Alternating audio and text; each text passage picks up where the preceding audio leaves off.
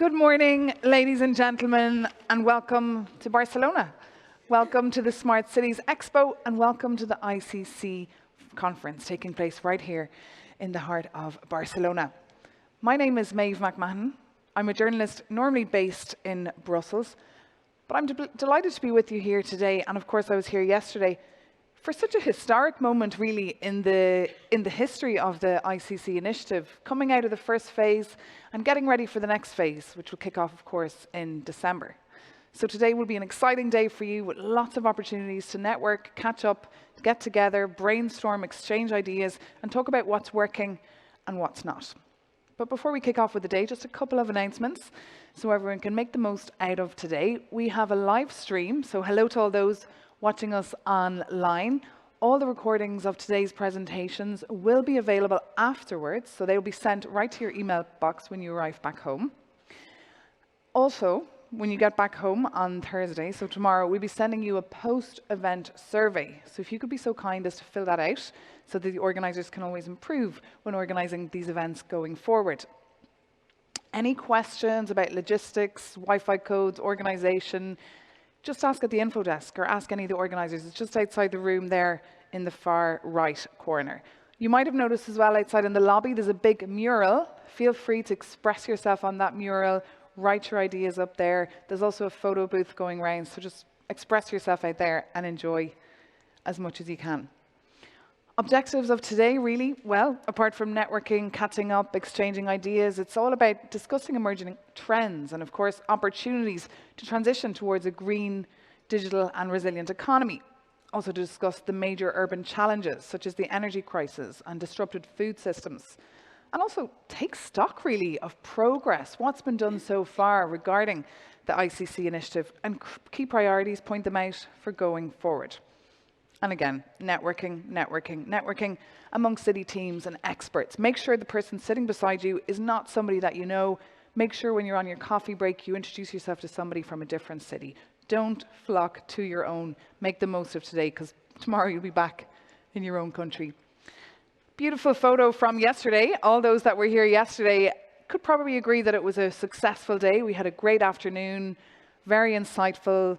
There's the family photo from the afternoon. There was a great vibe, great energy, lots of good content coming out there, all about the local Green Deal, and many agreeing that it should be realistic, it should be citizen-centric, it should bring people along, it should be inclusive. That word perma-crisis came up a lot yesterday. That's forcing a lot of cities, in fact, to take quicker action. And also, the point yesterday that was made was greater partnerships and the wider sharing of information is needed. That's crucial to have a successful ICC 2.0. So that family photo that we took yesterday will also be taken today at the end of the day, so I'll invite you all right up here on stage to participate in that. We also have our photographer with us here in the room. He'll be snapping all day. If you don't want to be snapped today, please let the info desk know. Please make them aware and they can put a little sticker on you so you don't get your photo taken. So, to the agenda of today, pretty action-packed, but as I said, lots of coffee breaks. We will have a keynote speech, then we will have a presentation on the achievements so far of the ICC cities. Then we'll have interactive sessions and panels, Q&As with different presentations focused on different topics. First, on the green economy, second, on the digital transition, and then we'll be focusing on the proximity economy. After lunch, we'll be looking towards the next steps. We'll have workshops here presented by the European Commission, and then we'll have our photograph and more networking opportunities.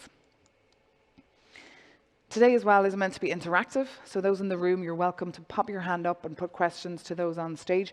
We also have an app though. I don't know if you checked your emails already this morning, but if you did, you would have noticed at 9:30 sharp, you received an email inviting you to download this app. And on that app, you can also write your questions, make your comments, and I will have access to those when we're up here chatting. You can also just pop your phone up to that QR code. And finally, it's all about meeting and greeting and exchanging ideas. So during those 2 coffee breaks today, we will have specific cross-cutting networking tables. So in the room outside here, on the left, there's 2 rooms there that will be ready for you to network during those coffee breaks.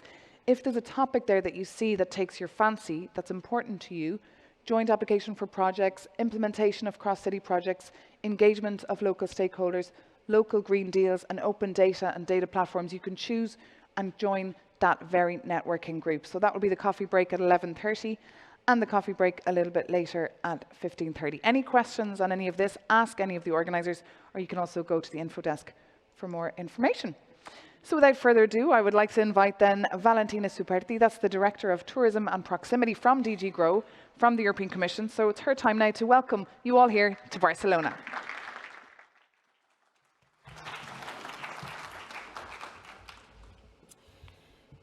Good morning to all of you, ladies and gentlemen.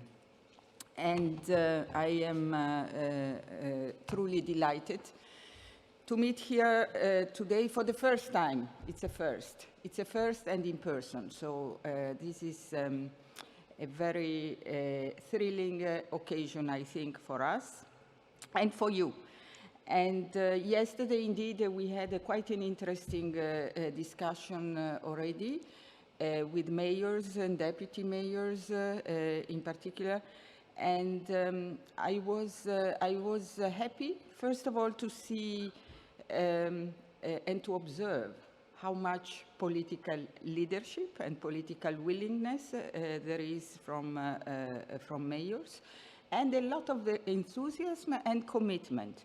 So I really think there is a lot of energy with you in the cities that will be necessary and helpful for all these changes to happen. Because indeed, I don't need to, to do a long speech. We all know how difficult it is for the moment. And actually, it's not for the moment, because it is years that we are navigating through crisis after crisis, starting in 2008, pandemic, and now the war. And all of this against the quite visible and tangible reality of climate change, because that is something that we are experiencing as all. And so what we need to do in that, so that's perhaps the first message, at least for my part. What we have to do in that volatile, very volatile context is to work together for a more sustainable future, a future which is more environmentally and socially sustainable. From our part, from the European Commission, we are working relentlessly for this since a number of years. There is now a European Green Deal. We have a commitment to achieve climate neutrality by 2050. It's an ambitious one.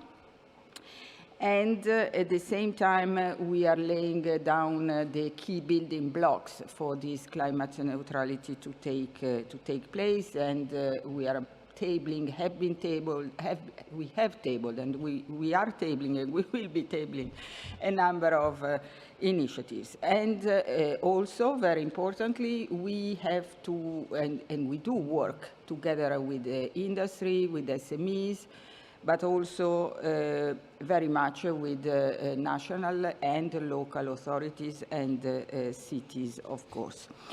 Perhaps one piece of information from my side, which may be relevant for you specifically, is that on the 7th of November, so it was only a few days ago, the Commission adopted a proposed regulation that is now with the co-legislator, so it has to be approved by the Council and the European Parliament, on short-term rentals.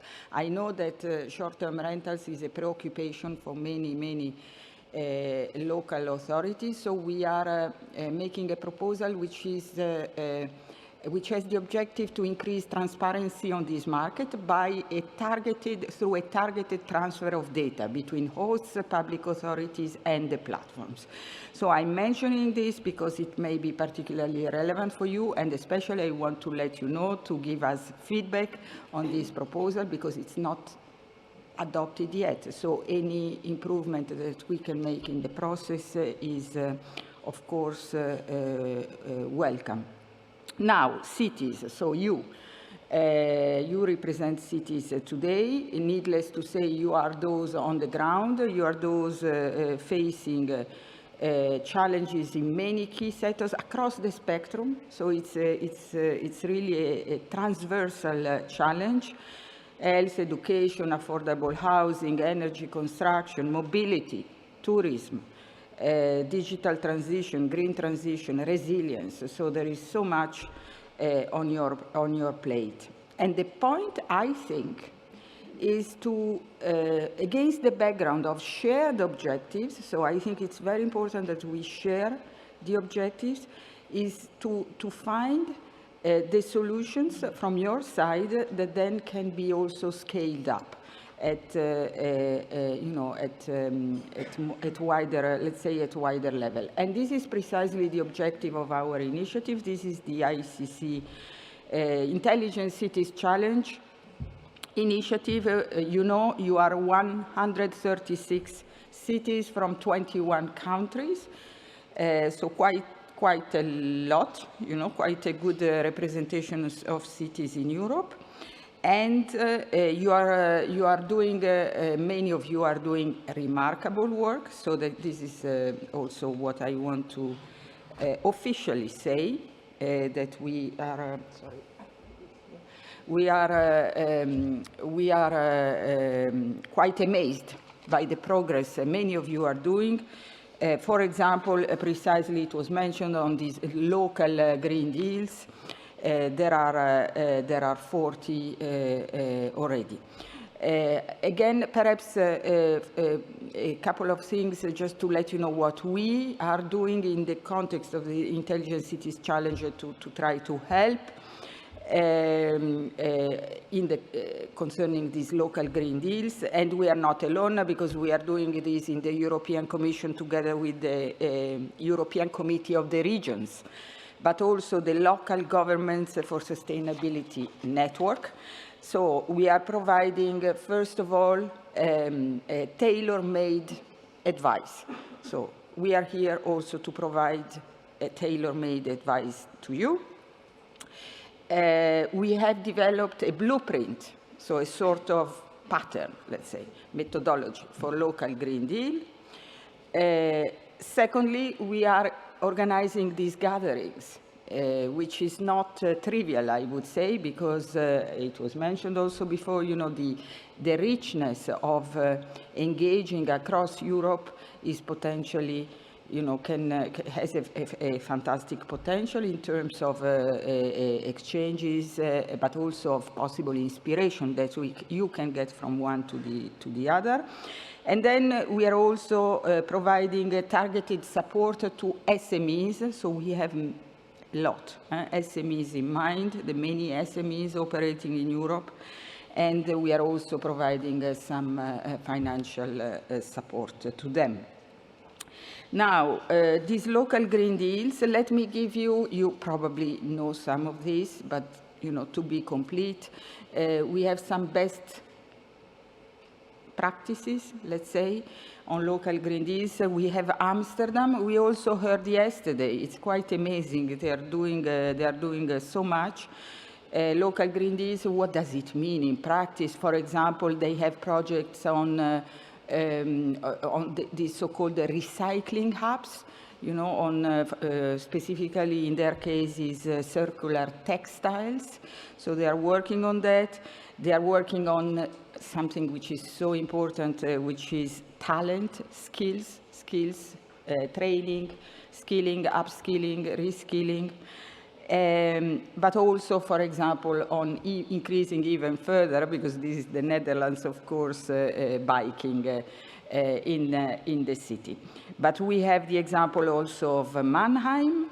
They are, for example, what are they doing in Mannheim? They are building a series of public-private coalitions.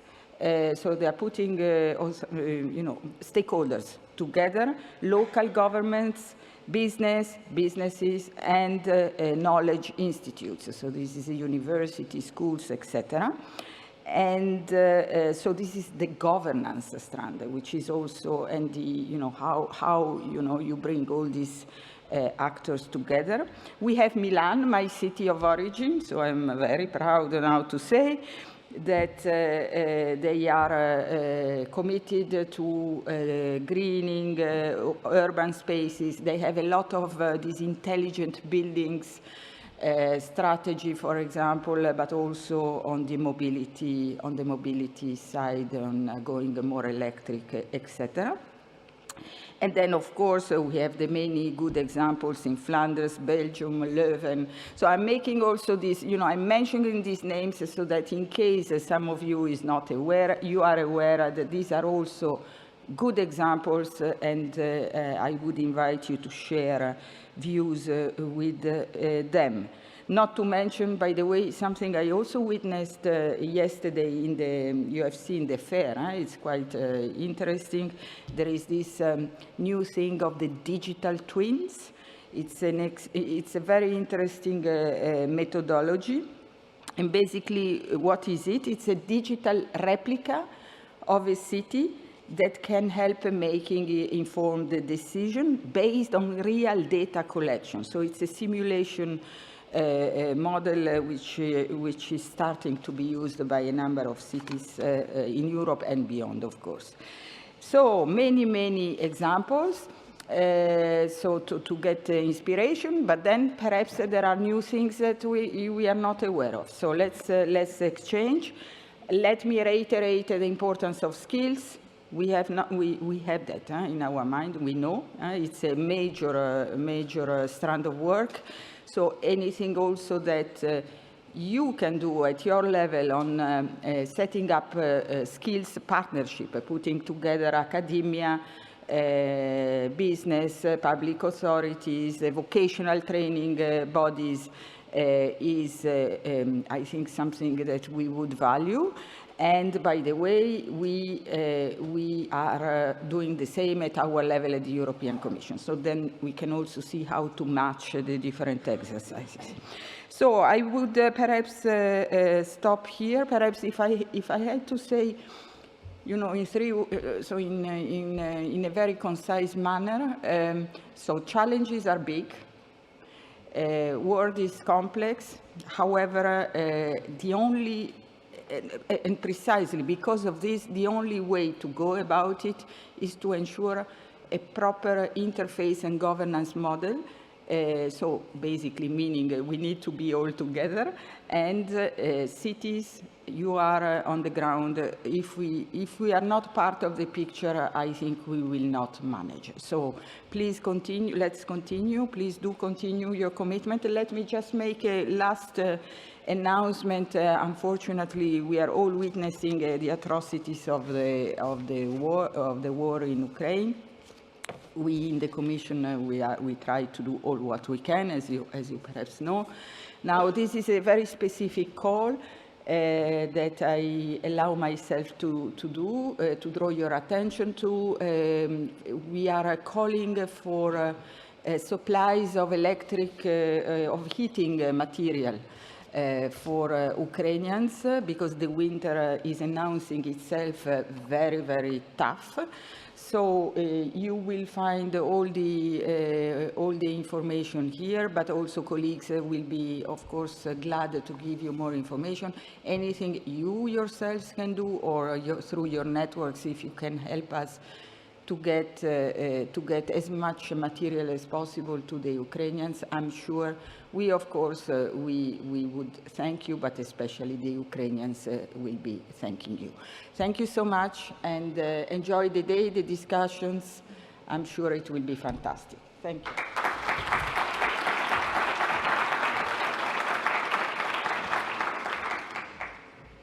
Thank you so much there to Valentina Superti from DG Grow from the European Commission for a very heartfelt, frank speech setting the scene for today. So thank you so much to you for that. And now, a very exciting moment. It is time for our keynote speech, ladies and gentlemen. And today, our keynote speech will be given by Francesca Bria. She's the chair of CDP Venture Capital.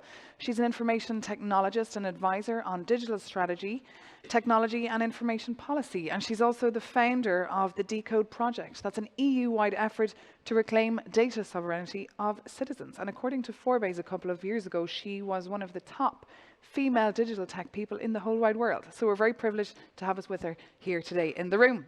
Put your hands together, please, for Francesca Bria.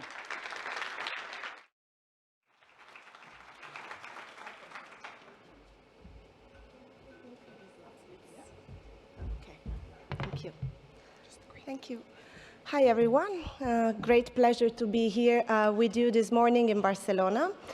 So my presentation will be actually based on the power of technology and digitization for the green transition, and the fact that I think cities and local territories and people, citizens themselves, are key to achieve those big challenges. Before being the president of the Italian National Innovation Fund, I've been the Chief Technology and Digital Innovation Officer for the city of Barcelona in the last mandate with Mayor Ada Colau, and I've been working with UN Habitat to set their program for smart city and democratic digital cities globally, and I'm still a lot involved with cities in their effort for the digital and green transition. So for me, although I am now working also at different scales, I always think that cities are the place in proximity with citizens where things really happen, and I'm very aware that we need to empower cities in their pursuit to achieve the green and digital transition. So let me start why this is a key moment where we need to push more, and I think turning these multiple crises that we are living, the public health crisis, the climate emergency, of course, the energy crisis, inflation, and the job crisis at the moment, so a multiplicity of crises, into an opportunity to rethink a carbon neutral, more democratic and inclusive future. And I know this is always challenging in your mind when you think, well, I go out and I need to talk to people and citizens about, how to pay their energy bills, how they're going to find a good job in the future. They're worried about the war in Ukraine. They're worried about many things. How can I project actually an optimistic, carbon neutral, inclusive and democratic future? I think Europe and the European Commission, but also member states, have been doing quite a good job during the COVID, but also in post-COVID scenarios. For example, we know with joint vaccine procurement, or with healthcare, with the digital certificates, and with the many programs, then the Next Generation EU in particular, putting common European debt with one direction. And this one direction is to try to tackle Europe's twin transition, the digital transition and the green transition. And I think I'm going to focus on how do we make sure they are connected? How do we really use the power of technology, collective intelligence, and data, not just for innovation itself, but at the service of the Green Deal, and in particular of local Green Deals. And by the way, when it comes to investment, it is historic what we are having there, because as you know, the Next Generation EU, for example, has 40% invested in the green transition and 20% in digital. I think overall, we're talking, for example, in the digital transition, about 400 billion euros that Europe is releasing and unleashing for us to really go down and implement those projects. On an overall, let me say that we lived during the COVID an acceleration of digitization. We know that on a certain point, we started talking about smart education, smart working, digital healthcare. We started to do food delivery online. So while this was a topic not so widespread everywhere, it was still kind of, technology for technologists. All of a sudden, digitization is everywhere, and we are pushed to increase digitization. Now, we know that accelerating digitization only, it's not enough. We have to give digitization a direction, and the direction is attaining social and environmental sustainability. And we have to make sure that when we are digitizing society, we don't create further problems of, more actually energy consumption, questions around data privacy, questions around who holds the power over data, how can my citizens trust the technology, but be sure that with digitization, we don't exacerbate the problems we have now, but we lay the foundations for a renewal of our society. So the role of cities, as I said at the very beginning, it's very, very important, because in this process, cities are really seen as a laboratory for sustainable and digital innovation. As we know, we have the UN also a new urban agenda that calls for an approach of smart city that makes opportunity from digitization, clean energy, and clean technologies. On one side, cities are the ones that are consuming more energy, so they are creating more problems at a local level. 75% of consumption of energy today happens in cities, but at the same time, that's where citizens are, that's where we deliver new services, that's where we have trust, proximity, social cohesion, and we can act at a local scale and then scale it up when we see that some solutions work. Now, I always repeat this. Digital transformation, as the local Green Deal, it's not about only releasing more technologies. It's not about just funding new projects. It's about people. And I think this is the real European way to innovation that is about people first. So when we are thinking about smart cities, intelligent cities of the future, we have to start redefining the relationship between technologies, communities, and the environment, and make digital transformation work for everyone. So instead of starting from blockchain, data, 5G, more technology, quantum computing, we start from the real challenges that we have to tackle locally: reducing inequalities, affordable housing, more healthcare, sustainable mobility, the ecological transition, more green public spaces, and of course the reduction of carbon emissions. And we put people first and not technology first. So all the time we have to ask this question: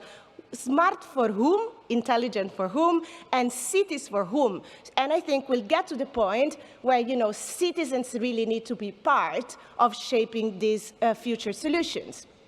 When we're looking at the Green Deal, and I'm also advising at the moment President von der Leyen on the new European Bauhaus, which is unleashing a cultural movement for the Green Deal, but the main examples for how the Green Deal looks like are coming from cities. And we have a large-scale coalition, as you know, the 100 climate-neutral cities by 2030 is from the European Commission, or C40, which is a global network where you are exchanging solutions and inspiring projects for the green transition, where you have ambitious climate actions and the green transition or the energy transition, for example, creating more renewable energy projects, wind, solar, or going more electric, more sustainable mobility, getting to climate resilient, nature-based solutions, for example, for thinking about social housing or new neighborhood which are with nature-based solutions and less carbon emissions. So I think that's where we have to, of course, focus our imagination also in developing further. And in Barcelona, I've been working a lot on the Barcelona super blocks. You maybe know it. You just go outside and you can see what Barcelona has done in this area. And we have now around 16 neighborhoods which are basically car-free in a sense. So the cars cannot enter in the city center, but they can only circulate around the blocks.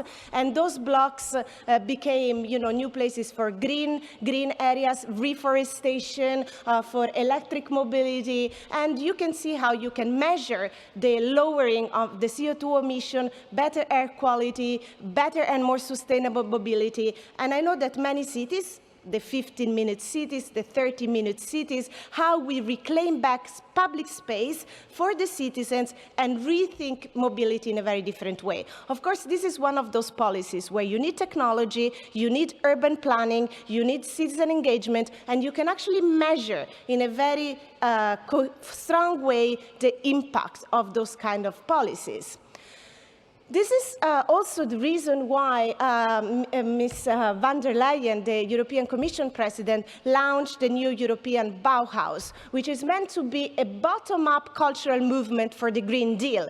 And the idea here is pretty simple, is we cannot achieve the Green Deal only with top-down regulation. We need cities to be engaging from the ground up, but we also need an interdisciplinary, multidisciplinary movement. So we need to put urban planners with architects, architects, with artists, with technology experts, with scientists, and recreate the nature-based, climate-neutral solutions and technologies for the future.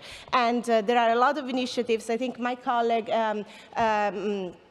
we'll talk about it in the final keynote. She's with me in the roundtable, in the high-level roundtable, Michaela, and she, I'm sure, will give more examples of what the new European Bauhaus is doing, but it's very related to the Intelligent Cities Challenge. How do we engage citizens? Because I've been saying people first, and you ask me, okay, how do we do at a local scale? Well, here in Barcelona, for example, we'll be launching one of the largest large-scale citizen participation. 400,000 citizens participated in the shaping of the government agenda, and 70% of the action plan of the city of Barcelona was proposed by citizens directly. And we use a hybrid method of participatory democracy online using a platform. It's called Decidim Barcelona. You may know it because it's the same platform that the European Union is using for the conference on the future of Europe. And many cities are using those kind of hybrid method of participatory democracy. I think Europe should be proud of this, because this is not just Facebook democracy. This is not like go online and you click here and you solve a problem. It's not technological solutionism. It's a real democratic participation which has an action in the neighborhood, physical, engaging citizens and asking citizens to propose their ideas, and then using the platform to analyze the collective intelligence coming from citizens and then take decisions. It is also important to put our values and principles at the very core of digitization. So with the UN, with the United Nations Habitat, we have created the Cities Alliance for Digital Rights, started by Barcelona, Amsterdam, and New York. Now there are over 50 cities that are participating globally, and it was now published a very important document, I think you should read it, which is mainstreaming human rights in the digital transformation of cities. Now, these questions of putting forward, universal and equal access to the internet, privacy, data protection and security, transparency and accountability of the algorithms, all these principles and values are the competitive advantage of Europe in the future when it comes to digitization, putting citizens first, their fundamental rights, protecting data, but at the same time being innovative, being dynamic, and using data and technology to unleash the public good, with the idea, and that's why I really like the approach of experimentation and challenges. You experiment at a local level, you see what works, you see what doesn't, and then you create a blueprint approach where you have methodologies, learning from doing, learning from experimentation, and share it with other cities. But, as it was said very clearly before, I think we need to go together, and even in the underlying infrastructures, the standards we use, the way we do digitization, the way we use data, how do we maximize what we do should be together, because the power of Europe, of course, is in the digital single market. And how do we move, for example, in digitization away from a data extractivism, for example? In the digital marketplace today, only few companies can use data to create algorithms and to create better solutions for the cities. It's pretty concentrated, the market at this point, and we want to create a level playing field and moving away from what Shoshana Zuboff defines surveillance capitalism. So we cannot, in Europe, we are pretty advanced with the data protection legislation, with the Data Act, the Digital Service Act, and so on, in, advancing towards, let's say, technology for the public interest, technology for the public good, while at the same time maintaining competitiveness of our companies. Now, it was mentioned before that we have a short-term rental regulation, and I've been involved quite a while locally with cities to make sure that the digital marketplaces and the digital platforms are more fair.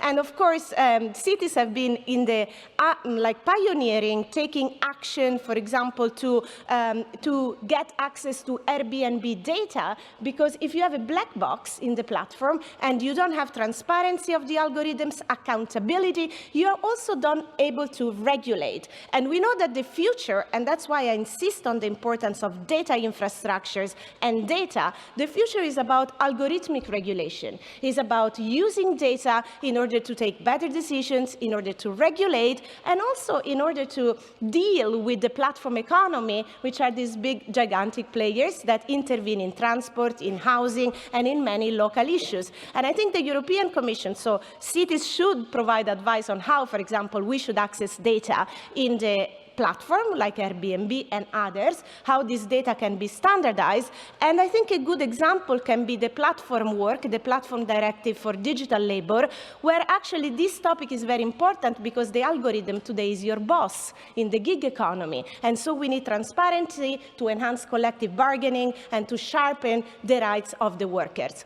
If you are more interested in this topic about how to unleash the power of data, how to create a new deal on data and use data as a digital public good, we have done a case study at the Institute for Innovation and Public Purpose at the UCL in London, where I teach, about Barcelona, and now we have been using data as a common infrastructure, as an urban infrastructure, and how you can maximize the public value of data to build new services, and how you can link all the actors in the ecosystem and use data commons. By the way, the Data Act is also a very good opportunity. At the moment, I'm working with the city of Hamburg. We are running a large-scale data challenge, in particular at the local level, in particular focus on business to government, business to society, data sharing for the public interest, targeting micromobility, and looking at what we can do if the micromobility providers can share the data with the government in a data trust with agreed rules, and this data can be opened up for third parties like SMEs, startups, new innovators coming in the market, creating a level playing field and being able to use this data really to take better decisions, to regulate and to improve the city. And we're going to create blueprints out of this experiment. We created also a high-level working group with experts from legal, regulatory, policy, and technology perspective in order to find out how this is done. I mean, the power of cities really, it's in the network, but you have a very pragmatic power because you can set standards from the ground up. You can see what works, you can experiment, you can have a laboratory, and then you can go up to your member states, to the European Commission and say, we already know how it works, help us to scale it, to harmonize it throughout Europe. I may be very optimistic here, but I really think this is coming from cities and it cannot come from anywhere else. So yes, the power to combine net zero objectives, so your Green Deal environmental objectives, reaching the Paris target, not to increase temperature more than 1.5 or 2 degrees. We know this is a humanity challenge. I mean, we have to be very rigorous and serious about this. The data and the technology we can unleash to do that, and the power of democracy, involving people and involving citizens on the ground. And then, of course, the experimentation that you can do, and some examples were already done before, can touch any kind of sectors. It can be mobility, it can be in social housing or new co-working spaces, it can be in climate, it can be in recreating new neighborhoods, it can be in building new energy efficiency, which I know is also a very important file in your agenda because of the regulation that is coming up from the European Commission. And so using data, technology, and your policies for transformation experimentation through these challenges, and then learning from the challenges, will help us to maybe, in the end, scale interoperable digital service across Europe. Why don't we already have, for example, a mobility application that I can use in Barcelona, but I can use also in all the other cities and interoperates with data, with standards, with European values and principles? I mean, I go fast here because I know I have to close, but I think also when we look at what Europe is doing, creating a data trust, a fair data economy, making sure that we can share data based on consent and portability. And Europe is now creating all these different European data spaces on health, on manufacturing, on mobility, and we have a new one on cities. Please do engage, because the data is, of course, the raw material of the future, and the technology capabilities and the data that you can use will help you to achieve all the different goals and also to decarbonize your city. And when it comes to how do we do it, also there Europe is doing a great progress in setting the fundamental building blocks for the EU digital citizenship, the data spaces, and putting forward an idea of data sovereignty and privacy-enhancing data infrastructure, preserving privacy, but using the data infrastructure.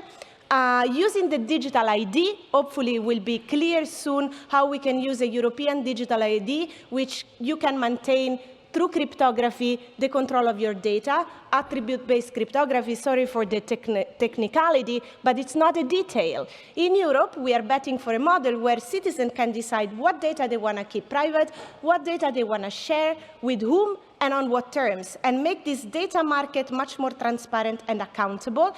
And then, of course, we will move into digital payments, digital euro. So this is a fundamental, let's say, milestone, so that we can have this important new regulatory framework for the digital age, so Europe can become again a leader in the digital transition, but go beyond regulation, we can unleash a new wave of innovation. And that's where, of course, there is a lot of investments in artificial intelligence, 5G, the supercomputing, quantum computing. You've seen the CHIPS Act now. It's very important for the digital sovereignty of Europe to think about these topics. And by the way, if we look at the new supply chains, it will be very important that we control raw material, access to raw materials and rare earth that we will need in order to create all these digital technologies and clean technologies that will enable us to compete in the future. And once you have this set up, cities can also invite startups, innovators, SMEs to create new solutions on top of your infrastructure. And I'm sure you're all doing that, but I think the value of cities that become a hub of innovation, and with the European Innovation Council, we are scaling that up. We want to create the deep tech champions of the future using, emergent technologies, and being able with the new European innovation strategy, not only to be the place where regulation is made, but to be also the place where innovation is made, and is made from the ground up, starting exactly where the talent is, where the citizen needs are, and where the cities are. So I end my talk by saying that, yes, it is an historic opportunity that we have to set the path for a new humanism in the digital age, giving importance to issues related to civil liberties, individual privacy, and preserving our democracies. Now more than ever, it is important to put forward these kind of values and these principles. And cities are key to advance a model of European digital sovereignty that guarantees our strategic autonomy and competitiveness, a full participation of citizens, and protects the environment and our data and the fundamental rights of people. So a very optimistic, I think, trying my best to put forward a very optimistic view to create this new digital contract that will be obviously digital and green, and will help us to possibly create future scenarios that are definitely better, more equal, carbon neutral, and more democratic than today. Thank you very much.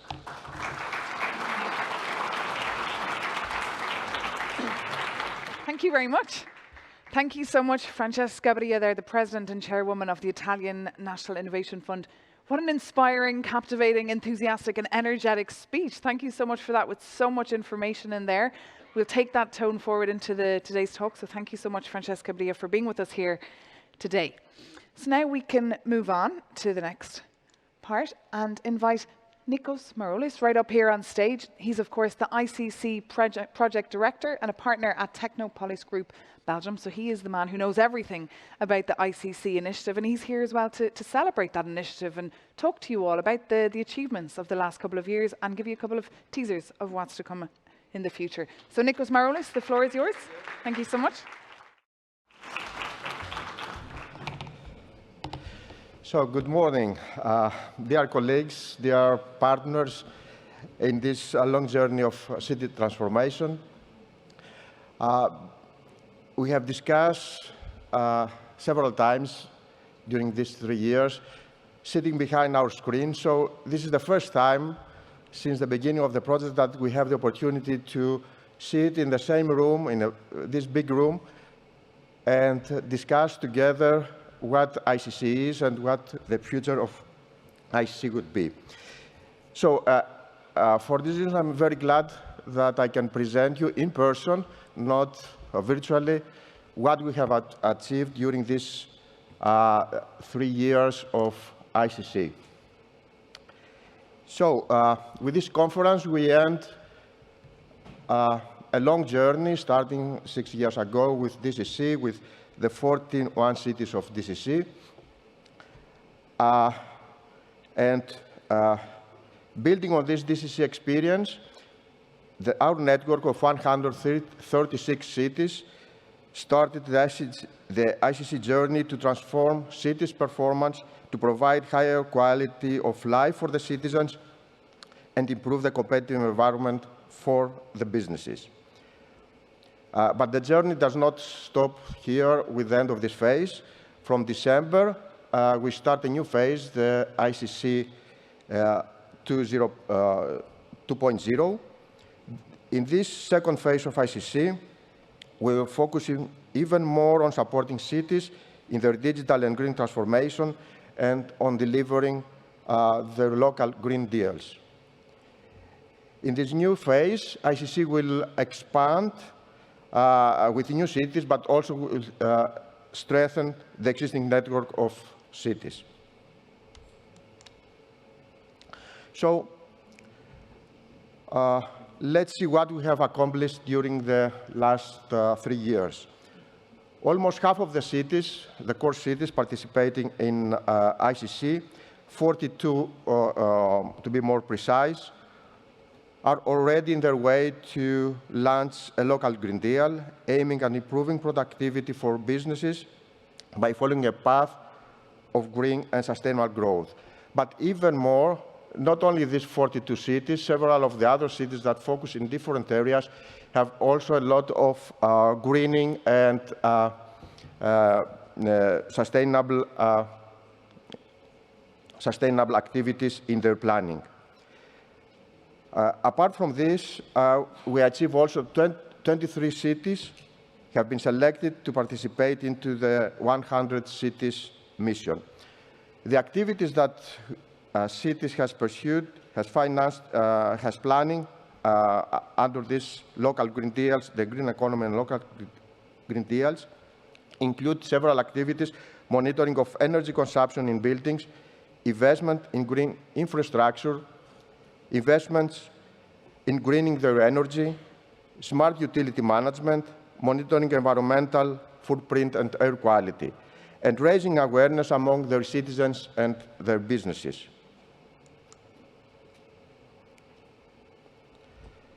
In the focus area of citizens' participation and digitalization of public administration, cities develop infrastructures and services to create growth opportunities for local businesses and startups. In total, 115 solutions were developed and 22 digital initiatives were launched in response to COVID pandemic. The initiatives include investments on digital solutions for improving local services, open data platforms, digital infrastructure for 5G and Internet of Things, digital solutions for security, engaging citizens and businesses via digital participatory mechanisms, digital solutions for improving accessibility and inclusion, and solutions for improving the administration of cities.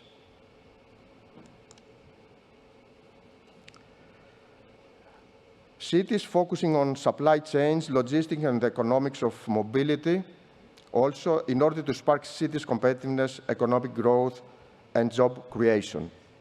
In this area, 46 solutions were developed, including green mobility applications and the development of multimodal mobility platforms. Cities with tourism focused on green and digital transition in tourism and use smart, sustainable practices to boost growth opportunities. In total, 29 solutions were developed, including digital tourism infrastructure, but also alternative tourism models.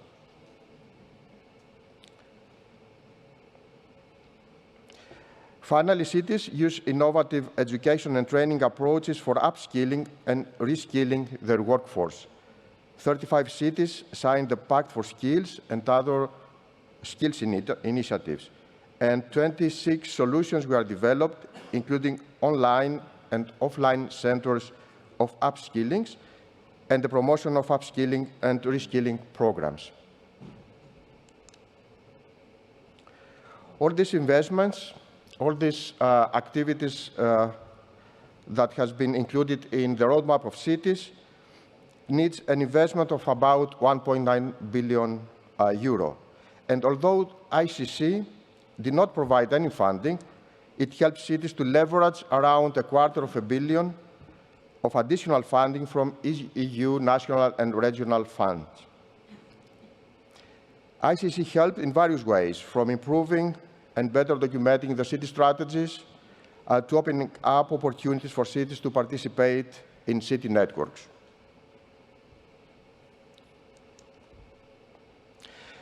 But these are not achievements that happened in a vacuum. To achieve the goals, the cities relied on the development of local and EU-level ecosystems and rely on the mobilization of their stakeholders.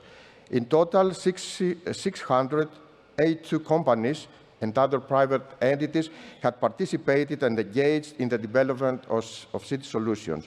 And more than half of the solutions engaged SMEs, large companies, and startups. And all the participating cities, 91 to be precise, reached out and engaged their citizens. Through the activities, more than 230 collaborations were cultivated between cities within and outside the ICC network. And in my last slide, I would like to give an overview of the next steps. With this conference, we end the first phase of ICC. Next month, in December, we open up the planning phase of the next phase of ICC.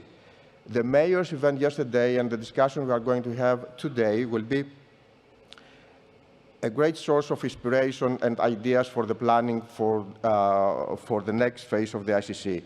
So I will be glad to participate, all the ICC team will be glad to participate with you and discuss what will be the future, what should be the future of ICC. And finally, in February next year, we will launch the next ICC phase and open up the selection of the new city entrance. Thank you very much for your attention.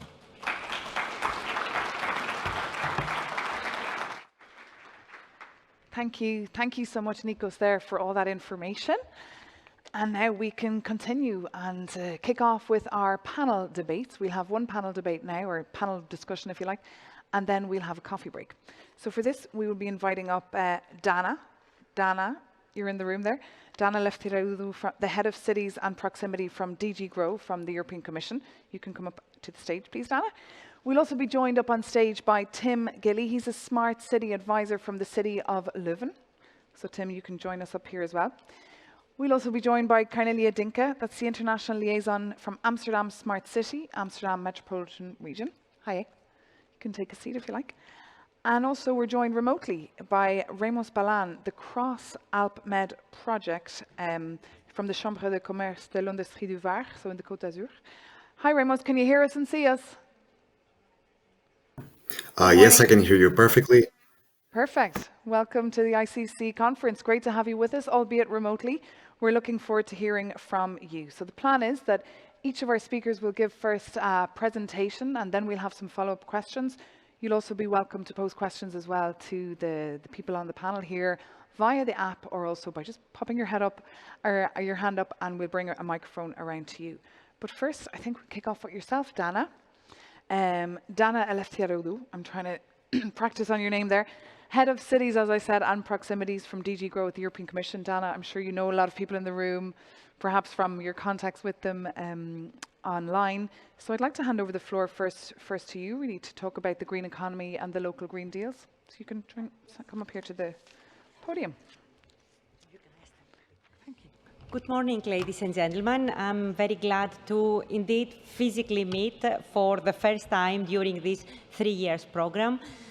We met a lot online, but indeed it's a great pleasure to see all of you and to observe this renewed enthusiasm about what we can do at city levels to, of course, serve the overall objectives of the European Union and worldwide.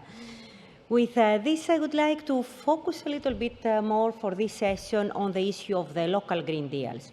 Those of you that were already there yesterday at the Mayor's Forum had already a teaser of what is the state of play on the local green deals, which of course we would like to take it and roll it out with all of you at a more operational level and see how we can do best in the forthcoming phase of the Intelligent Cities Challenge. If I can have the next slide, please. So the local green deals actually started bottom-up from a number of different sources. Actually, when the European Green Deal was set as the #1 priority of this the current European Commission in December 2019, together with the digital priority, the digital decade, and of course, a Europe more fit for the social, for Europe that fits for people. The idea of how we can implement the European Green Deal at local level started in many different areas. One of these areas was, of course, the first slide actually that shows the local green deals and how they started bottom up. One of the places that it started talking about local green deals was in the Intelligent Cities Challenge, the ICC, where many cities actually started reflecting on how they can implement the objectives of the European Green Deal, but at local level.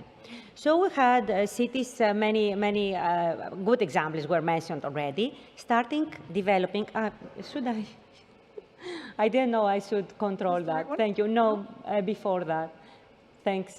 There we go. Yeah, voila, there we go. And then I can do, I was simply no problem. Distracted. Thanks a lot. So we had the discussion about local green deals, and we created a blueprint on the local green deals as part of the Intelligent Cities Challenge that actually builds upon good examples that we learned with discussing with you, cities.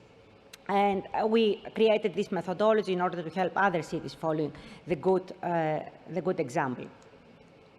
But at the same time, ICLEI was discussing about local green deals at their conference, and they came also with a manifesto, a declaration on local green deals. The Committee of Regions created a working group about how to bring the Green Deal at local level, so Green Deal going local, and they came also with a handbook about local green deals a couple of months ago. And finally, also, more recently, the mission of the 100 climate neutral and smart cities started their work with 100 cities in order to create climate city contracts. I will come back to that. That will show the way to climate neutrality to these cities, but 20 years earlier, so by 2030 instead of 2050. Now, going back to how the local green deals are implemented as part of the Intelligent Cities Challenge, we established this blueprint. I don't know, the slide deck plays some tricks with me, so it changes automatically. It's beyond my will. But the main ideas that you should think at a theoretical level is that we are talking about a multidisciplinary, multi-level governance. This is not something that the city authorities can do by themselves. The governance should cross-cut along different departments, the Department of Environment, the Department of Climate, the Department of Waste, the Department of Digital Transformation. They should all work together to create this local Green Deal. Sorry, it plays by itself. I don't know what's wrong, but that is where I would like to stay. And so at city level, cross-cutting governance among and across the different departments is very important. The other very important layer for you to think is it cannot be done by city authorities. It cannot be done by cities alone. Businesses, local businesses, and of course citizens should be part of the equation right from the beginning of the conception, of the vision, of the action plan that is behind the local Green Deals. So bringing together your business communities, your citizens, making them take ownership of the local Green Deals is a very important step of the process. The other element is partnerships with the businesses, as I mentioned before, and focus to action. We have heard a lot yesterday that it's easy to create local Green Deals on paper, present it to the City Council, and then, yes, we have our local Green Deal. I see many people are nodding, and we will hear more from that. But the devil is on the details. The devil is on the implementation. So how to pass from strategy to action, that's the point that we would like to discuss very much with those that were front runners in this area in order to advise all of us. And with these words, I would like to say exactly the main outcomes that came out of the discussions with you, but also from a survey that we had with all of you on what were the main issues, the main challenges that you met on your way to implement local Green Deals. And indeed, the main blocking factors that we've heard during the survey, and they were confirmed also yesterday by the Mayor's Roundtable, was number one, shareholder engagement. Most of the cities are struggling into engaging, getting together the local businesses, the local stakeholders, the citizens, and engaging them in the process of the local Green Deals. Or this cannot happen if the local business and stakeholders are not on board. So let's discuss more today whether we have effective measures to get the stakeholders on board. We had some ideas yesterday from the Mayor's Forum. We will extend the discussion today. Second part is finance, access to finance. So strategies are good, but how to get from strategies to get the finance to implement them, this seems to be a tricky issue for many of the cities. And the last point was some cities felt that politics, bureaucracy, governance at different levels were rather a blocking factor rather than a facilitator of the process. So with this, I just wanted to set the scene of what's in front of us and looking forward to listen more to cities examples. Thank you very much, Meabh. Thank you so much, Dana. Not an easy task there to deliver such a good presentation without your slides, so you did a wonderful job. Thank you so much, and excuse me, apologies for those technical glitches with the prior presentations, but thank you, Dana. And as you said, the devil is in the implementation, and that's why you're sitting there with representatives from cities who will talk to us a little bit more about that. And I'd just like to point out that we were hoping as well to be joined by Agnes Schoenfelder. She's a climate policy advisor and a spokesperson for the local Green Deal in the city of Mannheim, a very active city. But unfortunately, she fell ill, so she couldn't be with us here today. And we certainly do miss her, and we will be in touch with her online going forward. But now, Tim, you are here with us. So great to see you. You're from the city of Leuven in Belgium. Yeah, thanks. And you're a smart city advisor. So I believe you're going to take to the podium and give us some insight into what you're up to there in Leuven. Beautiful city. All right. Welcome, everybody, to a beautiful Barcelona. I'm Tim. Already mentioned I'm a smart city advisor for the city of Leuven. The city of Leuven is not a very big city. It's a beautiful city. It's an old city, 100,000 inhabitants. And starting from September till June, we grow with 50%. So we like to enjoy the arrival of 50,000 students. So we are a vibrant student city. We are also home of one of the most innovative universities in Europe, the Catholic University of Leuven, also home of IMEC, specialized in nano and microelectronics, and also the home of the original brewer Stella Artois, and a home of many great Belgian beers, and also the home of the multinational Meabh, of which we are very, very proud. So we have a vibrant, yet not so big city. I want to focus in this short presentation on what we achieved together with ICC and ICC Consulting and Advising. So what we are in our city doing a lot is nature-based solutions. So we are really trying to soften ground to make blue and green. This is one of the examples in one of the parks that we try to open up as much as we can, so we can have nature-based solution, water infiltration, and get prepared for the climate change that is coming, climate adaptive, also mitigation, but this is a focus of city infrastructure building, which is not cheap. And so together with our quadruple helix, because we already since 15 years have been investing very heavily in cooperation. So we have a triple helix organization called Leuven Mindgate, which is 300 businesses, local business, academics, authority. We also have the climate Leuven 2030 initiative, which is a quadruple helix in which we have companies, academics, the city, but also inhabitants, very important for the support. So together with them, we started to search what are gaps in our strategy. So we do a lot of these climate adaptive projects, nature-based solutions, but we saw that there was a gap in analyzing and monitoring what we are doing, the impact measurement. So we said that we need real-time data analytics to see all these investments, to see what it brings to us on urban heat, on air quality, on water infiltration in the soil. So that was one of the main goals. Another main goal was a resource hub. So we saw together with a lot of businesses in which we have close contact in our in Leuven Mindgate that we needed a place where we could recycle to take on a more circular approach to some of the streams of garbage and rest garbage. So that were the two main focus points. So what we achieved is we joined forces. Cooperation is very important for us. We joined forces with two other Belgian cities, the beautiful city of Bruges and Roeselare, and we invested together in an intercity shared IoT data platform. So we could, and it's based on the principles of open data standards, also together with the counseling from OASC, Open and Agile Smart Cities. So that was one of the achievements that we created with a lot of guidance from ICC. And secondly, for the resource hub, we did a feasibility, location, and business model study so that we could get ready for, and that's important, funding to make this happen. So this was a really nice way of getting ready to do the next step. All right, our drivers for change is we want to be the most green and sustainable, one of the most green and sustainable cities, and we want to do this through cooperation. This I already mentioned, it's very important to us.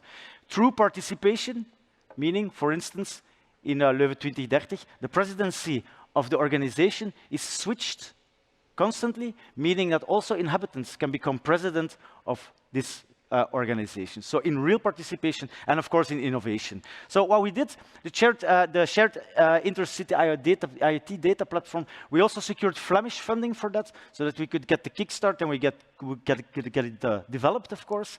And then for the resource hub, we tried to enter into a European program, but we didn't make it, but we are still searching now for EU funding or other funding from Flemish or federal government. So the drivers for change are really not only the city administration, but city administration, businesses, inhabitants, academics, and so forth. So what we learned so far, main challenges, barriers, I'll repeat it, funding, and not only for bricks and bytes, but also for people, because cooperation and getting everybody involved is a really tedious task that takes a lot of time. It takes a lot of effort. So we need people on the ground, people that can talk with the ecosystem, can talk to the business academics, with IMEC and so forth. So it takes a lot of time. So it takes extra time, but you can jump somewhat farther. And time ticks differently for everyone. Meaning, if we see city infrastructure investment, it's like 10 or 15 years that we plan ahead. But an inhabitant, a citizen of our city, wants to do it tomorrow. And companies have a different time scale also. So that's sometimes tricky in cooperation, that the expectation management is sometimes difficult. All right, some success factors, I already mentioned it. Cooperation goes the extra mile. Not only people and organizations, Leuven Mindgate and Leuven 2030, in which we try to run as an ecosystem, but also in investment. We made a specific choice to invest together with other cities in a shared IoT data platform, believing that we could, if the city of Bruges has some solutions, we can reuse it. And that's the way that we can cut on the costs, because it still is high-tech and innovative technology, meaning an expensive thing to do. All right, so the impacts to date, at this moment we have on our IoT platform 3 use cases, 3 live projects working with real-time data focused on climate adaptive, and in 2023 we'll be adding 3 more projects. Well, and our feasibility, location and business model for the Resource Hub is ready. Now it's just a matter of finding the right funding. Okay. So I'll pass. A matter of finding the right funding. Thank you so much. The conclusion there from Tom, or Tim, even Tim Gilly there, the City of Leuven, the Smart City Advisor. Thank you so much.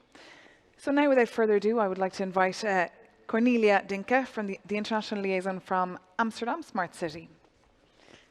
Great, thank you so much. And it's a pleasure to join you all. It's been said many times before after seeing many of you in the 2D matrix. Very nice to finally see everyone in real life. And throughout the past couple of years, it's been a pleasure as Amsterdam Smart City and as Amsterdam Economic Board, representing the Amsterdam metropolitan region as a mentor region, and having an opportunity and being invited to share the work that we do. And that's also a little bit the intention for my very short presentation today, is to try to explain how we build these innovation ecosystems, because it seems to be one of these topics that many cities are working on or struggling with or interested in learning from each other. So just to jump right into it, maybe to say that Amsterdam Smart City is a program within Amsterdam Economic Board.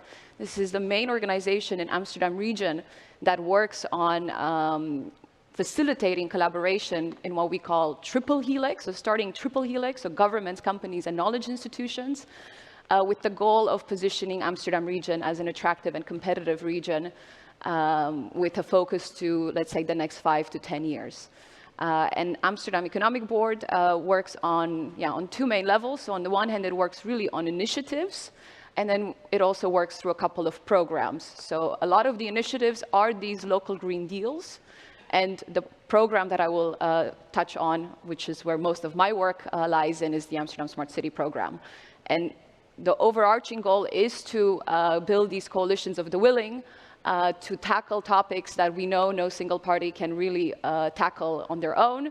And I'll give a couple of examples of that. So starting with the green deals, because this is really, of course, the focus for today.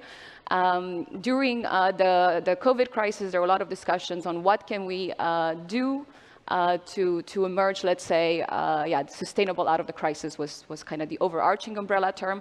And these are not new initiatives. So these are already building on topics and building on energy and building on what was already there. And the 3 main green deals going on at the moment are the Green Deal Circular Textiles, which is really focused on reducing the environmental impact of the textile sector while creating additional employment. The Green Deal Timber Construction, which aims to achieve 20%, to make sure that minimum 20% of new construction by 2025 is made from timber or bio-based materials.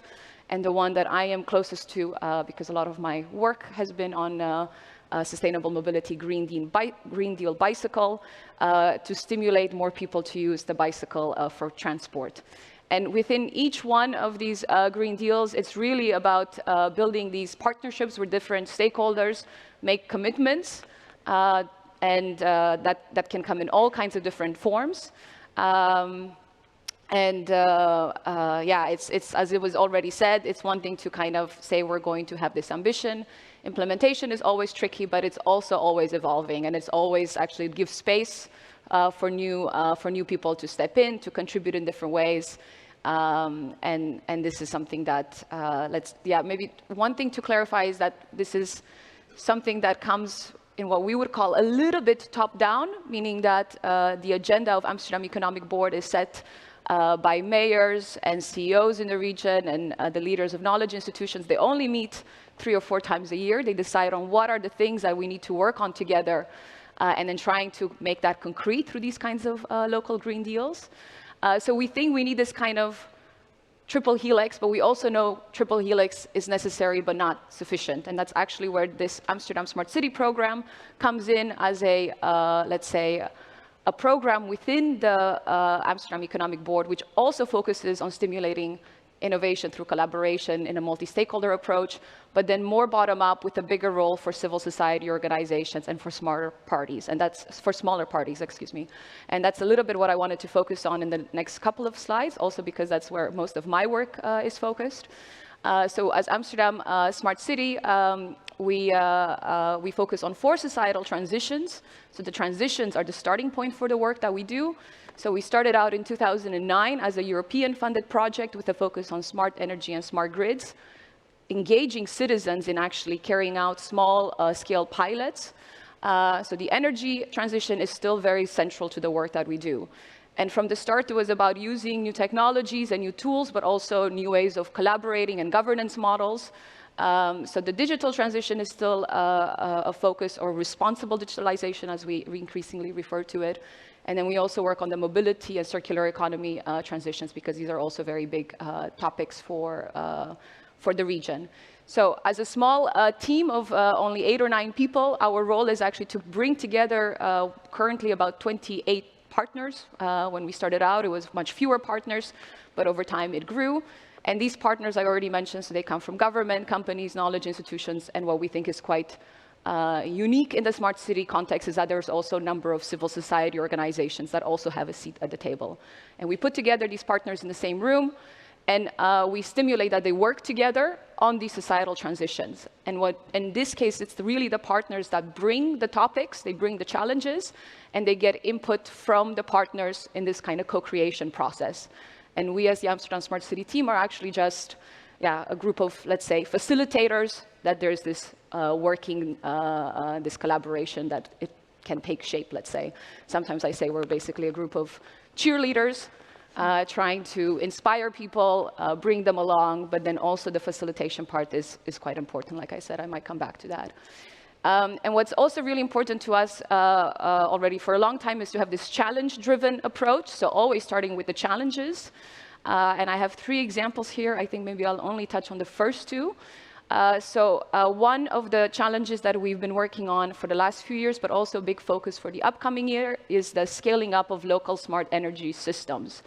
You see on the right here, this is the example of Schoonskip. It aims to be the most sustainable floating neighborhood in Amsterdam, possibly in Europe and beyond. It's a very nice story, very much a bottom-up story of how a group of citizens wanted to build this sustainable neighborhood and how they made it happen. It took about 10 years to make it happen, and when you talk to people who were really involved, they also say, you know, had we known at the start what we know now, we might not have gone through with it. It took them about 3 years to actually just be allowed to build their own energy system, their microgrid. So they generate their own electricity with these solar panels, but because there's not a lot of, the sun is not always shining, obviously, you need to store this energy. So all of these homes also have a battery where the electricity is stored. These batteries are connected to each other in a microgrid. And so it's very unique that they were allowed to get only a 1 connection to the grid. Normally, every house in the Netherlands needs to have a connection to the grid. But to have to go through this process, it's a 3-year process to be able to get this exemption, to be able to build this kind of microgrid. And many people were quite enthusiastic that this kind of pilot would actually then translate in new regulations in what's called now the new energy law in the Netherlands. And many people are actually quite disappointed that, unfortunately, the new regulations coming out are not actually making it that much easier to implement these kinds of energy grids. So we know we need to have this energy transition. We know it needs to be renewable. We also know it needs to be decentralized. We know that these community systems are part of the solution, and yet it's really a regulatory issue in the end, the reason why we're struggling to scale these things up. But this is one of the topics that's a big focus for the upcoming year, how to facilitate this. And then another topic that's also something that's been that's emerging and really coming to the surface more and more in the program and in the region is related to mobility poverty. So the city of Amsterdam specifically, but also on a regional level, has very high ambitions for transitioning to clean mobility. We have very good examples of environmental zones, of stimulating electric mobility, those kinds of things. But we are increasingly realizing that as we push out polluting vehicles, there are specific groups of people that are going to be left behind if we're not very careful with how this is implemented. So the people who can afford an electric vehicle or who can afford the so-called mobility as a service solutions will be fine, but people who are already at a disadvantage will have an even harder time getting into the city, accessing jobs and services. So the big challenge, and this is actually a topic that is being led by the province of North Holland, together with one of our knowledge partners, is how do we make sure that as we move towards this clean mobility system, we don't actually exclude people and only widen the gap between the rich and the poor in the region. There was a third challenge, but I'm going to skip that for now in the interest of time. We're also quite often asked to share best practices and lessons learned. So that's the last two slides I wanted to focus on. This is based on research with one of our knowledge partners, University of Applied Science, which already a few years ago we said, okay, how do we actually evaluate smart city projects? Because we all know smart city projects are also very often a lot of marketing, a lot of branding, but how do we actually get to actually knowing what works and what doesn't work?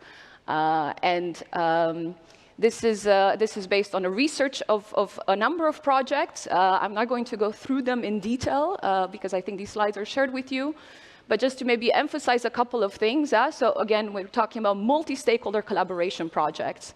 So we always say if the government can do something on its own, or if a startup can do something on its own, it's not really for us. So number two, project scope is clear and shared by all partners. So obvious, the reality is when you have such different stakeholders working together, it is very rare that the project scope is actually clear and shared by all partners. Number six, viable business case key to continuation and upscaling. We have a lot of pilots in Amsterdam. A lot of them, or most of them, do not scale. And that's because many pilots typically are all about showcasing the technological feasibility, but very rarely, or in many cases, the business viability is not there yet. So this is one of the reasons why quite often these pilots don't scale. And well, also one of the reasons why we're also participating in the ICC, we really also believe that upscaling cannot prosper without sharing knowledge.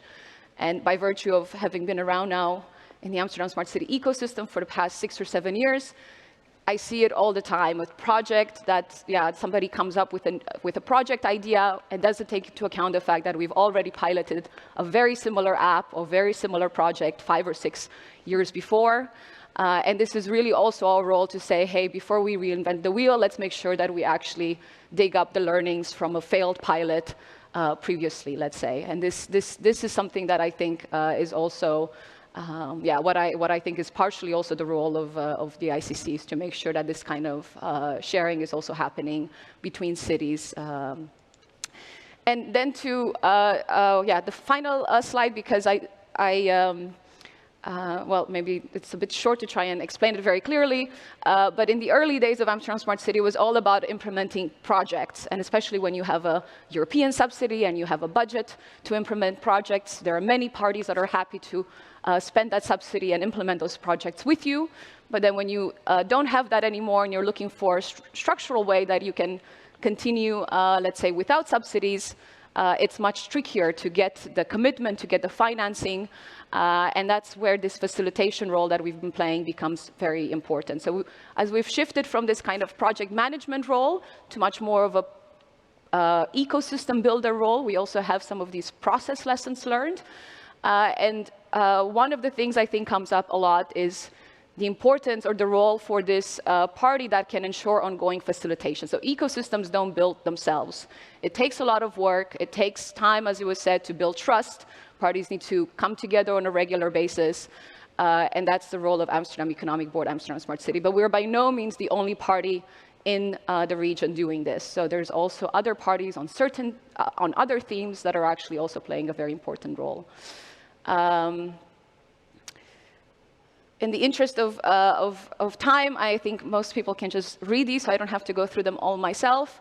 One of the things that our program director, Leonie van de Boken, always is emphasizing is the importance of fostering an open mindset, curiosity, and willingness to look beyond the role of your own organization. And that's really important when we talk about this kind of multi-stakeholder projects as well. And for me, having been in this space for the past few years, we always say we don't want to be technology push smart cities, but nevertheless, it's still very easy to overemphasize technology. We still always kind of default or look for these technological silver bullets, when really the real challenges and the real opportunities are very much linked to the more institutional, economic, regulatory, behavioral dimensions. And those always deserve more attention, because the technology is either there, or if you ask for it, it will be there. But the real challenges are really much more around everything around it, let's say. So I think I've gone over time. I apologize for that, but I will leave it at that and looking forward to the discussion.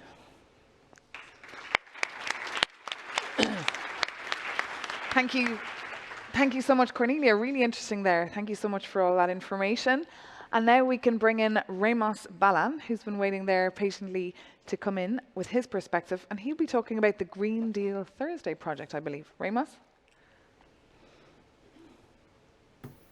Yes, hello everyone. I'm not sure if you can hear me. Yep. Perfectly. Yeah, go ahead. We can hear you in the Okay, perfect. So I work for the VAR Chamber of Commerce. And in this case, our approach is more, I guess you could say, business-oriented, although it is a multi-stakeholder approach. Our project aims to reconcile economic recovery and ecological transition by helping businesses, and in particular SMEs, to adapt quickly to new environmental measures. The project partners focus on some strategic areas, such as raising awareness on key principles of the circular economy, promotion of green and sustainable mobility, energy sobriety, and engagement of both local collectivities and the European Union. On a local scale, our project will support SMEs from the VAR region and Genoa in Italy in their green transition, and strengthen the relationship with local authorities. By orienting, I guess, the local economy towards more sustainable and inclusive models. This is why our consortium has one business support organization and one local authority in each pilot territory. This is the methodology we would like to test. A large panel of 200 companies will be accompanied, coached, and assisted in order to create synergies and virtuous cycles between them and improve good practices in the long term. On a European scale, the Cross-AlpMed Green Deal project has the ambition to extend and apply this methodology to the AlpMed Association in support of the European Union's 2030 strategy. AlpMed is basically an association made up of the regional chambers of commerce of 7 regions in the Mediterranean Alps. And its objective is to create a shared economic area managed by common strategies capable of generating real development opportunities for the local economy by working in particular on the implementation of common projects in sectors such as innovation, tourism, regional planning, and sustainable development. Maybe we can pass the slides a bit. I would try to do the application, but it does not seem to work. Yep. Thank you very much. Okay, so this is I've already gone through that. Maybe the next slide, please. As a Chamber of Commerce, we are, I guess, well placed to know that change must also be driven by companies. And during our launching event, we brought together companies and decision makers. And to our surprise, there was an organic exchange between the two groups on the main challenges of the territories and how to address them. We also invited exemplary companies so that they can share their best practices and help and inspire others. They talked about solutions such as solar panels, since we live in a very warm region, teleworking to reduce travel, buying from local suppliers, using waste as a resource, and others. Prior to this, we had a survey that we administered to a panel of over 120 companies in the VAR region. And we found out, can we go to the next slide, please, just to have, okay, perfect. We found out that 89% of the companies had never heard about the local strategies. And 83% of the companies had never heard about the European Green Deal.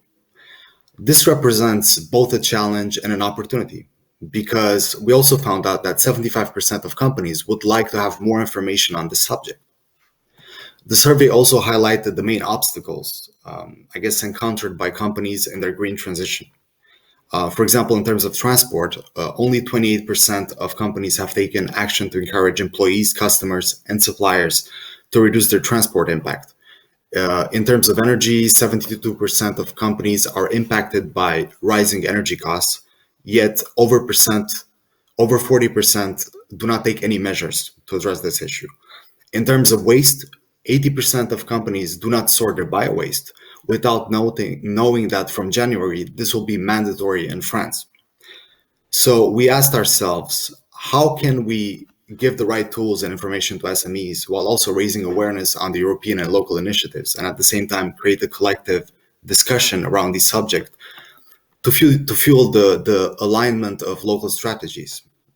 And in order to address these two overarching challenges, we created the Green Deal Thursdays, a series of workshops organized around key topics such as transportation, energy, waste, and territorial commitment.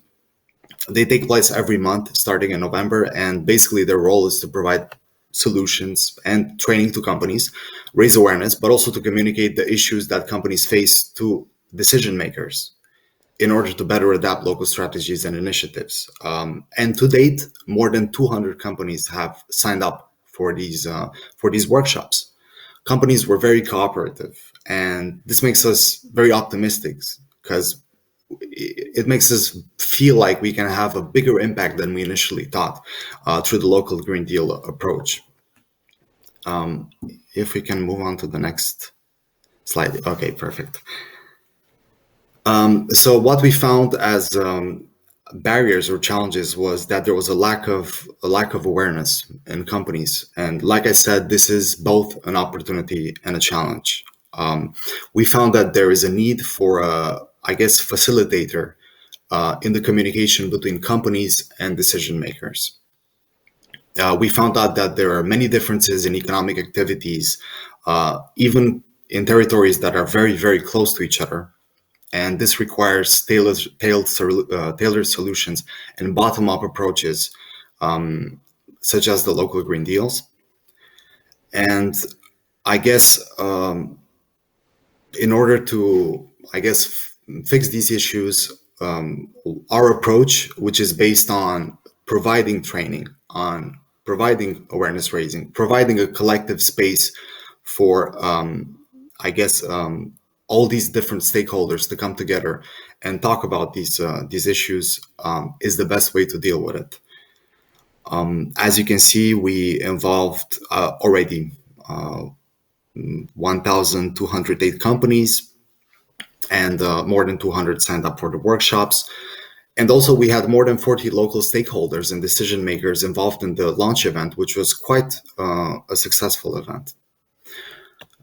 This is it for me. I would like to thank you for your attention, and thanks to the ICC team for this opportunity. Thank you so much, Ramos. Thank you so much for joining us. Very interesting to hear there what you said, that only 83% of businesses had even heard of the Green Deal. I don't think the EU Climate Chief Frans Timmermans would be very pleased to hear that, but very interesting to hear about that initiative, the Green Deal Thursdays. Thank you so much. At this stage, I can see that our slide here is already inviting us to the coffee break, but we do have about 7 minutes if there are any questions here in the room for anyone up on stage or for Ramos over there. Would anyone like to pose a question on the app? I don't think I have anything yet. No? Okay, if you have a question, just raise your hand and we'll send a microphone over. And in the meantime, I might ask a question here.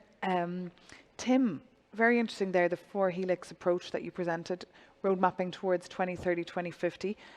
What governance model is used by the city of Leuven in the implementation of this 4-helix intelligent solutions? And how, I guess, is that approach foreseen to evolve in the road mapping towards 2030 and, of course, 2050? Yeah, so Leuven is also one of the 100 mission cities, so we'll have to even scale up the roadmap. So there was a joint roadmap created. So together with companies, inhabitants, city and academics. And so the governance, the initiative started from within the city, but we soon realized that we had to make sure that the governance of the organization was shared.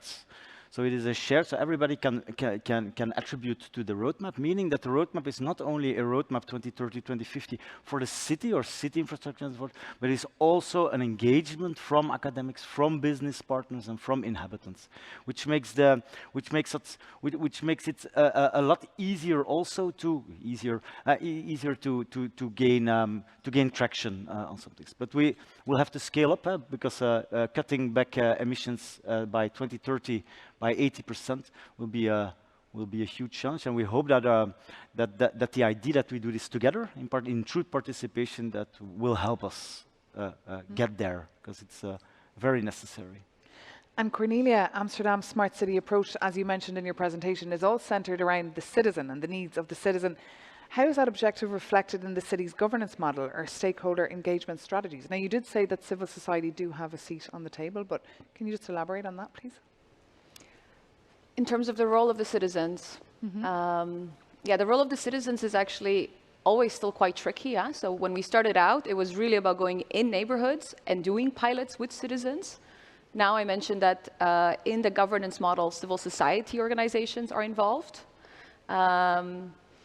So basically also when we have these projects, these partners wanting to bring a project or an idea that they want to maybe put to the network or the partners, one of the first questions or one of the first things they have to justify is how does the project actually fit the 4 Amsterdam Smart City values? I didn't have time to go into those in detail. But the first one is actually citizen central. And having a value is one thing, operationalizing is quite tricky, but just being able to actually first having to say, how is this project citizen central is actually, let's say, the starting point. And that can be with the perspectives from the civil society organizations. It can be also in the way that the project is co-created or developed. It's a multi-layer process. It was also one of the lessons learned, actually. Yeah, there's unfortunately like not a simple short answer to that. We also have actually within Amsterdam Smart City, we also have a community platform. It's actually amsterdamsmartcity.com if you go to it. And that's also a little bit the legacy of the early days of the program, where again, we had this, you have a nice pot of money, you can do projects, but you also realize there are many other initiatives in the city that are maybe even have a better chance of standing on their own 2 feet, but maybe they don't have the right visibility or they need the right connection. So this kind of idea of distributed leadership or having a place where bottom up all kinds of initiatives can get a space, can get connected. That was the impetus for having this platform, which is also part of the program. I'm sorry, it's like not a very clear answer because it is such a complex thing that shows up in many different ways. One of our partners, one of our civil society partners also is very involved now in citizen assemblies, for example.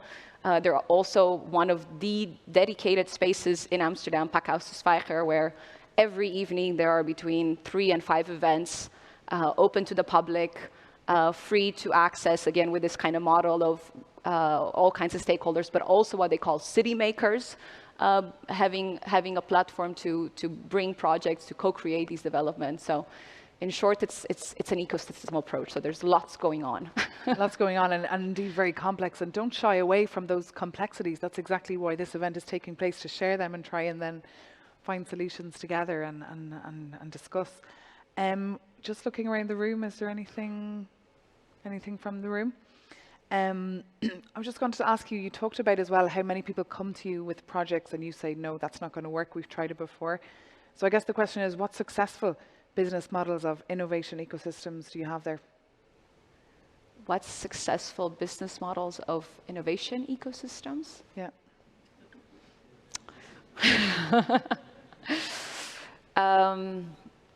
Yeah, I'm not sure I totally get the question, to be honest. In terms of, so what are things that are scalable or transferable, or what's actually? What's scalable? While you think about that, we can bring in. I can give maybe, so one of the things that has actually scaled really nicely, but I'm afraid it's not a specific solution. It's one of the programs in Amsterdam is called Startup in Residence, and it's a program, it doesn't sit with Amsterdam Smart City, it sits with one of our partners.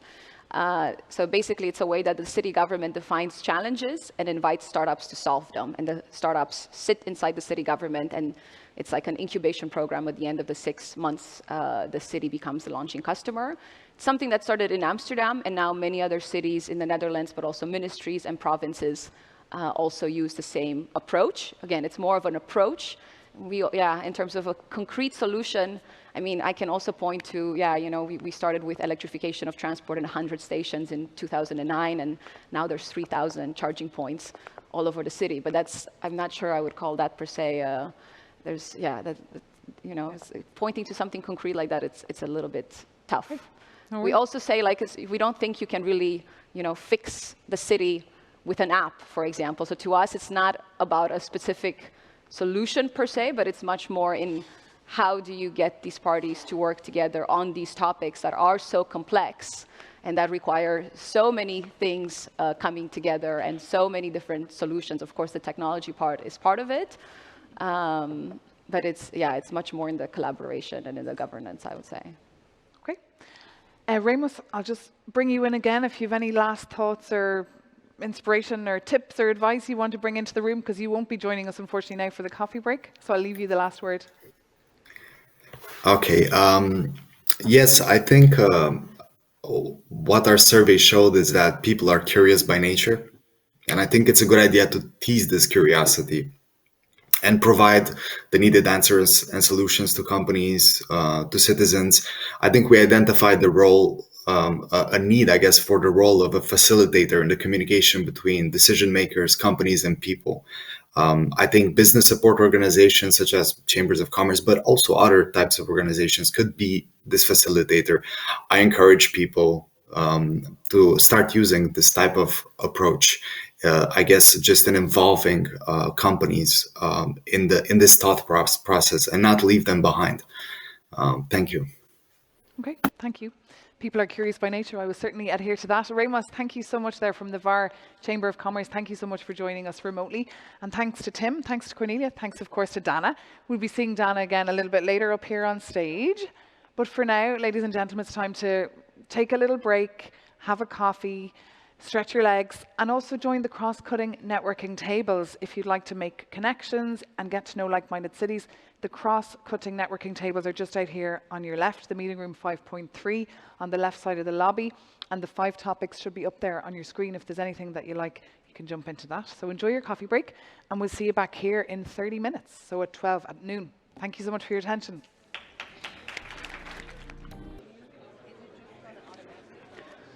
So welcome back, ladies and gentlemen. If you would like to take a seat, and we'll start in about 30 seconds once everyone is seated. Perfect. Lovely to see you all. I hope you enjoyed your coffee break and your mingling and the networking opportunities. Earlier, of course, we spoke about local green deals. We heard from Amsterdam, we heard from Leuven, we heard from the VAR Chamber of Commerce, and we heard from Dana from the European Commission from DG Grow. Well, now during this session, we have about 45 minutes to zoom in on digital transition and the digital economy. And for this session, I'm delighted to be joined here by Paula Boet Serrano. She's from the city of Barcelona, an ICC mentor city. Hello, Paula. Thanks. Hello. I'll just introduce everyone else. Okay. I just so you can was really looking forward to speaking. As you're you can enthusiastic. That's good. We also have Nicole Leilacona and Mieke van Kouwenberger from the city of Mechelen. The 2 ladies there. Lovely to see you. Also ICC core city. Beside the girls, we have Alice Chu. She's a project manager from the city of Toronto in Canada. So ICC mentor city too. Welcome. And beside me, the only man on the panel, you're very brave, we have Velko Velkov. He's a digitalization, innovation and investment unit expert from the city of Sofia, also an ICC core city. Lovely to see you as well. Yeah, nice to see you again. Welcome. So we can kick off with Paola. So Paola, you're welcome to sit there and do your presentation, or you're welcome to come up to the podium, wherever you feel comfortable, and tell us about Barcelona's digital policies and the focus on AI strategy. Thanks. Now I can start. Apologies for the photo bombing. Okay, so today I'm going to be talking to you about how in Barcelona we're adopting this approach to digitalization, to the digital transition, from this technological humanism point of view.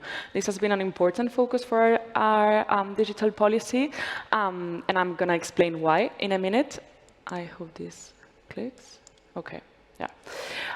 So as you have probably witnessed it while being here. Barcelona is a city that has a thriving ecosystem, a thriving digital ecosystem, and innovation ecosystem. We have research institutes, we have the industry, we have SMEs, startups, and we also have a very thriving and resilient civil society. We have a lot of civil society organized around digital topics and also producing interesting outputs. We have the Barcelona Supercomputing Center. We are also about to welcome into the city the Giga Technological Center, which is a joint venture between UNICEF and the ITU to connect every school in the world to the internet. We have this Congress where you are, so the Smart City Expo World Congress. We also have the Mobile World Congress, so top leading global conferences that are referenced in the digital field. And we also, and like every city probably, have challenges regarding the digital our city and our urban environment going digital, and our administration also going digital. Especially after COVID-19, this has been one of the top priorities for the city. So within this environment, with this thriving digital ecosystem, but with also the city going digital, the administration going digital, we have seen that this speeding up of digitalization comes with many challenges. We could call them also risks. We see that with the deployment of technologies and sensors and with algorithms being spread throughout the city government. There's challenges regarding personal data tracking, profiling without people's consent. We also see that these algorithms or these technologies can become black box and can become unexplainable and unclear for the citizens that interact with them. We also see that these new technologies and platforms allow for hate discourse and for harmful messages to spread around. We also see that sometimes tech is prioritized over people. Digital tools are prioritized over people that actually need to make use of them.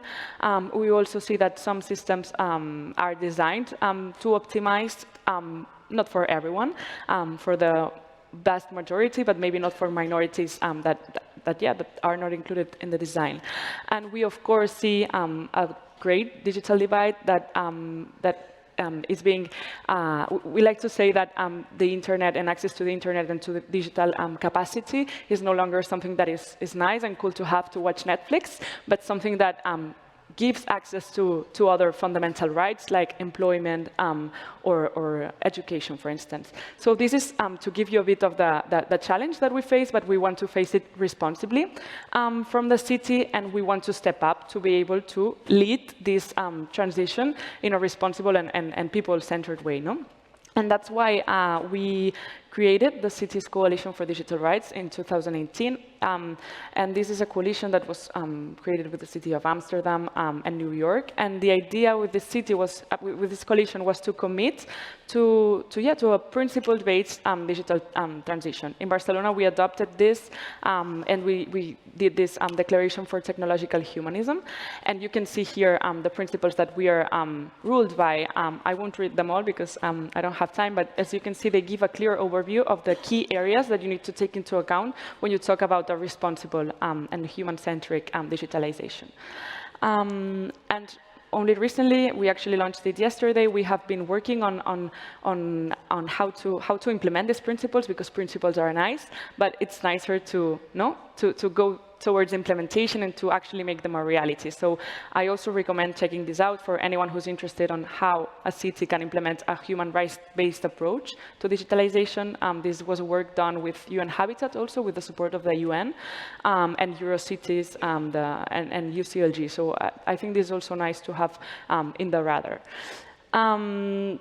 And what this document does, and what I think is interesting to share also with those who are present here, is it establishes from the highest level, so from the commitment to human rights at a higher level, to the actual tools that make sense, so whether it's an open data portal or a digital inclusion policy. So it kind of layers out all the things that need to be taken into account. And to give you a bit of an overview of how we're doing this in Barcelona, I wanted to bring some use cases related to this human rights-based digital transition. And I was mentioning earlier that the digital divide is something that's one of the challenges that cities face and that also other administrations face. Here in Barcelona, the approach that we took was to really make sure that we measured this digital divide. Data is important, so really seeing where this digital divide was, which neighborhoods were lacking of the connectivity, the skills, the resources, and to measure it, to see how this digital divide was shaped. We actually found out that the connectivity was not as big of an issue as were the devices and the skills that people have. And this is why we developed this project that's called ICT agents, which are people that help other people that need it and provide tailored support, so like personal support to fulfill digital procedures. So I need to apply for a subsidy, I go to this person, and this person helps me throughout the whole process. And this is interesting because it's a needs-based approach. It's not I'm just giving you a course on how to create an email. It's you have this need, and that also creates interest and creates this kind of idea that we're using digital for a purpose, not for an end in itself. And we also developed this Conectem Barcelona project, which was a pilot project where we donated to 350 families laptops and also connectivity by partnering with some telecoms companies. This was also a good success. We also provided them with the support, and I think this is a nice project to always bring to this kind of audiences. We also have, of course, IT training, courses where people can, for free, learn about digital.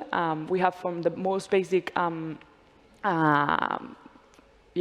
basic training, so like creating an email, learning how to use a mouse, from advanced programming. So that's something that the City Council offers. We also have this Vinclas Barcelona project, which is, we used tablets to connect seniors, and we gave them these very accessible, very usable tablets that were designed with them, for them to be able to connect to their relatives, to their doctors, whatever. So that's also nice as a project where technology is enabling, not an end in itself. And we also have this digital Fab Lab network that any resident or visitor can use to develop their digital fabrication projects. So they have laser printers and whatever fancy machines that you could find in a private Fab Lab. You have them there, and you can use them for communitarian projects. So that's also something nice to point out. With regards to participation and transformation, we also have supported this democratic digitalization of schools project, which consisted in creating an open source and data privacy compliant alternative to the big tech solutions that schools were using. We also have the well-known Decidim platform, which is also open source and can be replicable for other cities for digital participation. And then and this is just to give you a bit of the physical places where this happened. We have the Canódromo, which is the Athenaeum for the digital and democratic innovation, and we also have Bitabitat, which is, and Calalie, which are, it's a building that's in the 22A district, the innovation district of the city, where we do urban innovation. So we launch challenges to the ecosystem, we foster, we're trying to find innovative solutions among the people in Barcelona who are doing this. and I think I'm very short on time, but I also wanted to bring up, and maybe we can discuss this later, that we are currently one of the homework that we're doing is developing this ethical AI strategy. This is interesting because if we say we want to be responsible, we cannot just automatize decisions. We need to look at how we are implementing algorithms in the city, at the whole pipeline of the AI, and introduce safeguards for human rights. And yeah, happy to discuss later and looking forward to hearing from the other colleagues. Thank you so much, Paula. We will certainly come back to you with questions, and if anyone in the room has questions for you, Paula, we can give you a round of applause. And now, yesterday we met the Mayor of Mechelen, and today we are joined by two representatives from the city of Mechelen, by Nikos and Meabh, who will now talk to us together or separately. You start. Whichever way you feel comfortable, seated or here. Yeah. I'm the funding advisor, European funding advisor of the city of Mechelen. And I'm actually the one that all colleagues and the council, if they have ambitions, if they want to do new innovative things, if they want money, cooperation, expertise, they all come to me. And the first thing I do is I try to understand that question. And at certain moments, the city has the ambition to build a complete new neighborhood, which is almost as big as a city center. And the council wants it to be the most sustainable neighborhood of the city. In terms of water management, in terms of energy, we want to be climate neutral. Of course, we don't own all the parts of this region, of this neighborhood. So for me, it was difficult to understand what the role is, who is doing what are you exactly asking me? And at a certain moment, they said to me, Nicole, actually what we need is information on who are the stakeholders, who's doing what are the needs, what can we offer. We need a digital twin. If I really want something, I'm used to go shopping and just buy it, but with buying a digital twin is not as simple as buying a pair of shoes. And I quickly understand I need more information on who's doing what, on whose roles is it, who do I have to involve, where do I have to find a project or a consortium that can help me with this digital twin. It was really difficult to grasp what was asked from me. And then the Intelligent City Challenge came along, so I thought that's exactly what we need to get this digital twin. And we applied for the project, and we started a road trip with our consultants towards making a roadmap towards a digital twin. And along this road trip with the stakeholders, actually something else happened. And I'm letting my colleague Meabh, who is the Smart City Coordinator of our city, explain what happened. Yeah. Maybe, Nicole, thank you for the introduction. We are two for the city of Mechelen, and for me it's important that it's like it is needed in the smart city to have a dual job with somebody who is looking for the funding part of the smart city. So for us it's a very important aspect. It was also through the road trip of the ICC something that popped up constantly about better funding. How are we going to fund such kind of technology, digital twin? It's a huge thing, so we don't have the funding to implement. So it's very important that you can see the smart city, but also focus on the funding part. That's why we are two today. But yes, we started our trip to the digital twin, and very soon we realized that the digital twin is just the technology. That's the result. It's a tool, but there is so much to do before we can obtain this tool. So there were two things, two challenges that we saw, and the first was a lack of digital infrastructure, a lack of generalistic data platform, a smart city data platform, where we could gather data and open this data to the digital economy. So that was the first thing.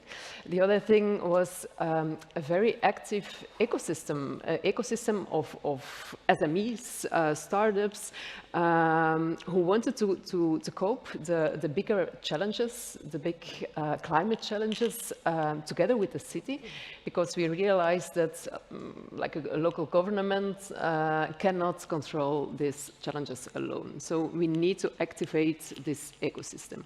So those two things, we tackled them during the ICC Tract, and we did it by procuring a smart city partnership. We didn't just procure a digital backbone, we procured a long-term partnership with a bigger company, two companies, Kronos and Telenet. And we asked them to create a new business model for the smart city solutions. And we named it the Smart Innovation Factory. So it's a factory instead where we can bring ideas together, bring challenges together, and create technological of digital solutions within this factory. This Smart Innovation Factory helps us to implement smart city solutions. So what we also are asking, it's not a classical procurement. We procured a smart city partnership, a partnership with a technical backbone. Yes, we have an IoT infrastructure within this factory that can be used to give data, to bring data, but also to consume data. Not only by the city, but also by researchers, by companies, all together with one big ambition is solutions in the domain of the climate change. So it's a complex construction, the Smart Innovation Factory. It's a big question about government, ownership of data, the openness of data, standardization. There's a lot of topics that we are coping in the smart city are discussed with our partnership. And we also have the aim to stop this partnership in 3 years, because we don't want to kill the Smart Innovation Factory, but we want to be a self-sustainable business model. So the partners have to create a business model in a platform economy thinking in the smart cities. So we changed completely the way how we procure the digital solutions into a platform economy for the smart cities. Okay. Super interesting there, guys. Thank you so much, Nicole and Mika there from the city of Mechelen. Thank you so much. Very interesting. And quite a deadline you've set for yourself there, just 3 years. That will go by fast. Yeah. Best of luck with that. So now we'd like to hear from Alice. She is from the city of Toronto, a project manager. Toronto is, of course, an ICC mentor city, so we're very excited to hear from you. Thank you so much. Let's see if I'm smart enough to use this tool. Good afternoon, everyone. It's really a pleasure to be here and to see so many happy faces in the crowd. So I'm Alice Su. My role is actually Director of Digital City at the City of Toronto, which sits in technology services. So even though it's about technology, well, you know, the divisions around technology, we take a very specific approach around how do we use that technology to improve quality of life in Toronto. So that's our bottom line. So I've shared with you here some pretty pictures from Toronto. I've sort of a shameless attempt to get you to come to Toronto sometime. I promise it looks like that all the time, never any snow. So the topic I want to talk to you about is really how do we support a city that's a tech hub for Canada. So Toronto is the financial and technology hub for Canada, and it's a very fast-growing city as well. So how do we balance the growth of the city and sustain it at the same time? We have a number of priorities set out by our city council, as you can imagine, to deal with some of these challenges. So we have some challenges around financial sustainability. Cities in Canada don't have their own taxation schema necessarily, so there's only so many revenue streams. And you need to have investment in technology for that long-term growth and to future-proof the city. We want to make sure the city is well run. We want to maintain housing that's affordable, and we want to keep Toronto moving to make sure that our public transit and as well as our roads are working for people in the city. And lastly, we want to support people in neighborhoods. So based on these priorities and based on the work that we've been lucky enough to do with organizations like the ICC and CC4DR, we develop our own digital infrastructure strategic framework, which is also a principle-based approach to thinking about how do you want to build, buy, right? Create partnerships around anything that's digital infrastructure, which we define as anything that exchanges digital data, which we quickly realized was everything. Like we couldn't find too many things that didn't connect somehow. So as you can see here, we have these 6 guiding principles. And really, I think because Toronto is such a diverse city, actually our city model is diversity is our strength. So we really want to make sure that equity and inclusion is embedded in the way that we do technology. And it's not something that every technology solution thinks about, right? So it's something that's really we're trying to bring at the forefront rather than like an afterthought, after the solution has been developed, et cetera. I won't bore you with details on each of these, but suffice it to say, we are working on implementing these principles and applications in the work that we're doing. And we worked with the public, experts, various stakeholders for about 2 years to develop this plan to really gain that public buy-in so that when we do the work, we're guided by the best advice we can find. So I just want to show one very quick example of this cute little robot that you see here. And behind there is it's a streetcar in Toronto. So this micro-utility device showed up in the streets of Toronto with its cute little heart eyes, delivering snacks to those who are hungry. But unfortunately, at the time, we were still developing this plan, and so there was not a public engagement approach, and there was not a discussion with this emergent technology before it just showed up on our sidewalks, which of course is public property. There were a number of concerns, especially from those who have accessibility needs in Toronto, because the robots were not something that their assistive devices envisioned, right, when they were built. So what I'm trying to demonstrate here with this little robot is that we're really looking for the framework and the application of the framework to be a way to encourage innovation, to be a way to see these the emerging technologies become valuable products in our community in a way that works for people, so they can have their voices heard, so that we don't run into a problem, which is, what we're facing today, which is the product is already on the street, it doesn't meet accessibility needs, and now we're trying to fix that. So the regulations that we talk about, the way to build that smart city, we really want to be an enabler rather than that red tape that nobody wants to deal with. So, we have a rule in Toronto. We have to include at least one picture of the mayor and Drake.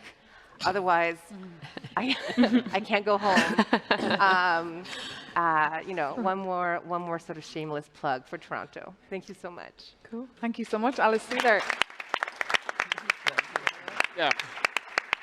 Really interesting presentation. Thank you so much, Alice. And I want to come back to you in a minute about the equity and inclusion, very important point. But now let's pass on to Valko and hear from your perspective from the city of Sofia and how they're moving towards a digital portal. Okay, so hi everyone. I'm Velko from Innovative Sofia, formerly known as the Digitalization, Innovation and Investment Directorate of Sofia Municipality. And I wanted to share with you today a project with digital transformation that started as a pilot project, but we can see it as a case study of how we can upgrade it and go beyond the initial scope. Just a second. Yeah, so the pilot project in mind is the portal for address registration e-service. And within the ICC framework, our thematic focus was e-government and citizen participation. So in order to develop a smart city, we need to have a couple of things. So the infrastructure in place, the system, but most importantly, we need to be working together. So co-creation, co-design, cooperation, those are the three big principles that we abide by. Those are the three principles that we use to draft the digital transformation strategy for the city of Sofia during the DCC project. Those are the three principles that founded this directorate, and those are the three principles that we would like to bring forward to the next phase of the ICC. And as you see, digitalization is an ongoing co-creation process, so it's important to have different stakeholders involved when we're trying to make our city a better place. So the three big achievements that we had during the ICC project is firstly the Digital Sofia conference, which took place earlier this year. So this is the first time Sofia municipality had its own city-focused smart city events. We brought together people from different sectors, finance institutions, the business sector, the telecoms, and also representatives of the public sector. So once you have people in place, similar as to what we're doing here today, we can have the actual conversations face-to-face, and we can at least start brainstorming ideas on, okay, what else can we do to make our home a better place?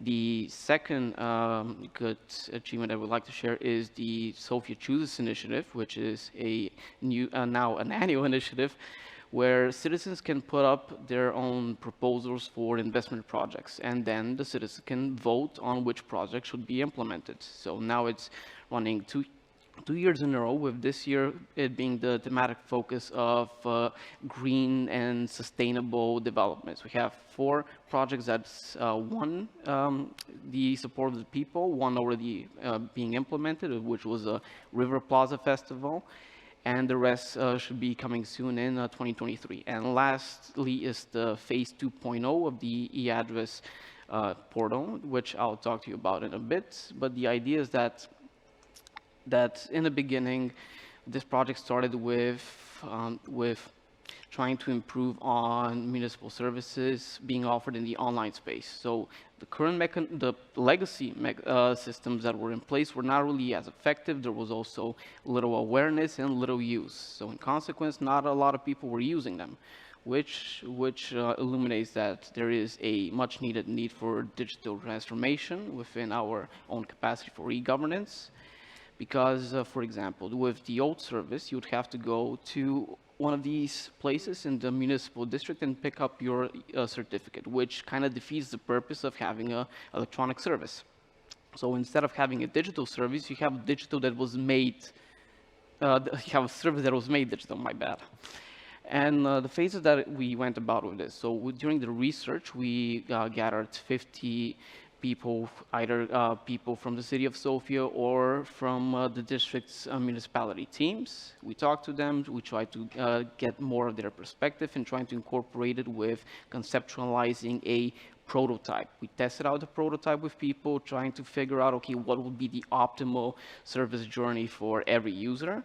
Then in the beta phase, we launched in one district, the student district of the city of Sofia, which later we incorporated in a couple of more districts. We also incorporated more user journeys that are more complex with stakeholders involved. For example, having a landlord, having the second parent for your children, and those cases. And then the pilot project ended with the 4 districts being very well receiving this platform. So so Sofia City Council decided, okay, let's vote to make this a citywide solution. So over the course of the next couple of months, it went from 4 districts to 24 districts. And after that pilot project was over, then we finally managed to integrate the platform with the newly formed Ministry of E-Governance as payment module, so that we can actually work together with the national institutes in place and make sure that everyone is on board with the digital transformation. Now, the stakeholders involved were obviously the digitalization unit, but also our partners at Sofia Green, which is a NGO that focuses on sustainable development in Sofia, and also a local trust service provider whose cloud-based technology was the key to making this project happen. And how was this project funded? It was funded with one of our tools that we have at Innovative Sofia, which is the Sandbox for Innovative Solutions, which is a sort of accelerator program for startups and SMEs, where an innovative solution can be tested out in real time. And if there's a pilot project with a concept that is worth scaling up, worth pursuing, it can actually make the city a better place, such as the address registration platform. So what we learned so far, so some of the biggest challenges was we have to work within the current legal framework that we have. So a lot of the laws that we have might be a little bit outdated. They do not match with the realities of what we have to face. So we have to make some adjustments, and sometimes we just have to work within the legal framework. Also, there is the barrier of the political climate, so a lot of people would be more risk averse, so with making certain changes within the laws, and there will be more focus on other more pressing priorities, which we've had quite a few the last couple of years. The other big barrier was the organizational aspect, so organizational culture resistant to change. A lot of people are comfortable with the way things are working, and sometimes when you offer them a better way of doing things, they might not be open to it. So you have to be there to really convince them that there is value in this, and you have to go through with it just to make sure that we're doing something that is beneficial for all. And finally, citizen trust in municipal services, which I began with problem definition. And also I'll share a quick little anecdote. So a friend of mine, he recently bought a place in the center of Sofia. So he went online to see, okay, address registration, what do I need to do? So he stumbles on the website, he looks at it, and he thinks, looks too good. Where is the catch? You know what? I'm not going to do this. So he goes and looks for, okay, what is the analog procedure? He sees the analog procedure. Okay, I have to go there, bring the notary deed. You know what? I'm going to go back to the previous website. So he goes on the contact page. He looks for a number, and he phones this phone right here. So he phones me. I recognize the voice, he recognizes mine. So we go 5-minute conversation. We're talking about the platform, what is needed, why are certain things built like this. And we're starting to realize we're pretty sure we're talking to each other right now. So at that moment, we just dropped the conversation as call center client and start talking as friends about e-commerce, digital marketing, and how this platform is actually a good practice. What was a factor of success would be the positive word of mouth. So sometimes it's not about having the traditional advertising methods or it's having sponsored posts on social media pages. Sometimes you just have to rely on your friends, your family, your actual network where you get the most trustworthy information from. And the other thing that made this project successful was you have to be actively present. And by this, I mean 2 things. With the students district, we had to be bootstrap campaigning there. So we brought a lot of these leaflets that you see. We were giving them out to students. We were showing them, okay, this is how the mobile application for cloud electronic signature works. Don't worry about it. We'll show you how it works. We'll walk you through it. We'll help you out, and we'll sort out with your address registration within the hour. And the other thing that we have to be also working physically with the admin workers, so it meant doing in-person workshops with all 24 districts to go to show them how the platform works, what is two-factor authentication, the importance of cybersecurity, and try to do a little bit more in terms of digital inclusion. And what are the impacts to date? We see that it's been received quite positively. We also made, from the old legacy services, we managed to chart up 7 different user journeys for 2 services, the current and permanent address. We managed to have more than 5,000 unique users. We increased multiple times the use of electronic services. Citizens saved more than 10,011 during the pilot projects, but most importantly, if they're not spending their time going to a municipal district or a municipal office, they could spend that time elsewhere being productive and actually contributing to the economy instead of waiting in line. And lastly, we increased awareness of QES, electronic identification. We increased trust with the citizens, and now slowly but surely we're working on phase 2, which is going to turn the portal from the one e-service into a e-governance hub with more services, more modules, more functions, and its own white label EID solutions for the people of Sofia. So that's it from me, and thank you for your time.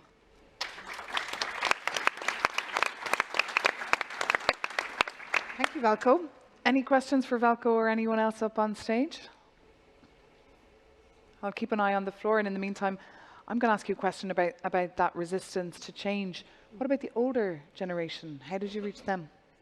With the older generation, well, sometimes you have to, do we mean the admin workers or the actual users? Just in general. Okay. With the admin workers, I said that we have to be present to show them how everything works, to make sure that they understand what's behind it. That it's not something that is going to encumber their usual processes at work. Because we're trying to help them out, not make their jobs a little bit more complex.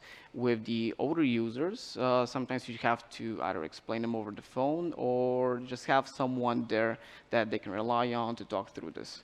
At the same time, there are a lot of older people using social media, so technically, so technically, it's not that difficult to explain to them. It's just being persistent, being patient, and just try to approach them the same way that you would approach your own parents or grandparents. Okay, good advice there. And the project Sophia Chooses struck my eye. How did people react to it? Was it a success? Did many people send in ideas? Oh yeah, this year's edition had 34 proposals, and 4 of them got chosen in the end. So it's the River Plaza Festival. There is and 2 more that are for green areas. One of them actually being a bike pump track. And people are very much interested into improving their own places, so their own district, their own neighborhood. So if there's a possibility for them to be active in investing within their own communities, that is something that they'll be interested in. So this is how you get people involved. Show them there's a mechanism in place that can help them, help us, help them. Great. And Alice, I just wanted to ask you about the lack of data regulations when it comes to the guidelines, the guiding principles in privacy and security. How did you handle data treatment to ensure citizens' privacy? So I have, one of the things we did, of course, is to talk to our residents and businesses. But what I find really interesting is, and I know there's lots of cities in the room, but it feels to me like our residents and businesses are very happy to hand over their data for, like a Facebook app or for their day-to-day sort of communications. But they had a very different attitude when it came to the government collecting data, right? And how do we protect their privacy? So that's something that we really had to think about.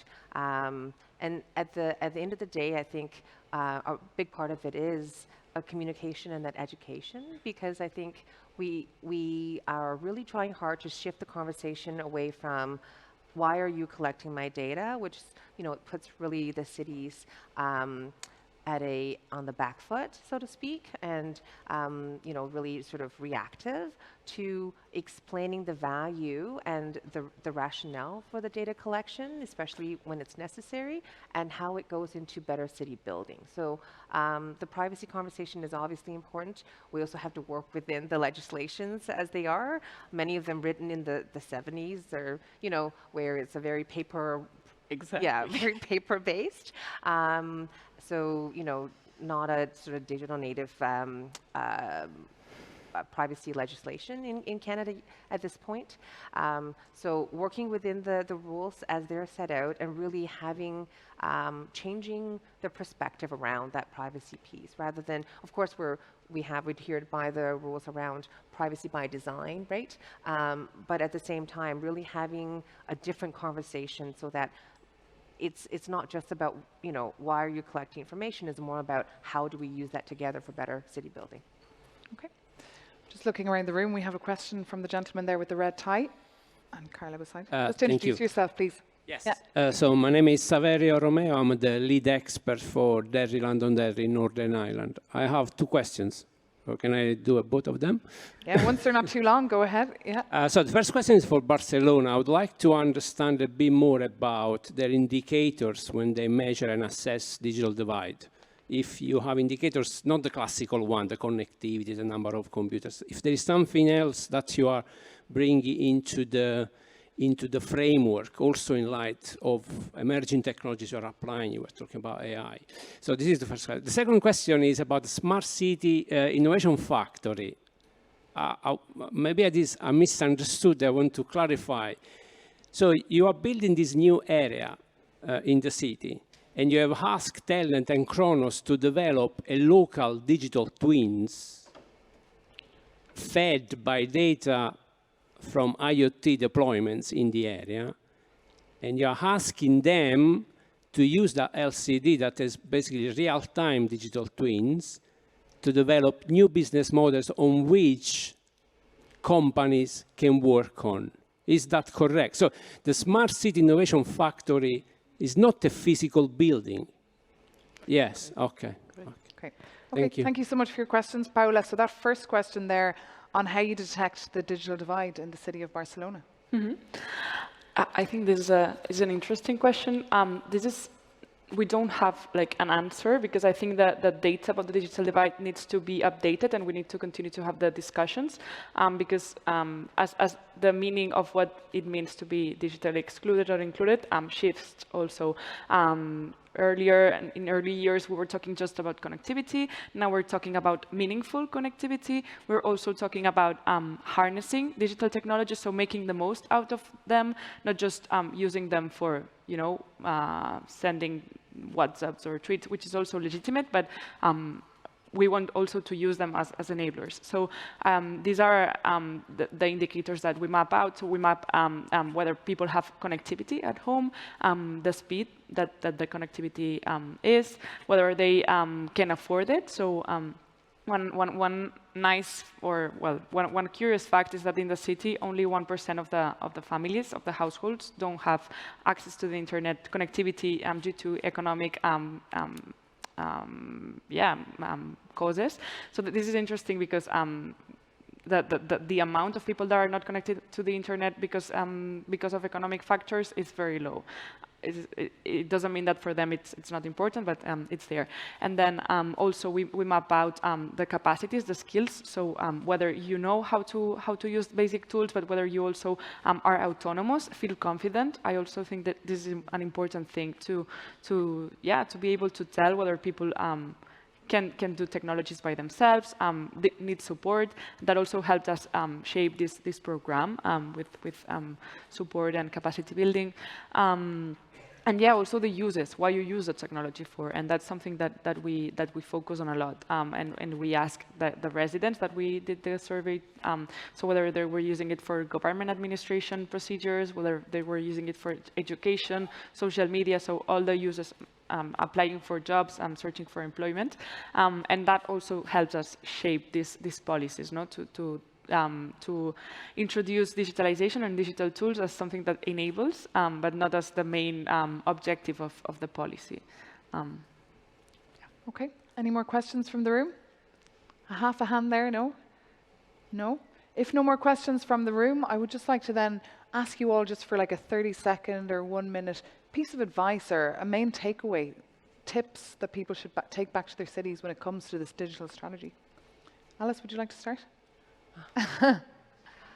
Oh, wow. That was not on the paper that they gave us earlier, so.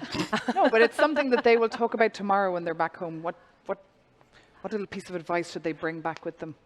Well, I think from the City of Toronto's perspective, really thinking about how to make the rules that you're putting out to people future-proof. And from our perspective, that means we don't necessarily say, well, we want AI this or blockchain that in 2023, et cetera. We are trying to set up a more long-lasting way of thinking about technology, really getting people to think from that principle-based approach. So if that might be helpful to you, you can always come talk to Toronto, and we can, we're always happy to make those connections and help you with your own digital journeys. Okay, so think long term. Very good piece of advice there from Alice. Thank you so much. Mika, anything to add? Yes, maybe a suggestion is that I think for the governments, it's important to stop playing the role in the smart city. If you want to develop yourself as a smart city, stop by just acting like a procurer and a client-supplier relationship with SMEs and with the smart city market. And I think it's very important to think in platform economy, smart city, where you create value together around a data platform, and that's for me key, creating the value together. Okay, creating the value together and stop acting like a procurer. Thank you so much. Paula? Yeah, I would like to, and I think this aligns with what everyone has been saying, but to think about digitalization as not as something that just comes to you and that just happens, but something that's created with all the stakeholders in the city, with the leading role of city governments. So to really step up and not be scared. Technological advances go very fast. We're already talking about the metaverse, and we haven't yet figured out how to regulate a very simple algorithm. But I think with collective intelligence, like the one that's generated here in the conference, also within the framework of the wider Intelligent Cities Challenge, other city networks and sharing and networking afterwards, I think we can come up with ways to govern these technologies and to make the most of them also. Absolutely, Paula, thank you. Don't be scared. Very good advice. I should tell my dad, who can't even send a WhatsApp message.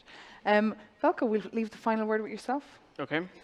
My advice would be, if you step outside this room, there's a wall over there where it says intelligent city is. And one of the answers I like there is human-centered, which is actually what we used in our projects, human-centered design. So once you put the people at the core of what you're doing, so it doesn't matter if it's municipal e-services or actively including the other members of the populace, or developing a smart city, put the people at the core of what you're doing and consider their needs, their wants, and try to make it for their sake, not just for project sake and for KPIs.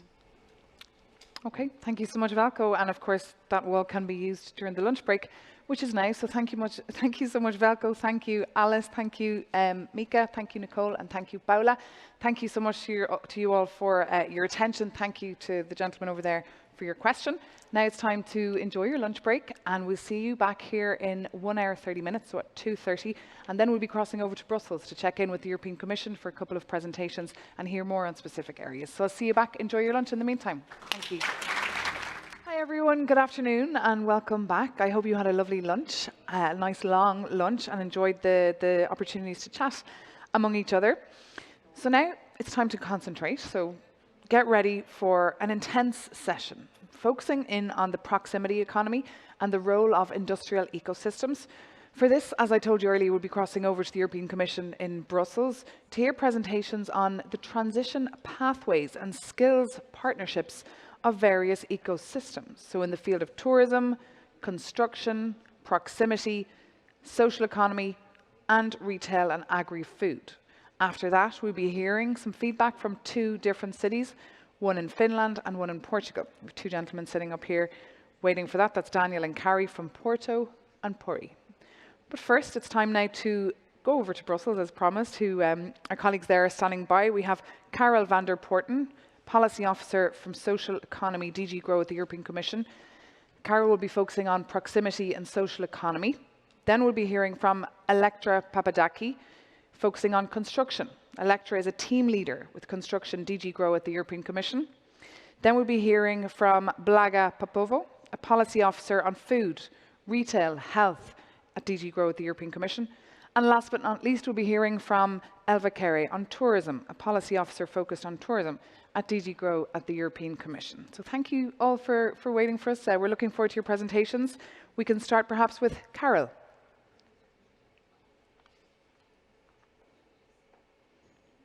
Hello, good afternoon. So we can't hear you, just make sure you're not on mute. I'm not. You cannot hear me? I'm not muted anymore, so... We still can't hear Karel. Okay. Shall I try again?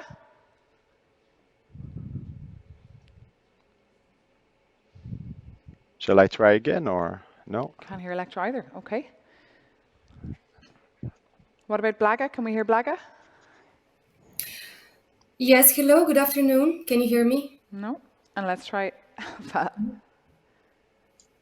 I can hear the other speakers online, so somebody's pressing mute or something's not working here. I think so let's see if we can figure that problem out. The issue will be at your side, because we can hear each other. Karel? I try again to speak? No? We had this problem yesterday. We were trying to reach a deputy mayor over in Porto, and we realized he had just forgotten to unmute himself. For me, it's fine. So he definitely has. So I'm looking to the back at our technical colleagues to see.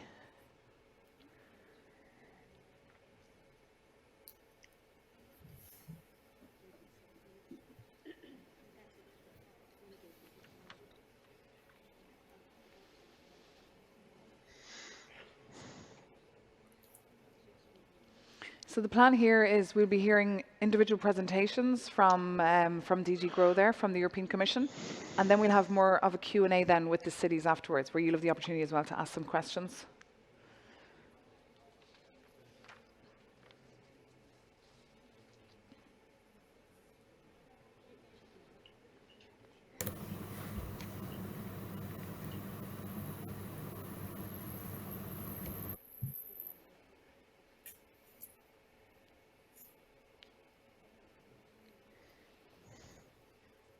So let's see if there's any movement there. Otherwise, we can take the gentleman up already.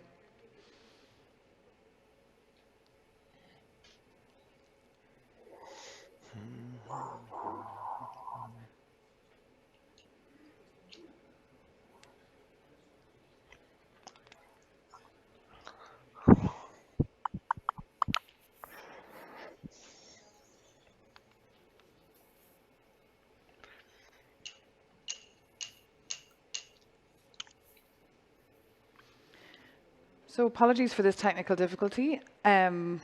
Inevitable, of course.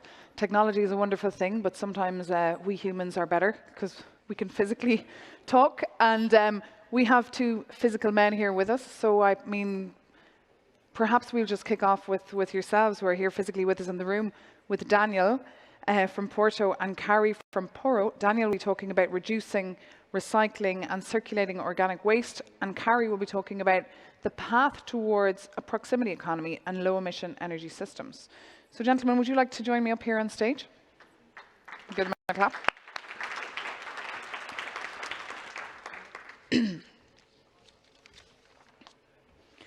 So, yeah, thank you so much for being here. Lovely to see you. And hopefully we'll be able to bring in Karel. Karel is waving there at us. Can you hear us, Karel? Yeah? but we but can't not hear the you. other way around. No. Okay. No. Did we hear you? Now you've got an echo. Maybe I speak Carol? up to test. Ah, we have Carol. Yeah. I hear myself with an Okay, we can take it away then. pretty with Carol. annoying echo. So Carol, you can kick off then with your presentation. Okay. Can the presentation be And displayed? gentlemen, you can get out of the lights for a minute. So Carol, the floor is yours. Take it away. That Okay. was quick and easy. Thanks for solving this. No. If just a presentation could be displayed. I can do it also without, but just to...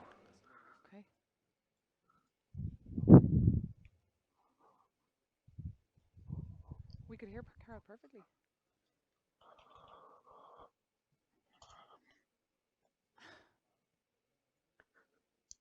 The presentation will not work, or? We can hear you perfectly. We can hear you, Carol, so go ahead. Okay, With or without your presentation. I prepared presentation, but okay, it is not an issue. I will hurry up because I guess we lost already some time. So good afternoon. I'm happy you hear me well. I'm Karel van der Poorten, as you introduced me very kindly, policy officer at DG Grow, responsible for the proximity and social economy ecosystem. So I'm very delighted to be here with you today, because actually this week is the long-awaited week for our transition. We presented it on Monday in Brussels by our commissioner Thierry Breton. He was so kind to present the pathway to a nice gathering of almost 300 people. This pathway has been developed since December last year, where the whole co-creation process started. We have organized a whole set of workshops and meetings, consultations, to arrive at over 400 participants that could introduce, that could contribute to this process. Monday we presented a pathway that altogether brought 14 action areas, 7 green and 7 digital, with 30 specific actions distributed amongst those action areas. What is very interesting and very potentially interesting for you is that all those actions are also linked to stakeholders that are most appropriate or best placed to contribute to those actions. And that is identified per action, and there is also a time horizon identified, as well as the output we wish to obtain by those actions. You will notice that in many of those actions, the local authorities, cities, but also in certain cases regional authorities and local stakeholders are really at the core. Of course, we also have member states that have a very relevant role to play, and as well the EU. So those are all the, let's say, actors that we identify for each of the actions, and then we also explain how the EU in particular could contribute. I will quickly run you through the action areas for the green transition.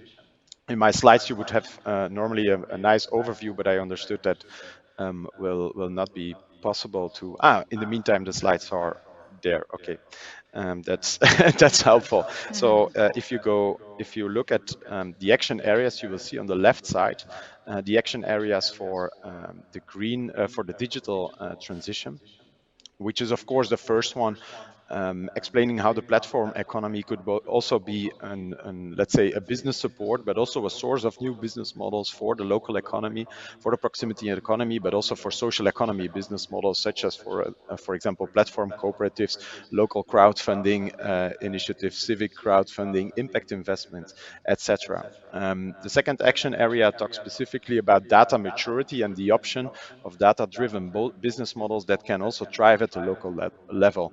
There, for example, we identify the option of local data collection exercises, data sharing. We all know, for example, crowdsourcing, which is very prominent and promising policy tool, but also a tool for new business models at the local level. Third element we want to touch upon is the public and private tech partnerships that can support digitization of social enterprises, of local small businesses, by offering specific tools that are adaptable and affordable. Also, the sharing of those tools, for example, based on the principles of digital commons, are very much described in our pathway, and we want to promote the initiatives at city level as well that promote sharing and, let's say, development of those type of solutions. I introduced already the data sharing aspect, but also the management, how to treat data, how to respect, for example, privacy. And this is, of course, very important for the stakeholders in the social economy to show that they use data to create social and ecological impact, but that they very much use those in a responsible and sustainable manner. So therefore, we wish, for example, to develop a specific code of conduct on the level of the ecosystem. The next action area talks about supporting digital social innovation and tech for good entrepreneurship. This is, of course, a very specific element at the heart of the ecosystem where business models are developed to pursue social or ecological impact and want to, of course, create also societal progress. This societal progress is very much rooted to the territory, so anchored at the local level. For example, business models want to grow and scale, but not necessarily in a sense that they, for example, delocalize and that they actually are not for the benefit anymore of the local or proximity economy, as we call that. So therefore, these models of tech for good, where, for example, within the Intelligent City Challenge, many interesting elements are already developed, where a marketplace is already existing, we want to further push those developments in a very interesting relationship between the public authority on the one hand, the civil society on the other hand, and the business community that is very active in this field. All those aspects are very much linked to this access to technology, which is together with boosting skills, of course, digital skills. Those are the most prominent elements that we have seen, and also the biggest challenges for local and social economy business models. So therefore, the transition pathway has very specific elements focusing on access to tech, first of all, and on digital skills, so upskilling and reskilling in terms of the digital transition. When I go to the green area, we want, of course, to reinforce business models and collaborate. The local level, again, is very prominent. We have the local actors as facilitators, as matchmakers. They can act to bring business communities together and also to pool resources to invest in those green investments on the one hand, but also research and innovation that can take place at a local level, and to make it also feasible for very small businesses to make those investments and to get access to the tools and partnerships to deliver on those. Therefore, the financial incentives are, of course, very crucial. We see again that at the local level, often businesses are lacking those. They don't have the access to, for example, specific loans or grant instruments. So we want to make that more straightforward. We want to create also specific partnerships in that sense. Another element is very important here, and I think that also my other colleagues will definitely be engaged on that, is certification, labeling, and self-regulation. We believe, and that's what we especially have seen in our stakeholder workshops, that this is a very important extra boost to picture the ability of local and social economy businesses in their green ambitions, so that they can really outspoke themselves in that sense, that they can incorporate it in their products, their business operations, but also the services sector, for example, is very much has a big relevance in those sustainable labels, standards, and certifications. Of course, innovation, just like for the digital transition, this ecosystem is full of green innovators, definitely in the social economy. Many pioneers are existing. Many mainstream businesses are today using innovations that actually were rooted in the social economy, such as, for example, on the collaborative economy. The car sharing mobility is a great example. All those elements are actually very much rooted within the social economy, and now find a mainstream potential in our local economy, but even beyond. The second element is infrastructure. Not only in terms of mobility, but also, for example, housing, but also business facilities. Businesses are confronted today with increased energy costs and need to invest also in their energy efficiency, and therefore we focus specifically on this topic as well. when we turn to the last two elements, we are very much in the enabling aspect, where local green deals, where again the intelligent cities challenge has invested already a lot. We really want to endorse this phenomenon because we believe that there will be never a green deal at European level to be realized without creation of local green deals. And of course, last but not least, capacity building is crucial in terms of green competences, in terms of green management skills, but also green skills as such for employees. For example, when we are talking about circular practices, circular business models, but also new inventions, new products and services that are developed to drive this green transition. I had foreseen a bit more slides, but I think we are hopefully very much running out of time. So I try to give as much as possible by explaining the action area. So I hope this is a good introduction for you to see what will happen with this transition pathway. We really want to call upon your collaboration for this. I want to close by telling you that now we are starting the implementation phase, where we call stakeholders to engage in this process, to, for example, make a pledge on one or more of those 30 actions identified by us, and to get in contact with the Commission to make sure that we can provide the necessary collaboration across borders in a transnational context, and that we can also discuss what means are necessary to make those engagements happen. I want to thank you for your attention, and if there are any questions, I'm very happy to address them. Thank you very much. Thank you so much, Carol. We heard you loud and clear, and we saw your presentation perfectly. So thank you so much. Round of applause there for Carol. And thanks as well for respecting the time limits there, because we've 3 more to get through that we really want to hear from as well. Next up, Electra. Hopefully we can hear you. Electra is a team leader focusing on construction with DG Grow there with the European Commission. So Electra, thank you so much for joining us. Go ahead. Thank you for having me. I hear you perfectly. I hope you also hear me very well. Absolutely, yeah. Perfect. Go ahead. Thank you. Perfect. Okay, so I'm very glad that Carol presented before me. So I am sure you know now a bit more about this exercise that is the transition pathways that we have to do in all industrial ecosystems. And of course, one is construction. I think I'm going to ask a bit of help with passing the slides, because unfortunately the application, now it's working.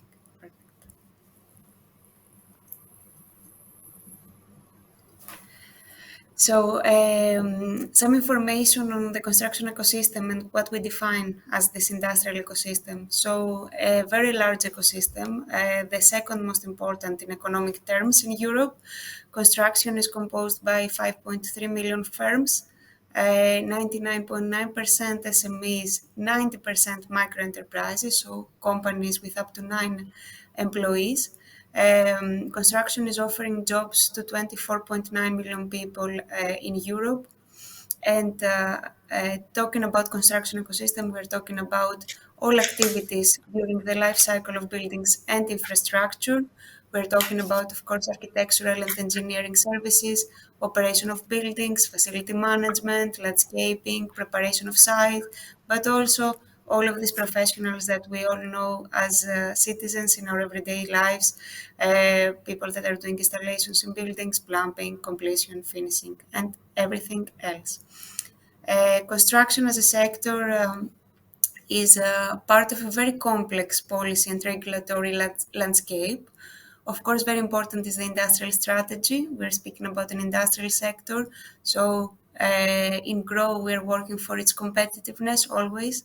But there are also a lot of sets of policies that affect the final product of construction, that is the buildings, the infrastructure, the built and urban environment. There we find the renovation wave and its legal part, the EPPD, the Energy Performance for Buildings Directive.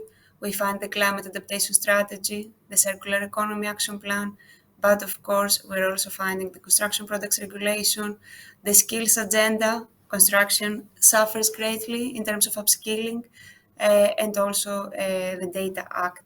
So it is a sector that is traditional, but it's a sector also that has to transform. So regarding the transition pathway, we followed also a process as the ecosystem of proximity did. Our starting point is the industrial strategy.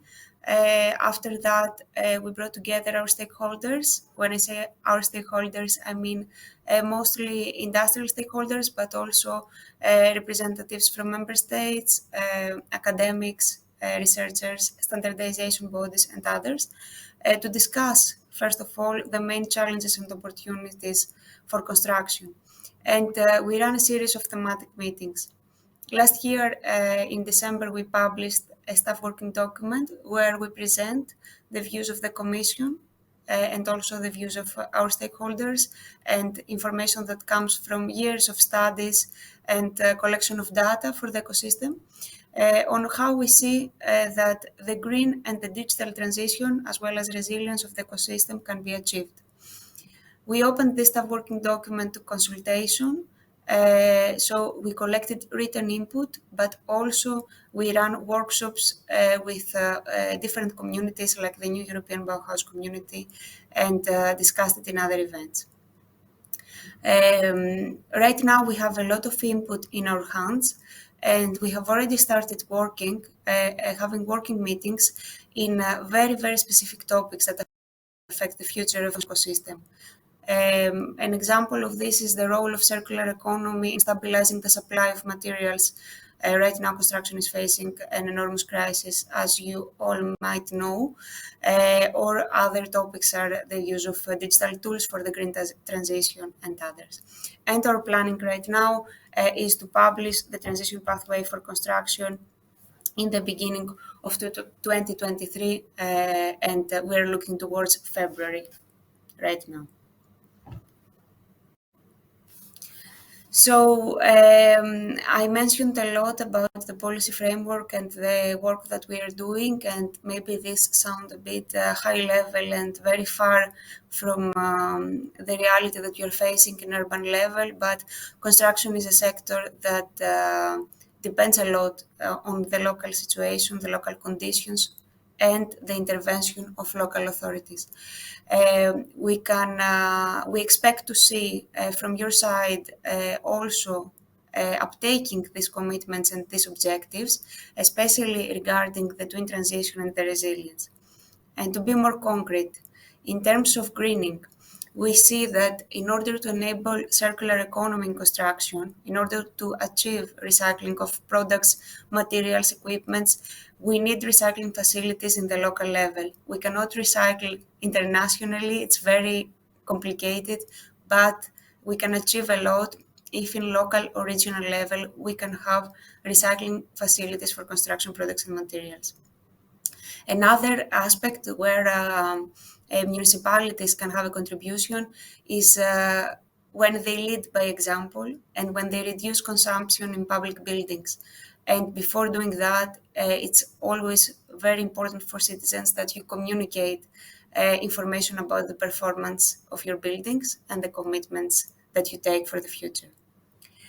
In terms of digitalization, it is very important to discuss digitalization of public administration linked to construction, and notably digitalization of building permit systems. But also, apart from your role as administrations, you as municipalities very often have a lot of power when you procure for buildings and infrastructure. So when you are in charge of construction projects. It's a very good case to deal with public buildings and infrastructure because they remain in the same owner in the long term. So there you can really see transformation and foster transparency and trust in the public spending by using digital tools and requiring the use of building information modeling in construction. Lastly, a very important topic is resilience, and resilience has two pillars for us. One is about upskilling the workforce, the construction professionals in the local level, taking action in the level of the cities in order to train construction professionals and create opportunities and foster in general business creation. and the other side is the side of the built environment for the citizens. So in interconnection also with the previous ecosystem that was presented, it is very important that in the urban level, there are policies to assure affordable housing for everyone. I will stay here today. I hope that it was both relevant for you from the side of the European level policy, but also relevant from the side of what can be done in the urban level. And please, I am always at your disposal. Feel free to reach me for any question or further clarification. Thank you. Great. Thank you so much, Electra. And as you can see, Electra has put her email address up there and her Twitter account. So in case anyone wants to reach out to her for more questions or more elaboration on any of those important points she made, we can do so. So thank you so much, Electra. Really interesting. Lovely to see the faces behind all those documents. So thank you so much for bringing all this information to us here today in Barcelona. Now it's time to focus on the topic of agri-food. And for that, we can bring in Blaga, a policy officer focused on food, retail and health, also at DG Grow at the European Commission. So good afternoon, Blaga. The floor is yours. Thank you. Good afternoon, everybody, and thank you very much for the invitation. It is really a pleasure to be part of this debate. Will I be able to use the PowerPoint? Perfect. Thank you very much.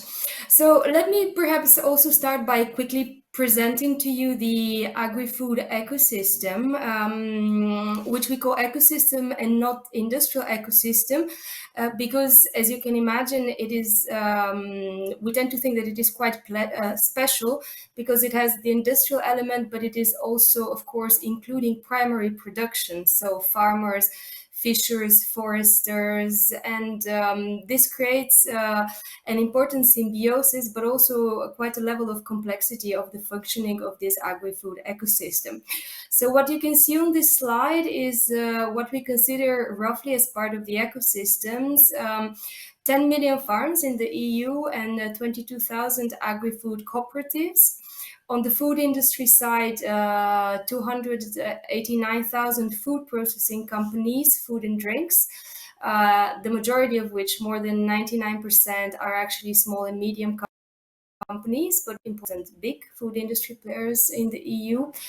The agri-food ecosystem has a very important contribution also in terms of employment. It's one of the major employers, 4.5 million professionals. And it also has an important contribution to in terms of added value. As mentioned, it is special because it is close to the land, it is enshrined in nature, but it is also very close to the consumer. And on the next slide, that you will see in a second, we have outlined some of the major challenges that we see that the ecosystem is facing. First and foremost, climate change and the environmental impact. Climate change has a major influence on the viability and the productivity, both for farming and for fishing. Farmers are experiencing very roughly the impacts of climate change. You have seen the recent extreme weather events and droughts and their impact on harvests, and this is actually influencing the functioning and the output for the entire food supply chain. Other major issues, technological disruption, social issues, frictions that we're experiencing within the food supply chain, including in the link between primary producers, industry, and retailers. We also have witnessed major trends linked to changes in demographics and including urbanization, of course, and the respective changes and impacts on consumer demand. European consumers are continually changing their tastes, so tastes are evolving, but we still see that there are three major factors that are influencing the choice of food. And these are affordability, convenience, and health impact of food, and that includes food safety. But more and more consumers are looking also at the sustainability impact of food production. All these issues are resulting in a quite high level of vulnerability of the agri-food ecosystem. But at the same time, we are also very proud that European food production is providing high quality and competitive products that are world known, also globally. But at the same time, are facing a lot of third country competition. So these are kind of the structural challenges that we see in our ecosystem. But we are also, of course, we have also been under pressure of what we call the more short-term or recent shocks, the COVID-19 pandemic, with important disruptions in all supply chains, and of course, including the food supply chain, where operators showed a very high level of resilience, but that was really done at a cost, and that implied important changes, both in terms of logistics, but also in terms of the new relationships that have been created within the system. And currently, with the war in Ukraine, Ukraine being a major food producer, this has also brought an additional shock and disruption in global food supply and a price shock, which adds up to the high energy prices. So food producers are really experiencing increasing costs across the board, including raw materials, energy, logistics, transport, and so on. And last but definitely not least, the issue of skills. The lack of skills. So this is just to give you an idea of our analysis of the agri-food area, but it's all, of course, not doom and gloom. We see a lot of opportunities, a lot of new prospects, and we do not yet have a transition pathway for the agri-food ecosystem, but it is in the pipeline. So we're working on a staff working document, which will then launch the consultation process on that transition pathway. And I will just mention that we have, on the other hand, an existing policy framework for the sustainability of the agri-food ecosystem, which is the farm to fork strategy, and the transition pathway will be based on that and complement that in the different areas, including on digital. So I mentioned the lack of skills, and then I will continue now with the presentation of the Pact for Skills agri-food partnership. So what we have already a partnership in agri-food specific for skills, for upskilling and reskilling of workers in the agri-food area. Why did we consider that partnership necessary? Because of the list of challenges that we see in terms of skills in agri-food, and you can see some of them on this slide. So a skills gap, difficulties both in farming but also in food processing to find skilled workers with the right qualifications, the attractiveness of the sector for the young generation, unfortunately not as high as we would like, and also an aging workforce and a series of other issues that you have seen on the slide. The fact that educational programs are unfortunately not adapted to the evolving needs of the sector, and the prospects that we also see in terms of digitalization, both in terms for agriculture, but also smart factories in food processing. So I am going now to the next slide. And these are the main milestones for the Agri-Food Partnership. It was launched on the 18th of February this year with more than 100 participants. So the work has basically started this year, but it is based on ongoing projects under Erasmus Plus that outline both the challenges and the solutions in terms of finding the right skills. And here are on this slide, you will see the participants in the core group of this partnership. It is mostly led by two associations, Copa-Cogeca, which is the Farmers Association, and Food Drink Europe, which is the food and drinks industry association. Next slide, please. These are the next steps that we see in the partnership. We will develop support services for better skills. but also KPIs so that we could measure progress in reskilling and upskilling of food workers. And the members of the partnership are also organizing a general assembly. We will have one now in December. And the role actually of regional and local authorities will be very important. So we hope to be able to soon share the date and more information on that initiative. Next slide. This is just an outline of the main support services that will be developed for skills in agri-food.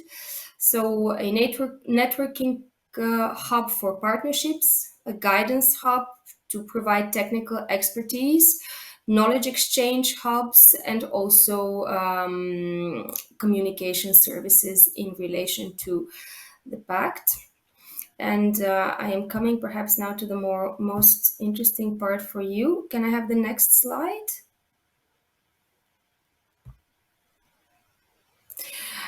Thank you. So the role of cities within this partnership, but also more broadly in the agri-food area, we see a very important link between rural and urban areas. And of course, the role of cities in the food ecosystem is tremendous. There is a lot of potential there, both for production, but also and especially for distribution and consumption.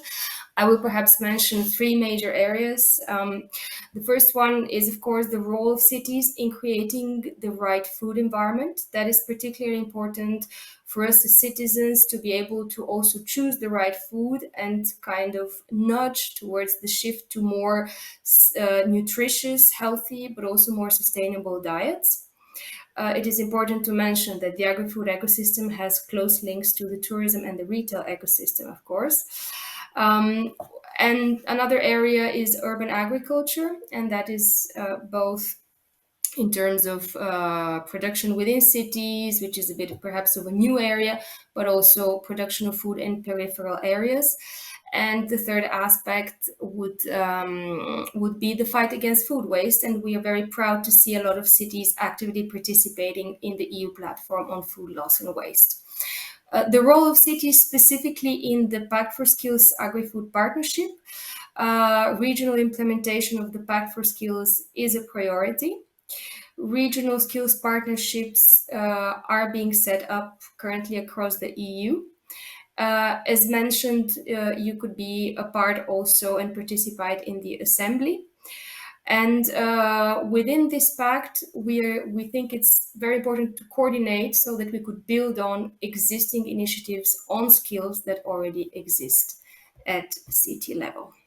And with this, I will conclude. Thank you very much and looking forward to the rest of the discussion.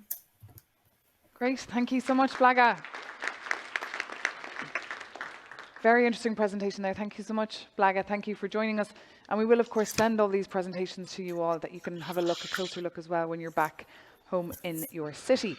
So now we'll also hear from Alpha, Policy Officer in charge of Tourism at DG Grow European Commission. Alpha, due to the technical problems, we're a little bit tight on time, so if you could shorten your presentation a little bit, that would be much appreciated. But now I will cross over to you to give you the floor. Thank you so much. Thank you very much, and good afternoon, everybody. Thanks for the introduction. I indeed will try to be a bit more concise in my presentation because indeed the previous speakers covered a lot on the basics of the transition pathway and the EU Pact for Skills. So I will focus very specifically on the tourism ecosystem and how cities and destinations can participate in these initiatives. So I try to get the next slide. Very briefly on the tourism ecosystem as a whole, it's a very complex and diverse ecosystem. If you count the spillover to other sectors such as commerce, if you include transport, we can count more than 3 million businesses, in fact, and I think the figure has already increased to 99% of SMEs as well.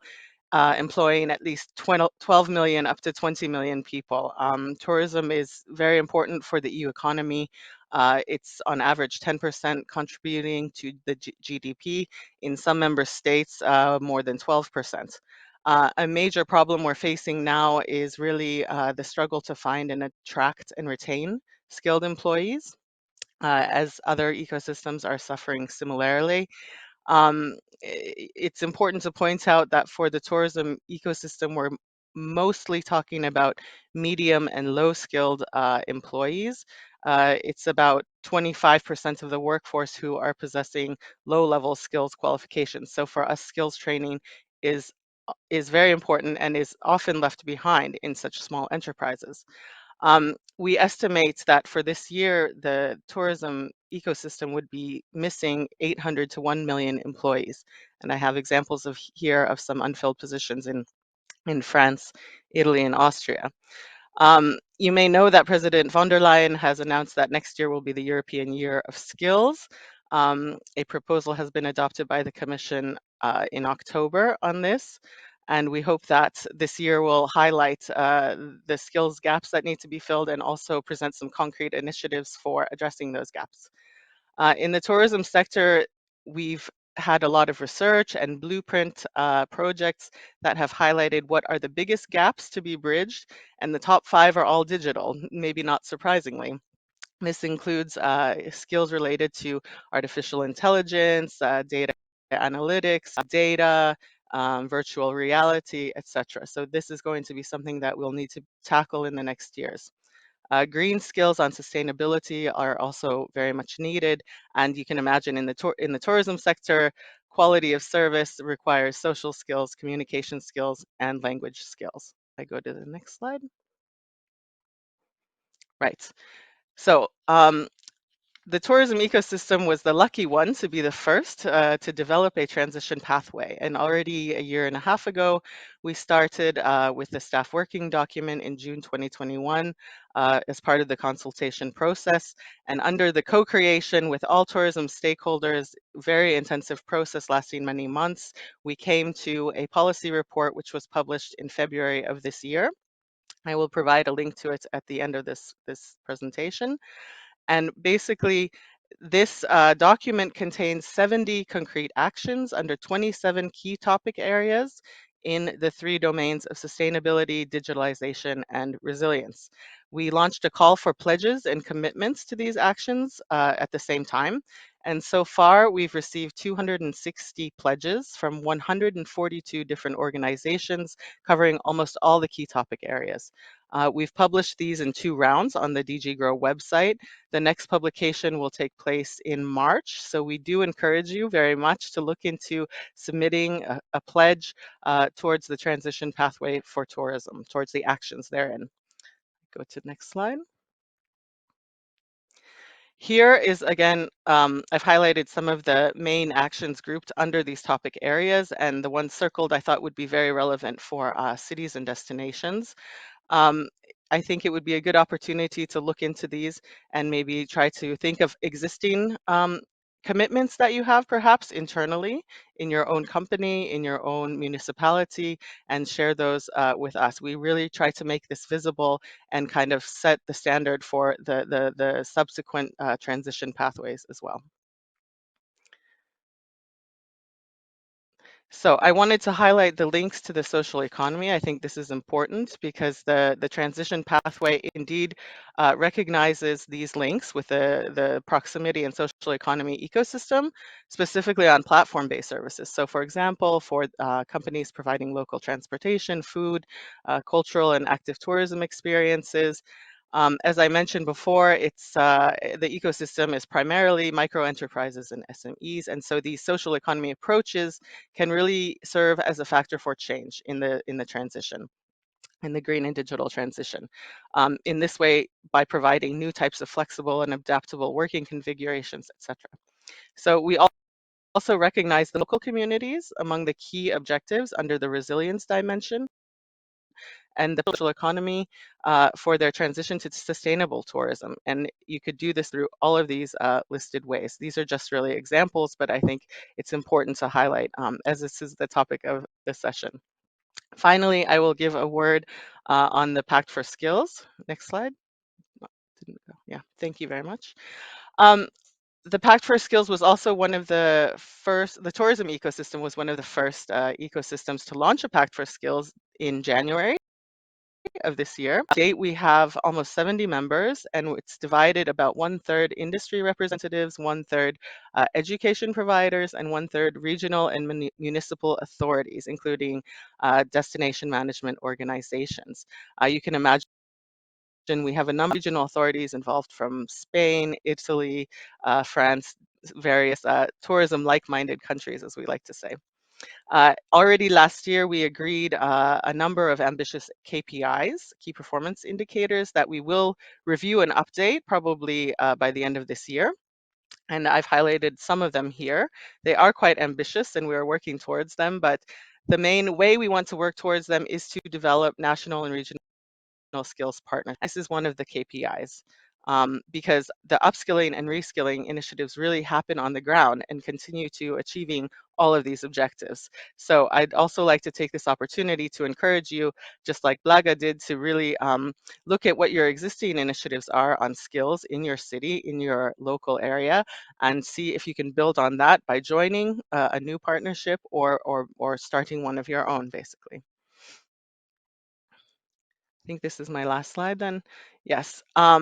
And the skills partnership is, of course, part of the transition pathway under the resilience dimension. There are 4 direct actions related to the Pact for Skills. They're listed here. As I said, we're setting up, there are already 3 national regional skills partnerships set up in Italy, Hungary, and Bulgaria.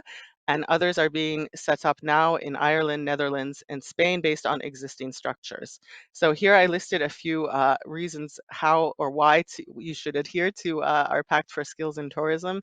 It's really trying to be part of a leading community, concretely contributing to the goals of the Porto Summit and the European Skills Agenda. There are support services provided by the Commission, as Blaga has mentioned, in more detail, and really it would be an opportunity for you to know also about funding opportunities and to be able to develop partnerships not only within the tourism sector but also with other sectors. So the cross-sectorial partnerships are also an aspect of the Pact for Skills. And a final note I just wanted to mention, because this has happened very recently in the Council, the member states have recently agreed the EU Agenda for Tourism 2030, which describes these actions and provides a member state commitment toward actions in the transition pathway. So there are actions not only for member states, but also for the Commission and tourism stakeholders. So you guys as well, and I hope that you will follow that and be part of our community next year when we set up a tourism stakeholder platform for everybody interested. Thank you very much for your attention.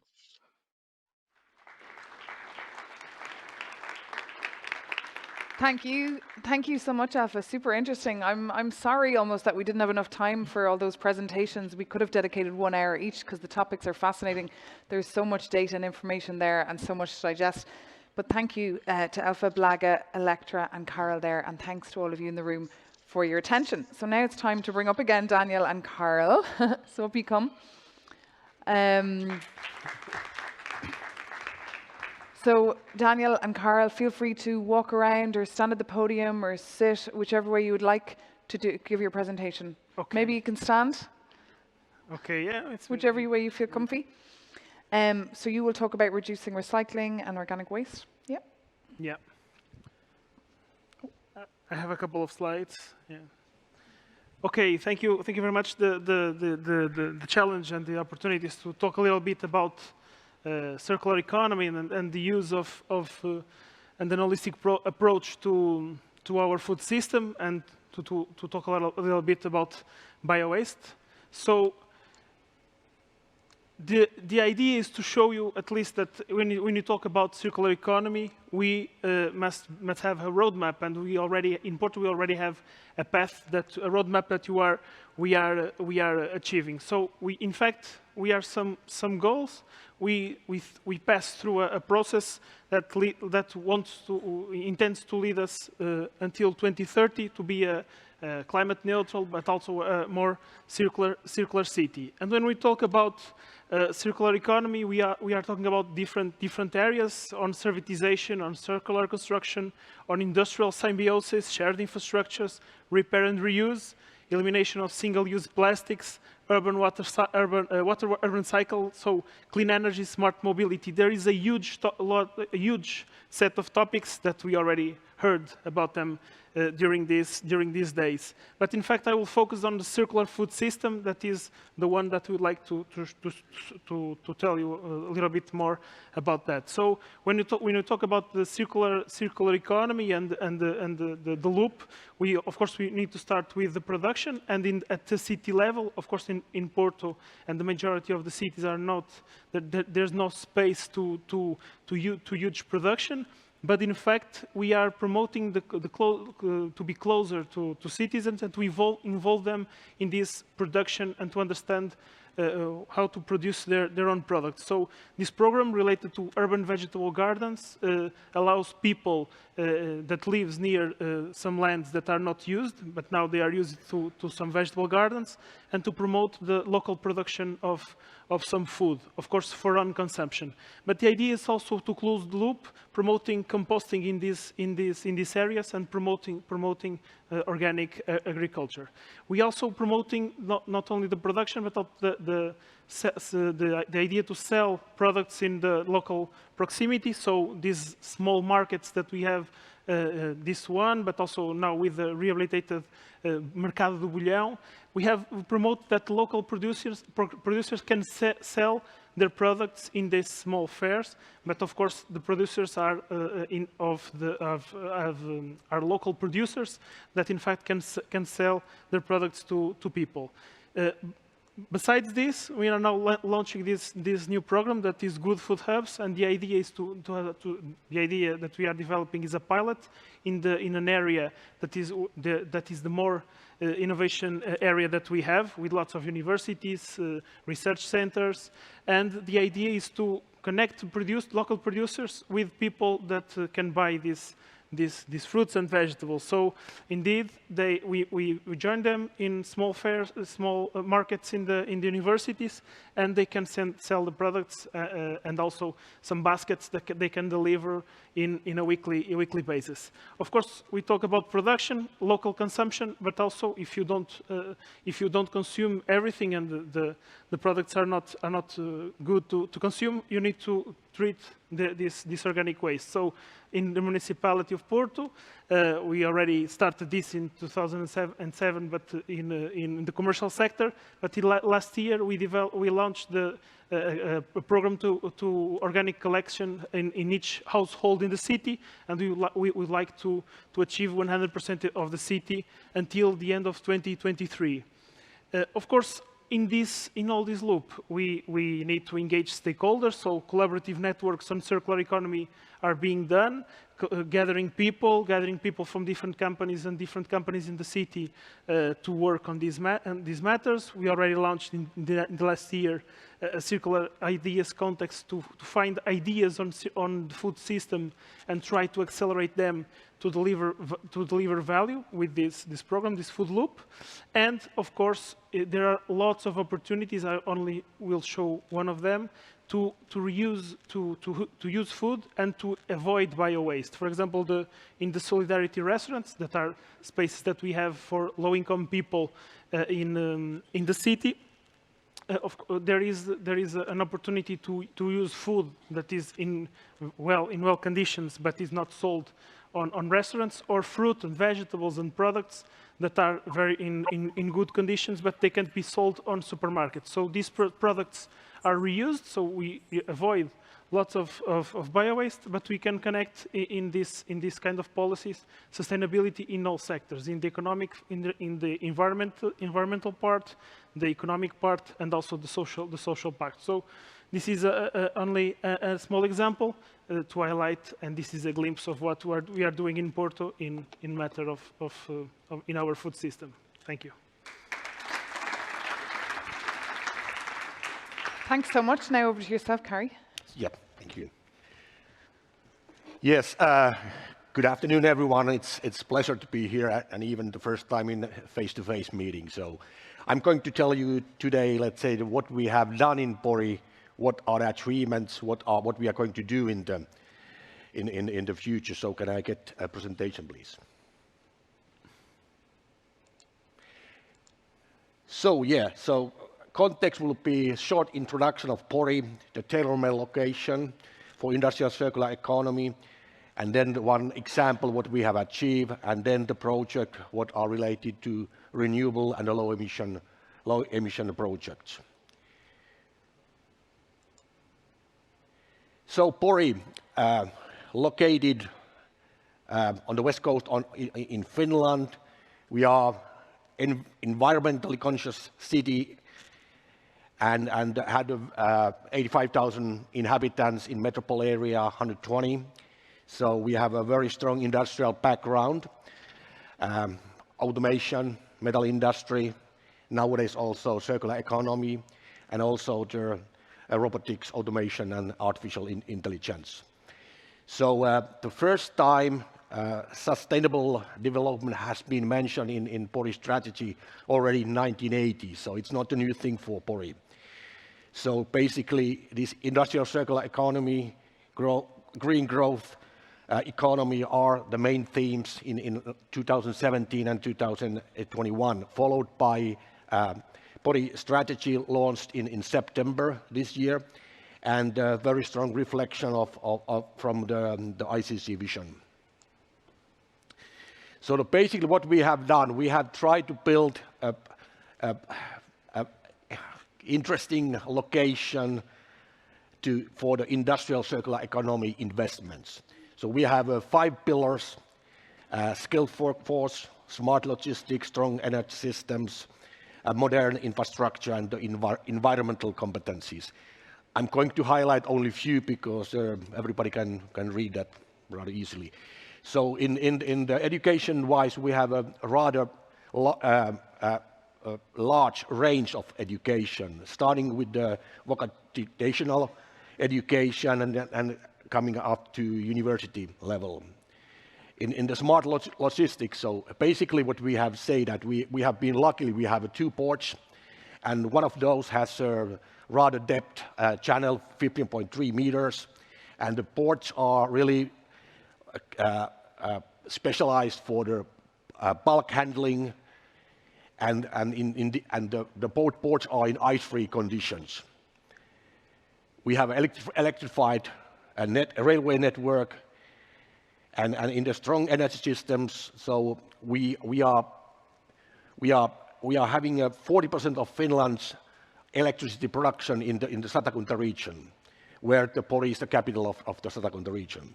We have 3 nuclear plants, and we have also the renewable energy, wind power and solar. And basically what we are doing in Pori what the others are not doing. We built the world first Arctic wind park in Pori area. So basically modern infrastructure, so we have industrial parks what are focusing either battery, metal technologies, chemicals, etc. And environmental wise, so we have these recycling parks, what we are focusing, let's say, to utilize the byproducts.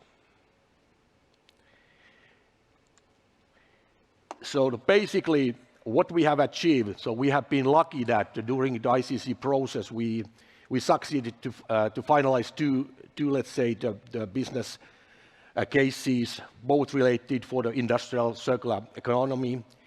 And one of those is Australian Critical Metals, who are going to invest a vanadium recovery plant in Takalago port. The question is why they choose Pori. So the drivers, there are several drivers what impact to choose the Pori. So logistic, location and infra, suitable industrial plot in Takalago port. So basically, the plant will really located in the port area. So the port has, what I mentioned earlier, has excellent bulk material handling equipments, ice-free conditions, and green energy is available. So basically, what they are going to do, they are going to transport the steel slags from Sweden and then from Finland to Takalago port by LNG ferries. The process itself is a low emission, low temperature, and with the minimal impact of the biodiversity. So this vanadium recovery plant consumes CO2. So basically, it will be the Finland biggest consumer of the CO2, 1.5 megaton of CO2. And Pori Energy, so the local energy company has committed to, let's say, to put the plant to let's say to get the CO2 captured, and then it will be transferred to the site. The byproduct, what will be from the process, will be used to replace a cement. And now where we are, so basically we are, the environmental impact assessment has been done already, and an environmental permit completed. Investment value will be around 350 million, and the direct workplace will be more than 70 people. And then the future, the project, what we are going to have, so we believe in Pori renewable energy. So we have several offshore and onshore wind park investments going on. So basically, wind and solar both are what we believe, but we have also this green nitrogen plant is coming or in project phase. So that's what we believe in Pori, that renewable energy will be even more important what is now. Thank you.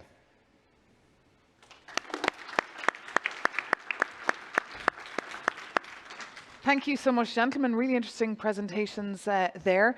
We were hoping to have a bit of a Q&A, but we're already like 10 minutes late due to the technical difficulties. So I appreciate that everyone probably wants to have a coffee. So if you would just stay in the lobby there so people can ask you the questions in the lobby, if that works for you. Yeah? Fine. So with that then, ladies and gentlemen, we close this session. In 20 minutes, we will meet back again here in this room, and we will have presentations from Dana and Natalia here from the European Commission, and Igor, who was sitting here. So they will be giving you one-hour presentations more in detail on envisaged activities and themes supported under the renewal of the Intelligent Cities Channel. So looking forward. Then we'll be having concluding words from yourself, and then we'll have our keynote speech. And then there'll be the family photo, as I said, all up here on stage, and then there'll be a networking drink. But now you've 20 minutes to stretch your legs, take some air, have a coffee, chat, and ask some questions to the two gentlemen that were here. Thank you so much for your attention. Hi everyone, welcome back. I hope you had a really nice coffee break. I see that we have less people in the room, but not to worry. If those that are in the room, if you'd like to move a little bit forward if you want, that's absolutely no problem at all, so you're near. So this is the second day, the last afternoon, the last session, in fact, of the ICC Mayors Forum. It's been a great event. It's been information heavy. It's been a lot to digest, but it's been really helpful, and it's been great for everyone to have that opportunity to finally meet face to face. So now we will hear from members of the European Commission, from Dana, Natalia and Igor. Dana and Natalia represent DG GROW at the European Commission, and Igor is from ISMA at the European Commission. And they will present to you now with their main activities and themes supporting the renewal of the ICC channel. So talk a bit about what is to come.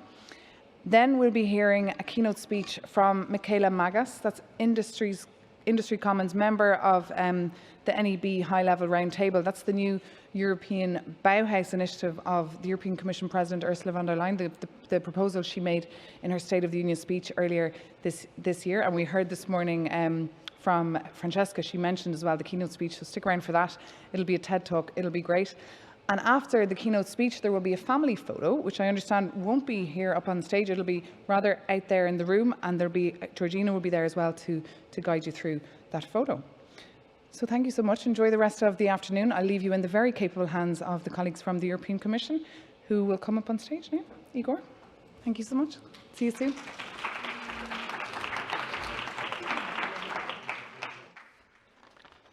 So, hello everyone. Oh, it's a bit different from up here. There's quite a lot of light, so I don't see that how many of you are still here. So I'm actually very, very glad to be these days here with you. It was for the first time after, what, more than 30 months of this project that we had the possibility to meet in person. And let me tell you that it's completely different. Working together, working with someone after meeting with someone in person rather than blindly picking up the phone, the call, Zoom, whatever, Teams, and what I should not be saying the names, but it's a completely different. So let me introduce myself. My name is Igor Kalinic. I am head of sector in Meabh in the executive agency. And don't be scary. You are also working for public institutions. You also might be very, very aware that all of us working in public institutions tend to confuse our citizens with the names, acronyms, and whatever. So as MEA, DG GROW, we are European Commission. DG GROW is much more as a ministry, so much more strategic thinking, forward thinking, and the executive agency is there to execute the projects at the end of the day. So, but we are speaking with the same voice. And actually the reason this project is executed in the executive agency, and it's part of the work program of the program that is called COSME, Competitiveness of Small Medium Enterprises. Now you may wonder why Intelligent Cities Challenge is part of COSME, Competitiveness of Small Medium Enterprises. Well, there is a pretty logical explanation. It's because if we make the cities intelligent, well, what we want really to make our citizens happy. But to make the cities intelligent, we really need to think also about the businesses that are in the cities. Either because they are the startups, technical firms, IT firms that help you making the companies, the cities more intelligent, but also because in the end of the day, these solutions are sustainable only if we actually involve also our businesses. The businesses usually are the ones that actually make these solutions being sustainable, the ones that bring the solutions forward and make them being then implemented and really appreciated by the citizens. Also, another reason why we are doing that in the agency we are running a lot of projects. Only in my sector, we have more than 130 projects. So this is one of 130 projects. But the advantage is that we can actually have an overview of what is happening elsewhere. And for example, another project that is also here, it's a I will read the title, Social Economy and Local Green Deals Supporting SMEs to Become More Resilient. So actually, during the execution of the project, we realized there is another project that is talking about local green deals, and we said, well, wait a moment, let's not reinvent the wheel, let's build on the existing synergies, and that's why we also organized a couple of workshops that were really targeting local deals together with our colleagues and other people working in this other project. There are a number of different initiatives. If you had the chance to go around and you've seen the European Commission stand here, there is a big panel indicating almost 30 initiatives within European Commission that are dealing or somehow helping cities to become more digital, more sustainable, more intelligent, more smarter. Sorry. And we just heard also today about the European Bauhaus. Now, what we have done, this project, you have worked on it, but it has achieved quite some results. And I will tell you, if I find my page, so that I don't get confused, we decided to basically provide 3 main pillars. And number 1 is advisory services. So we asked every city got a specialist person to advise how to make the city more smarter in a general way, but then also in more specific themes. These services advisory services are offered and will be offered in the new call. Of course, we will take really the feedback coming from you, how to improve and how to make them even more tailor-made. That's really our priority. let's talk about the elephant in the room, the direct financial support. No, this project was not about providing money to the cities to do their project. Rather, we always aim to make you aware of the existing projects, what you can do, where you can get money or support for executing your projects. It's somehow to guide the cities through it. And the fundamental idea that we had with this project is to create a network of good-willing cities, small to medium-sized mostly, but also bigger cities, that will connect and we will share the same problems. We'll look for the similar solutions. We'll share, we'll constitute a network. And you can very well understand that not being able to make a meeting like this on the first days of the project, when you meet the others and then you establish the contacts, that's a little bit what was a little difficult for us during these years of COVID. But we succeeded. We still made it. We organized a number of 5 city labs over a couple of weeks.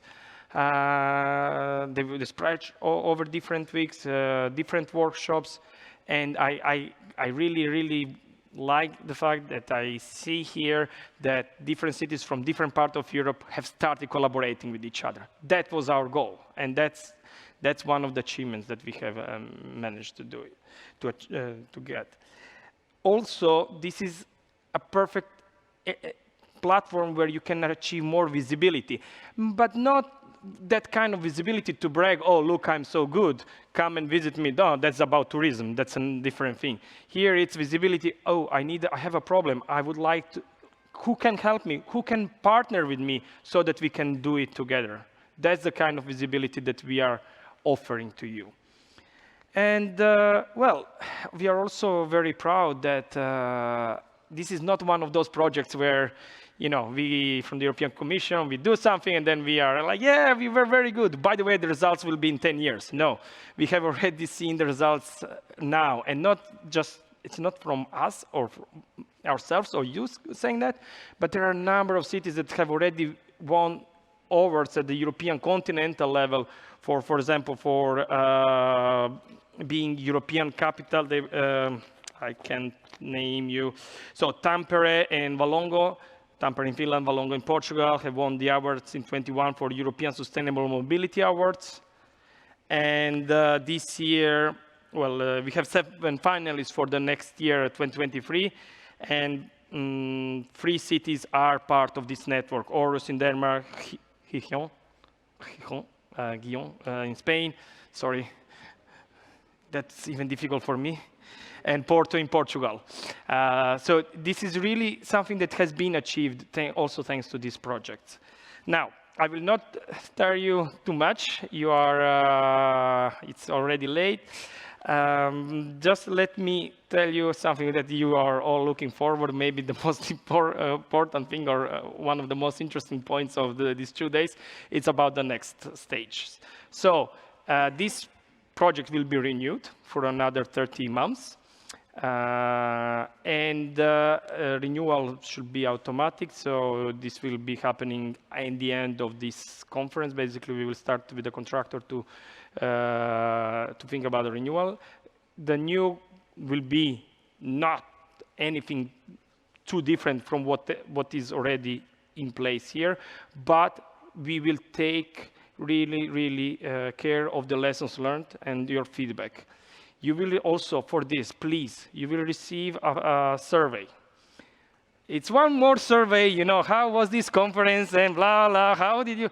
But really, if you like this project and if you really want us to improve for the next 30 months, 2 years and a half, please fill it in, be frank, provide, those blank spaces where you say, please say what you think if you were not happy, please write things there.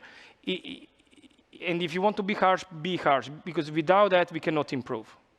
That's as simple as it is.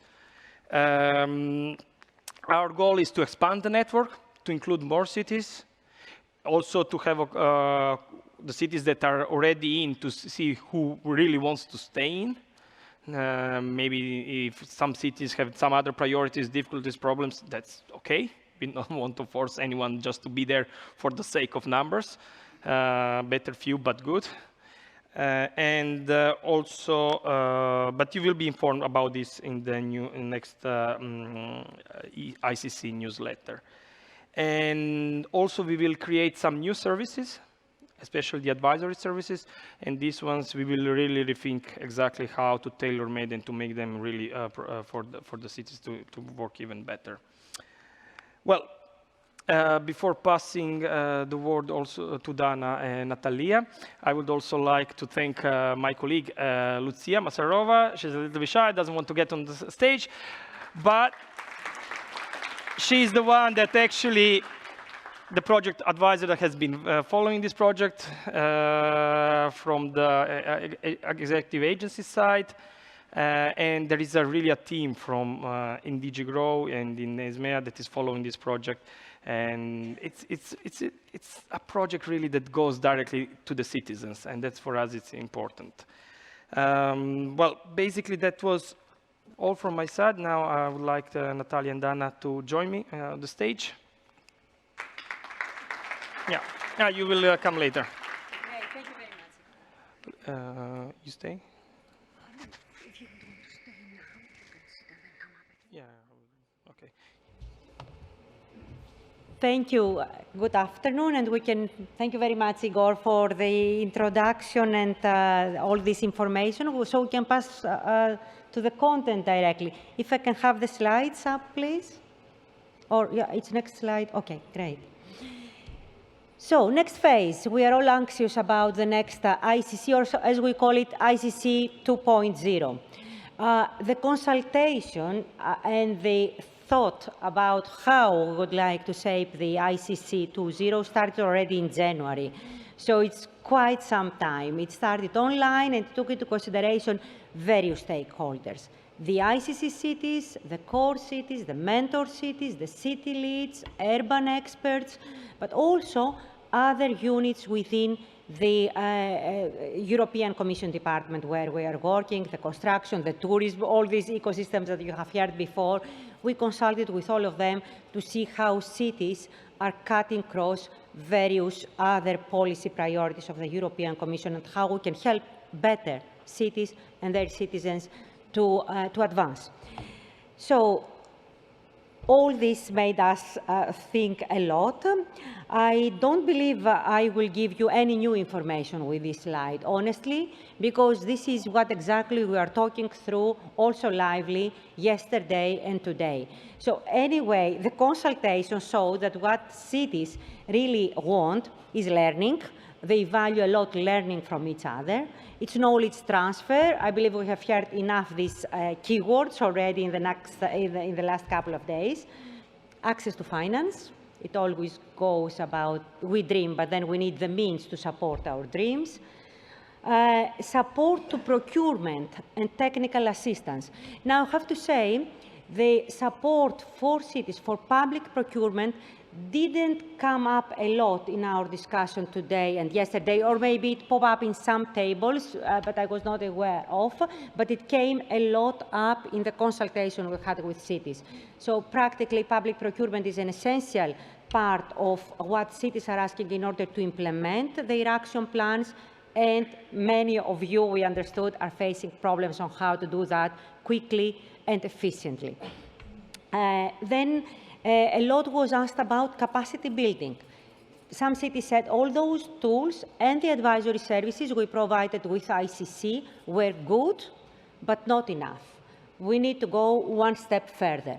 Blueprints are good to have them, but they are not solving the problems by themselves. A lot of people talked about introducing training, targeted training for example, city leaders, business leaders, main people, in order to take them through a training course on, for example, how to do local green deals, or how to get the engagement of their ecosystem, or how to prepare public procurement in an efficient way. Stakeholders and citizens' engagement was an issue I believe we discussed a lot, also yesterday and today. And we understood also from many cities that were role models in this aspect, saying that there is no magic bullet about engaging with your local businesses and citizens, that it is a process that takes time, takes resources, takes effort, but it's absolutely necessary in order to have any success on whatever you are doing, we are doing. And of course, the political involvement and engagement at the highest level. This is, mayors in this case. This is why we've had this mayors forum yesterday, and we will continue having that in the future, because we believe again, sorry, I'm repeating things that were already said before, but having a combination of bottom-up but also top-down leadership is very important for the success, and also for liberating resources to help you implement your actions and your strategies. So with this, we will have some questions that you will need to fill in on the screen. So we use a lot this Mentimeter tool during our online consultation.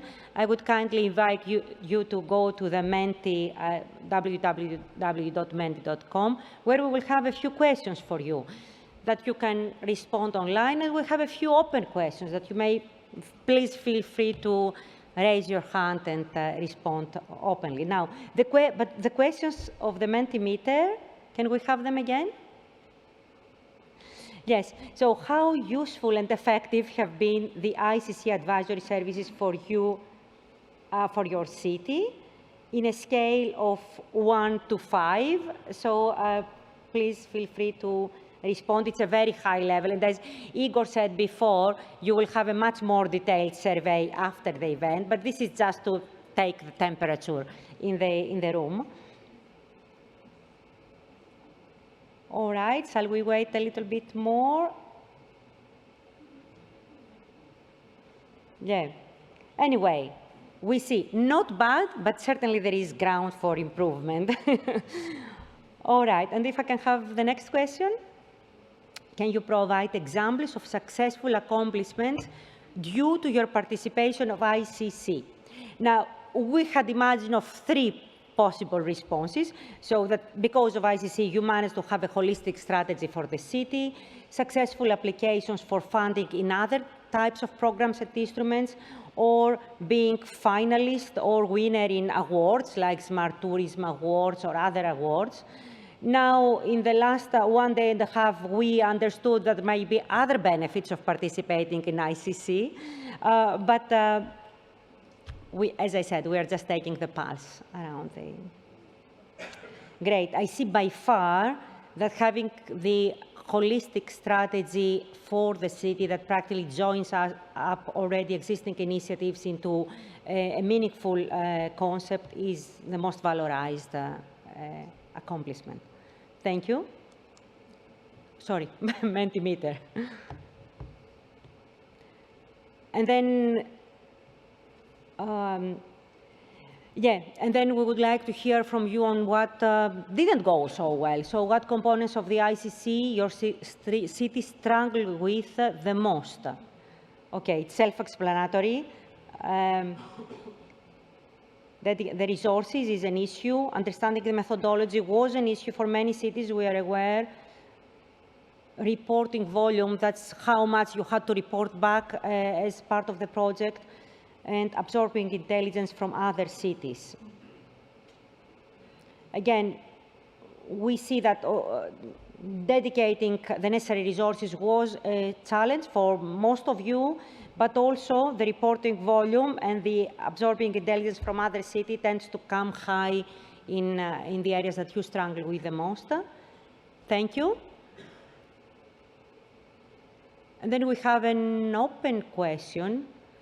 If you wish, I mean, the question is very simple. What do you wish to consider, do you consider the biggest achievement of your city thanks to ICC? We had already the Mentimeter, but if you wish to take the floor and openly report to what achievement you consider the most important, please or otherwise you can put 1 or 2 words on the Mentimeter so we can create a cloud of a word cloud.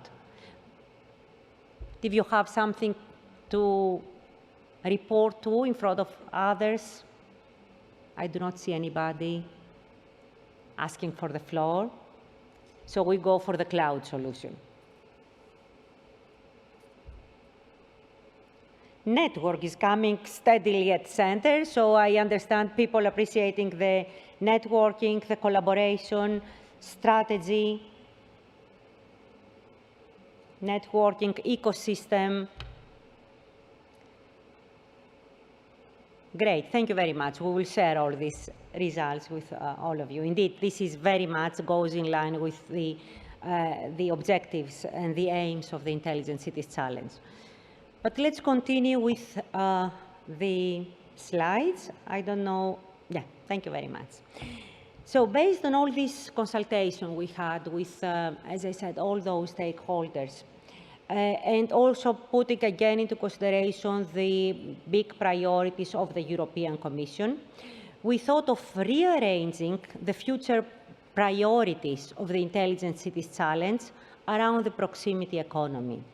Proximity economy is not only an ecosystem among the 14 industrial ecosystems of the European Commission, but it's also what is most relevant to the cities. It's also what brings your citizens, the local businesses, the social economy actors, the city authorities together.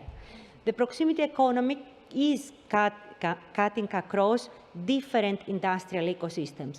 Some we have heard before, like brings together tourism, agro-food, retail, construction, mobility, textile, cultural and creative industries, energy, and more.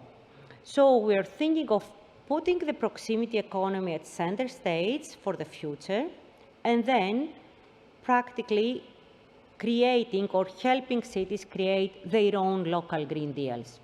That was very much the point of discussion yesterday with your mayors.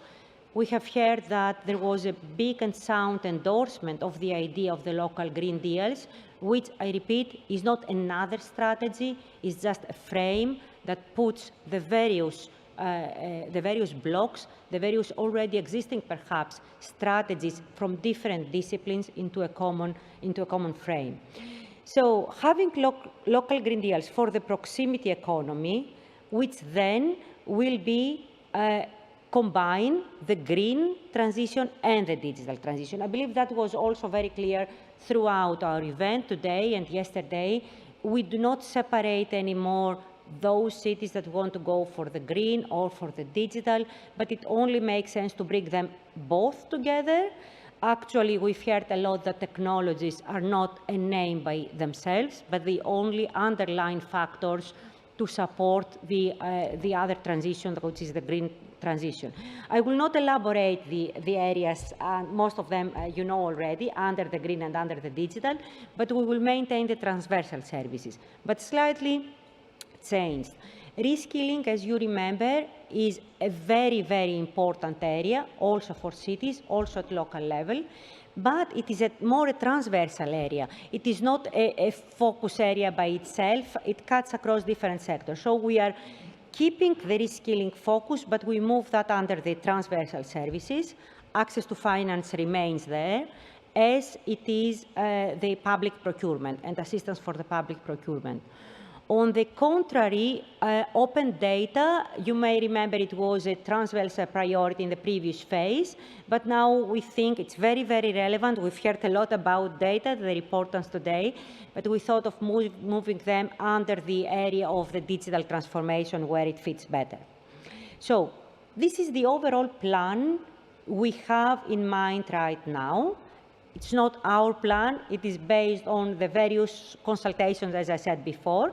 But the most important is that we want every and each one of the cities that are participating in the ICC to have an integrated, multidisciplinary, cross-sectoral action plan, the local green deals, to drive the green and digital transition.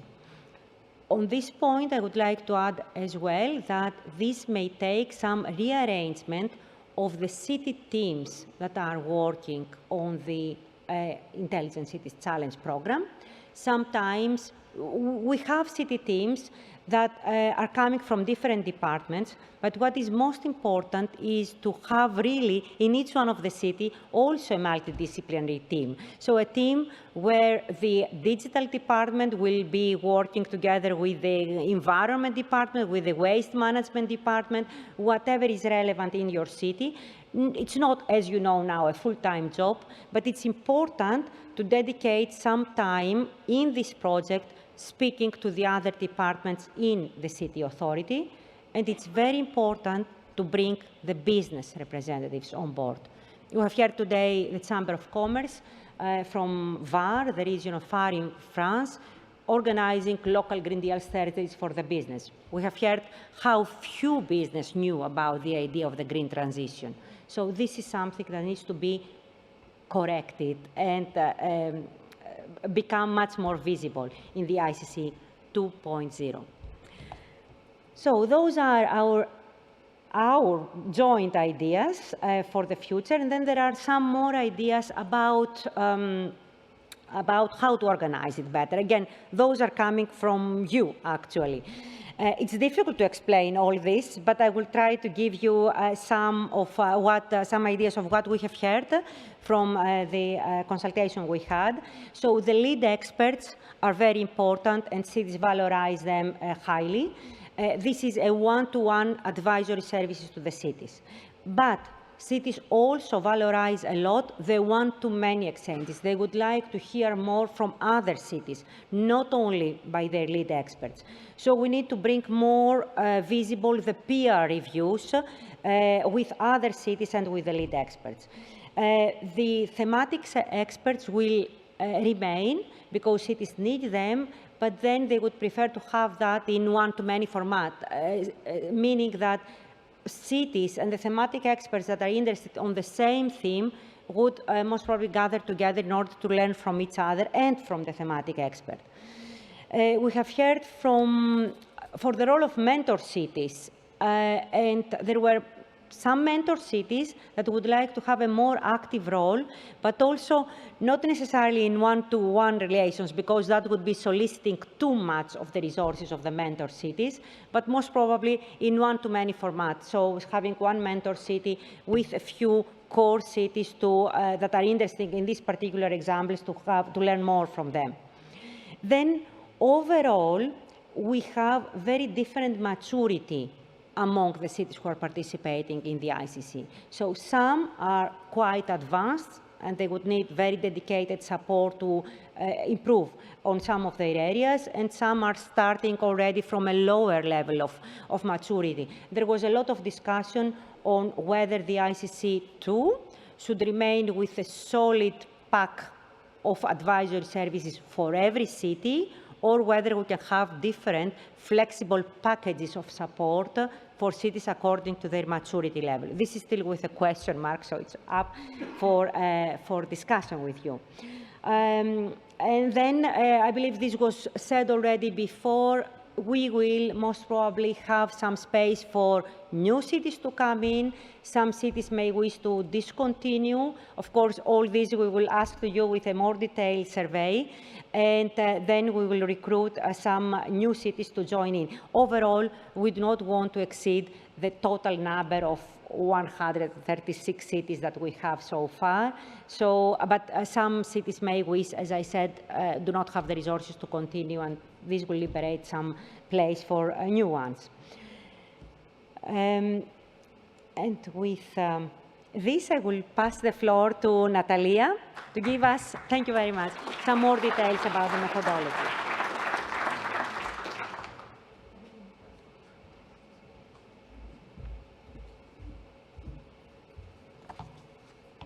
Hello, good afternoon to everyone.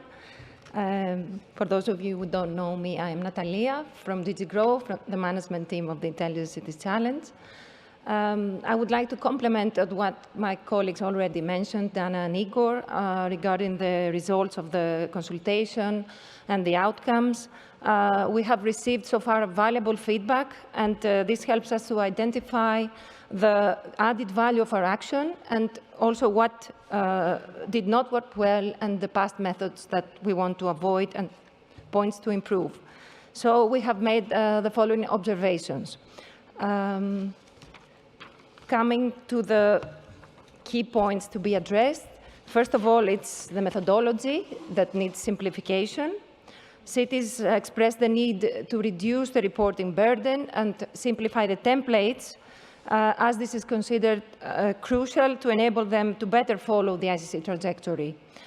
The second point is that, as Dana mentioned, we want to increase the cross-disciplinary team dimension. So this means that cities that have predominantly entered ICC with the digital department, this should be corrected in the next phase. So we want to involve other departments for this, creating as co-creators of the city strategy, meaning the economic departments, the business department, or green departments, that they should be on board.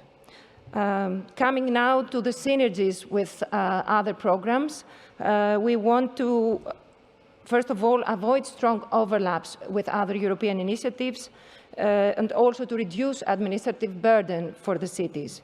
That's why we aim to build some stronger linkages with the city initiatives that are mostly important, and you will tell us in shortly which ones you consider most important for us to connect better. And we also aim to align the end goals towards, there are several initiatives that are working towards energy, climate, or environmental themes.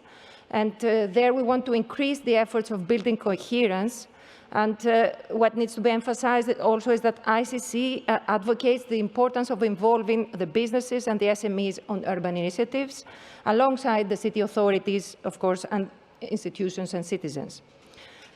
Coming now to the last point about the complementarities with the 100 climate neutral and smart cities missions and the climate city contracts. There are a lot of commonalities because both local green deals and climate city contracts have a well-defined methodology and support program. But the key difference is that climate city contracts are based on a mission with a timeline to 2030 and focus mostly on the CO2 emissions reduction, while local green deals have a broader focus on the green transition. And they also embrace other issues such as the circular economy actions, raw material shortages, sustainable products and services, or sustainable food systems. So in the next slide, coming now to the skills and training for key city officers. We consider that the cities, in order to pursue effectively the green transition, we recognize the necessity to go beyond webinars in ICC. So in the next phase, we want to organize a dedicated training series for executive city and business leaders on local green deals. And those training have to include also advice on how to develop this multi-level governance that we explained before, with the increased participation of economic actors, local stakeholders, and bringing together businesses, NGOs, and citizens. In addition, we also want to organize mutual learning events with specific themes on funding. It was underlined that access to finance services have been more effective at the national level, so because this allows for a more tailored information, and we can help cities identify the content on the national plans and also leverage better the national smart cities funding programs. Coming now to the reporting. We will organize dedicated workshops on items where cities demonstrate weaknesses, such as the output and outcome indicators and the monitoring framework that we have developed in ICC, because we know that data analytics and visualization is critical to help cities in order to deal with the ambitious targets they have set. But still there is a challenging task, and further collaboration and learning is needed. It is also important to incorporate their better understanding and links with the indicators, for those indicators with the Sustainable Development Goals. Lastly, now getting into the technical expertise in common themes, We aim to provide dedicated technical expertise to the cities, depending also on their ambition levels. So some cities are asking for advice on innovative public procurement and public sector innovation or joint tenders, and also, for example, advice on climate and green budgeting, which could be further explored for making the strategic use of public procurement in order to support the green growth targets. While other cities want to focus on capacity building with advice on market intelligence or procurement documentation or help with structuring the internal reorganization of municipalities. This depends. Getting now to the engagement of the ecosystem stakeholders, we want to, first of all, improve the governance systems because it's considered a key enabler and an important activity to concentrate our efforts in the next phase of the ICC. And this could be pursued by engaging specialized teams and, for example, setting up informal steering committees within the city or signing a memorandum of understanding with the relevant stakeholders. And this can help, of course, with engagement. In order also to accelerate and scale up actions, cities need to work together with their national governments, and this is important in order to create an effective governance mechanism. This is why we want to, in the ICC 2.0, to link long-term planning with national requirements of the ministries, and also to make use of the national support structures that can better connect their work on capital and finance advisory. Last but not least, the consultation revealed the necessity of other training exercises to mobilize the ecosystem and enable a shift to a citizen-led green participation, and also look into how the skilled strategies can support that. So many of you expressed the need not only to focus on new technologies for environmental purposes, but also on education awareness activities for raising awareness and also changing habits and for citizens' behavior and mindset for adopting cost-effective practices in regard also to the changing economic landscape with high energy prices, inflation increase, and high prices of materials. So we are going back now to the Mentimeter questions. If you can all please go to the Menti.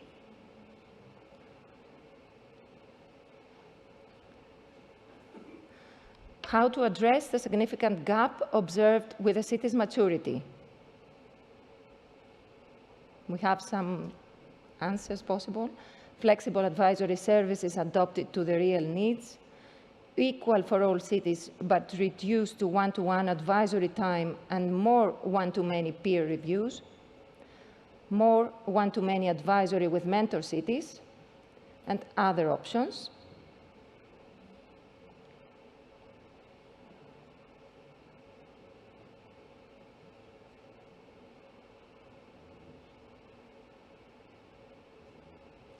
It seems that the flexible advisory services adapted to the city's needs is the most prevalent.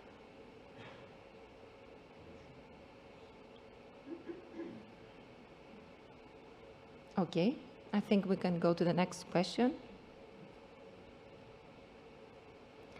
Do you agree that within ICC 2.0, every city should develop a local Green Deal?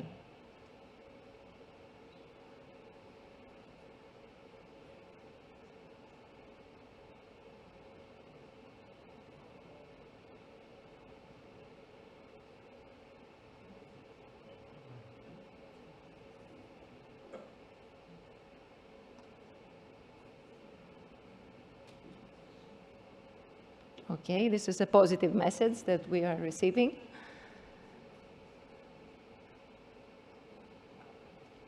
Half of them agree, yes. More than half, actually, yeah. Okay, coming to another question.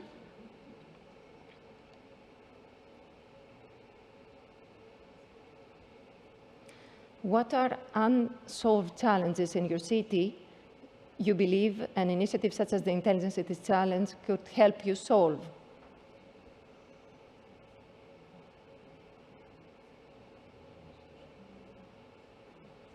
I don't know if we have some proposals here, or is it an open question?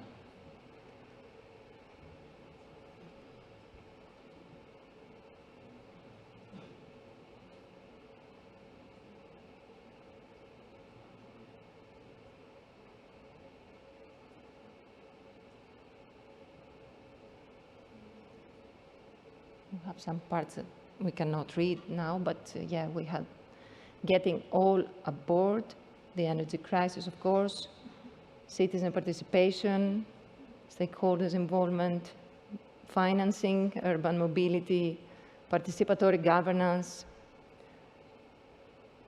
how to become climate neutral, also brownfield regeneration, finding the right funding, getting businesses involved, citizen participation again, European orientation, financing. Okay, that's very diverse feedback, but we will take them all under consideration.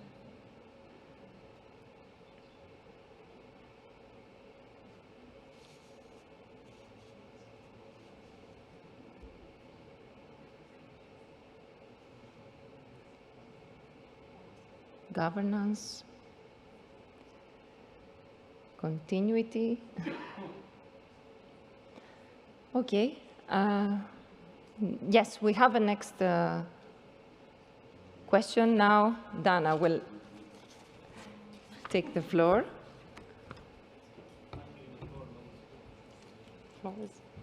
Thank you, Natalia.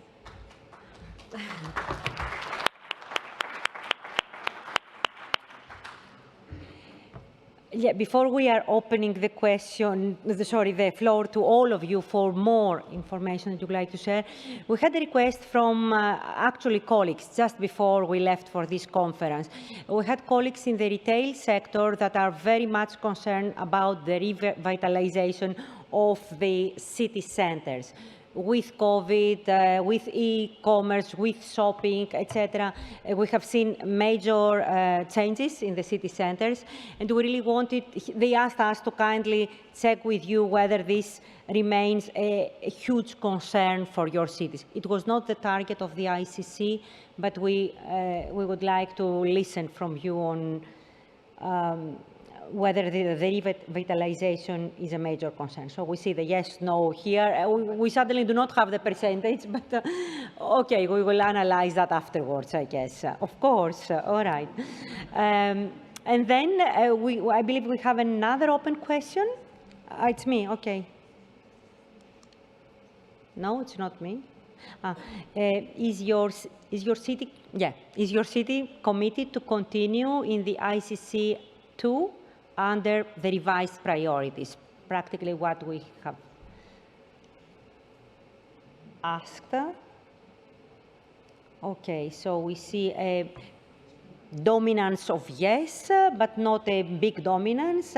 We see a lot of unknown factors, so people need to think and understand better and consult perhaps back home. But it's about almost half and half.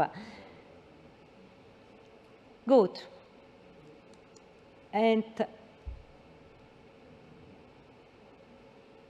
do we have another question? Yeah. We talked a lot about the need to create synergies with other programs at the European level, at national level. Here but we need to prioritize. We cannot build synergies with everyone and everybody. We have some of the European initiatives there that many of your cities are already participating, and we would like to take your opinions on where to prioritize. We see already the mission on smart and climate neutral cities. We see the new European Bauhaus, circular cities and regions initiatives, the smart tourism destination. Okay. The mission is taking dominance for the time being, and it's true, as we said before, 23 of the Intelligent Cities Challenge are also in the mission, so certainly we need to build better synergies there. The new European Bauhaus we will need to check out. Good. But with this, and I believe that was our last question on Mentimeter, right? Yeah, so it's time to open the floor. I know that some of you had some ideas. I mean, some people said that after this 2 days event, they had their own ideas for the future. we presented some thoughts, but if you would like to take the floor now, comment on what you have seen, or raise your ideas that you may not have seen covered, please, it's the time. We have a few minutes to take open feedback. Raise your hand and we will arrange for a micro to come your way. John, yeah, of course. Is there a micro? Natalia, like a second. Yeah.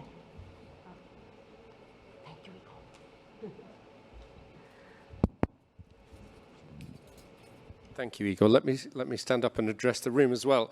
So I'm John Higgins. I've met many of you online over the period. If you remember, I chaired some of the early work, and I was the president of the policy forum, which was one of the sources of the original idea for the Digital Cities Challenge. And having followed it through the DCC and the ICC, a thought that occurs to me, and I ask you to reflect upon, is the approach that you have to a program like this. So the way programs and projects like this can often appear as European Commission projects that you take part in. And I wonder whether the time has come to change that dynamic, and rather to say that this is a program that you own, that you provide leadership to, and the European Commission supports you through this project. And you might not think that that's a big thing, but I think if, for example, 6 or 8 mayors took a real leadership position and helped to articulate the needs of the city going forward, that would massively inform the program and hopefully would ensure that the resources were focused in the right way. So my question to you is it time for you to take a little more leadership and rather than just be on the receiving end of a project? So that was a thought, Dana. Thank you very much, John. Thank you. Please. Please present yourself. So I'm Bob Bennett. I'm the chair of the Cities Today Institute, and we have collaborations in both the United States and Europe. And I think one of the things we could possibly do is to be more helpful, figure out ways to partner with other groups of cities so that some of the content and requirements that are needed here actually get delivered here, and figure out ways to do that, because I know that a lot of the city folks, quite frankly, they cannot be away from the city 18 times during a year if we're doing face-to-face events. So if we can take maximum advantage of the 3 or 4 that they do go to, it'll expand the number of times you get contact and perhaps give them a more meaningful contact across multiple forums. Thank you very much. Taking note.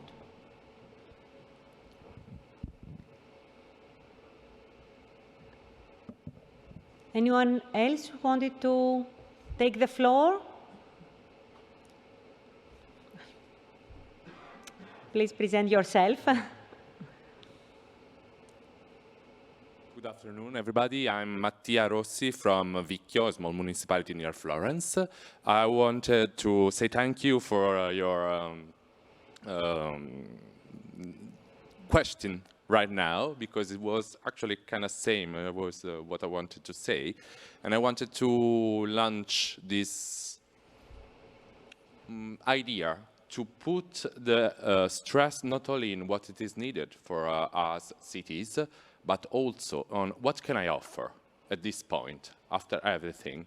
I've done this. I know everybody of us has a small amount of time, a small amount of person and people to be put on this, but we have learned something. So I can offer this and make a collection of what I can offer more than what I need to. Thank you very much. It's like a volunteering matchmaking concept. Innovative, indeed.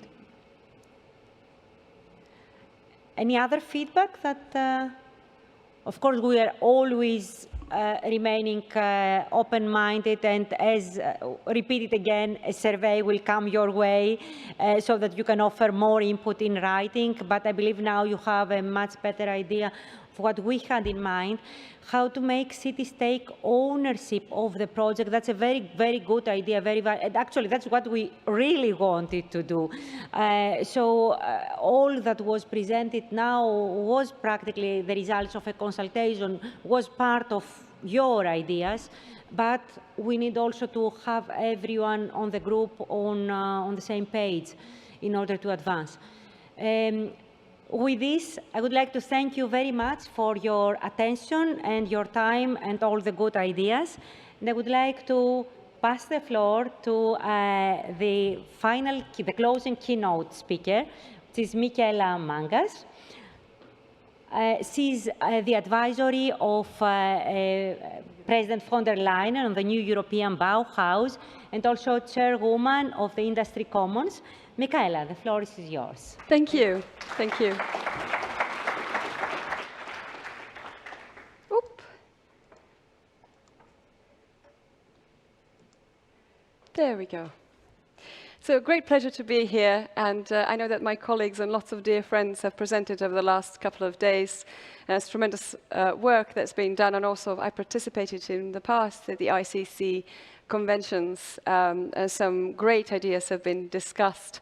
I want to focus this last keynote on leveraging the communities, Meabh communities. So European Bauhaus has been mentioned already during this conference, and I'm sure you're all aware of it. But perhaps I can actually unravel a few more extra bits of information that may be useful to cities and regions in terms of thinking about how to engage communities and what they can bring on board. Of course, this is the moment when this was announced, and it was actually quite a big surprise for a lot of people to say, well, we will create this co-creation space where architects, artists, students, engineers, and designers work together, just to name but a few, because, of course, the intention was this multidisciplinary space that's fueled by knowledge, by science, and by creativity, and creativity here being actually quite important. The creative industry is really very much facilitating this space of exchange. That was part of the State of the Union address, inaugural State of the Union address by President von der Leyen. So I want to unpack a bit this, because of course it started with this big statement and saying, okay, for the very first time, we're going to include grassroots communities in our decision making in terms of feeding ideas to the top level. Very, very brave, without a program, without a pre-written agenda, but actually through co-creation. So very brave, and I was one of the privileged few who were invited to actually start to put together a concept paper. So what I want to show you is a few things which I think are key for cities and regions in terms of what is in our concept paper, which is an open paper, and you're very welcome to contribute and develop it further. For example, you will know that the key words of the European Bauhaus are sustainability, inclusion, and aesthetics. Now, in our concept paper, we actually advocate for radical inclusion. So this is the idea that we recognize the most diverse human abilities and their ability to contribute to a restorative and regenerative living environments. And this idea that we move from the idea of inequality through equality and equity, and then to justice, ultimately, in our living environments. That is incredibly important. Another statement from a concept paper is that we support interdisciplinary thinking. This idea that we create these experimental spaces where we bring multidisciplinary communities to interact, to exchange knowledge, and to work together, something that was considered very, very difficult. But I can tell you from personal experience of running labs, innovation labs for the last 10 years, that are entirely multidisciplinary. This is possible, and so we are basing some of these not just on random advice, but actually on tangible experience and on evidence that we have created. And then accessibility is so important, to design these radically accessible spaces where all mind and body types can enjoy the city and region spaces. And then this is quite important, actually, because there is a pragmatic optimism that we are injecting. This is a lovely image. That was it's a very famous illustrator, Alan Fletcher, who's passed away since, but he illustrated this cover of Domus magazine in Italy with this idea of architecture is optimism, the idea of looking at the Tower of Pisa perhaps from a different angle. This is something that is worth doing. It's worth actually having pragmatic hope. There are solutions. We can look at things in different way, and we can instigate meaningful change. So, a few paradigm shifts that happen as a result of us engaging with the European Bauhaus. ecosystemic approaches. For instance, this is, as I say, everything is based from tangible evidence. In our community, the one that I have founded back in 2012, which was actually from a European program not intended by the DOA at all. It just happened as a movement that came out of a European CSA, if you can believe that, but it did. And it has over 8,000 contributors to date, and it's a global movement.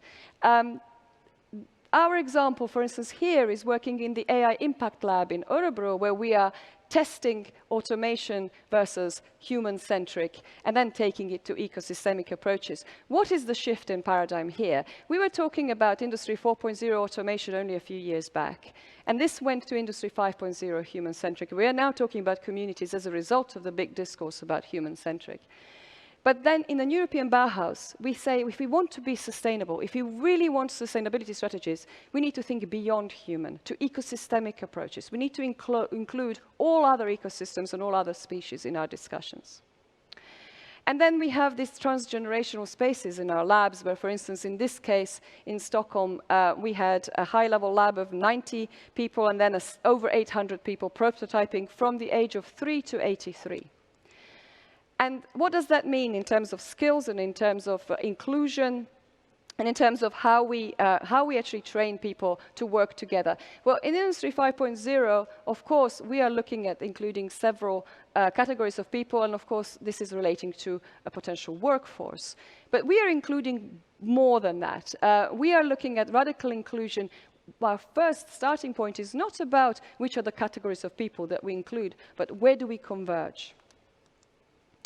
And then when it comes to enablers, of course, our technologies need to enable these interactions to actually come up with results that are really great solutions and that really help us solve some of those challenges.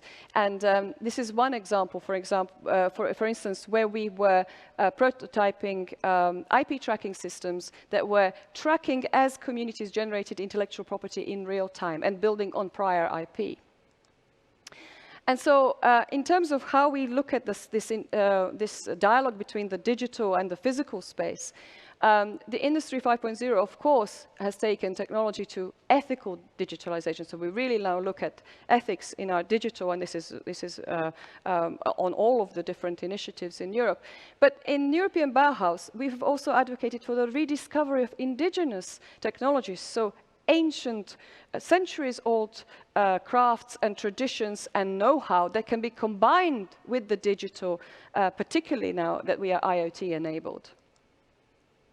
And then finally, in this set of paradigm shifts, and then I will show you some use case examples, we have the very, very important element, and these are the moonshots. This is us sending, there were 83 people in our lab in Stockholm sending voices to the moon and back physically via the Dwingelo radio telescope in the north of the Netherlands. This is Imogen Heap. You may have heard of her. She's a famous artist. She was part of the lab. She was, in fact, in charge of blockchain. And 2.4 seconds of her voice was then converted to light waves, and it was bounced off the surface of the moon and returned into her ear. Not because this is a scientific breakthrough as such, but because it actually places everybody in a completely different mind space. And for that reason, when we actually talk about upskilling from our side, rather than just upskilling by training, which is what the norm is, we actually think that the future of work is driven by missions. And that's from experience. That's from the results that we get. So let's have a look at a use case of this ecosystemic approaches. During our labs, we have run labs in situ even during the pandemic, immersing ourselves in regions that are facing they are really at the forefront of climate change, because in our opinion, the periphery has actually become the center. This is the suburbs of cities or the far and out regions of Europe are the ones that are facing the grandest challenges. And so what you see here, what's really interesting, this is how we set up a challenge. What you see here is a map. And it's very interesting because it's just blue and there are no value markers attached to it. Now, if we were to apply the same strategy as we have had to land measurement, for example, we could now dissect this and sell it off in nice lots, because it doesn't seem to point to anybody living there or any creatures existing. Now, if we look at it through the satellite image, you will see that actually here are some houses and there are dwellings that have existed here for centuries, for 10 centuries, in fact. living harmoniously with the other species and with an ecosystem that has been built around the activity of salt pans. And interestingly enough, the most used system that we have designed through technology that we all use on a daily basis absolutely doesn't show it. It doesn't have any strategy for actually highlighting values of this. If you look at the OpenStreetMap, which is a community tool, people have started to draw themselves in. So here we have got the communities drawn in. And then if you look at where that is, it's actually the Ria de Aveiro. It's extending the city of Aveiro seamlessly, in fact. If you were to go down to the street level here and walk out onto the salt pans, it's just like another neighborhood. There's no breakages, there's no boundaries. You walk into another neighborhood. So this actually seamlessly extends the city, and yet we don't show it. Just a few seconds of one of our results from our labs that were conducted in situ in these salt pans. You can see them here. And just so that you get a feel of what it's like to work with the local people of Aveiro. So one of the outcomes was for a documentary about us working with the people of Aveiro. Aveiro is a city right on Europe's last coastal marshland.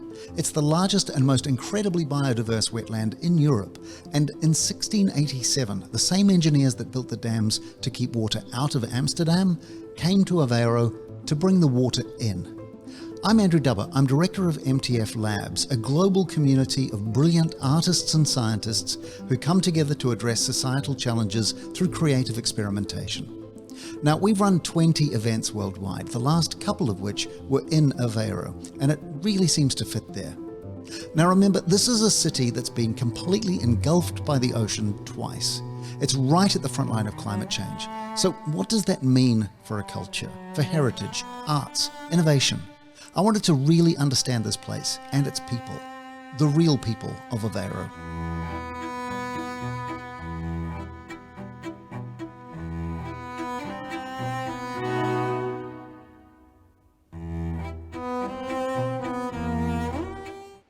So I encourage you to watch this documentary because it has yesterday received its 7th international award. It's been in the selection of Cannes, Venice, Paris, Berlin, Los Angeles, London, you name it. And it's just one of the many results that came out of our lab last year. So what does it mean to look at modern human ecosystems? So this is our 50 experts gathered from 22 countries in the wetlands of Aveiro, looking at creating strategies in which they can actually raise awareness to the plight of this ecosystem, but also engage the local citizens with it. Interestingly enough, local citizens say to us, we rediscover our city, thank you so much, when we do these activities with them.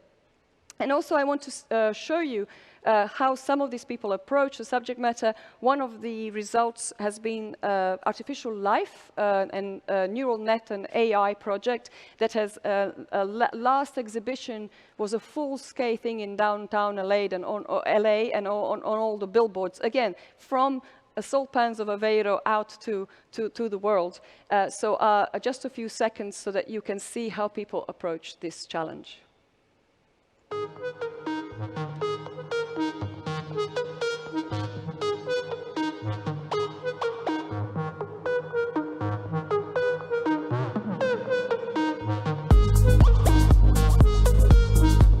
And so we have actually sort of very unique ecosystems here, and they're part of this greater salt marsh system, which actually is, you know, biodiversity-wise very important. There are well over 1,000 species recorded just in this lagoon here. Artistically, it really inspires us to think of that there are organisms that adapted to these kind of environments. So how can we engage and see these areas in a new light? What kind of layers can we add to this? You know, sound, visual, etc., that help sort of somehow bring forth the actual importance of these air regions and areas, because they really are important.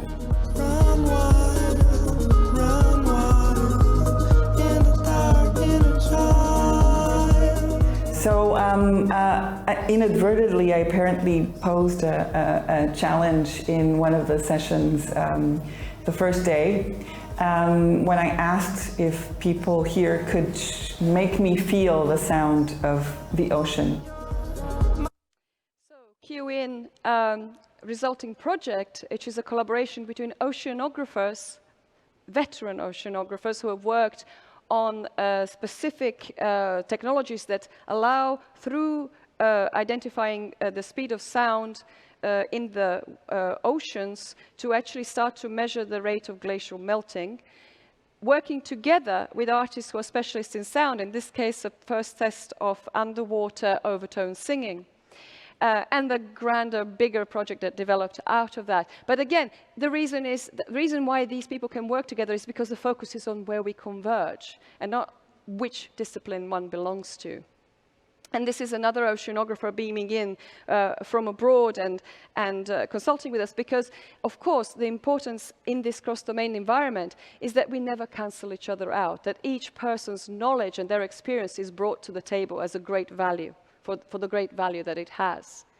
And then, of course, we have strategies for following complete life cycles of materials. For instance, during that week of intense experimentation, they went from getting a fresh fish, turning it into leathers with old techniques that have existed for centuries, and then looking at connecting this in a project together with biofeedback sensors and various other strategies. So it's very many countries that are involved in this project, in fact, several global satellites.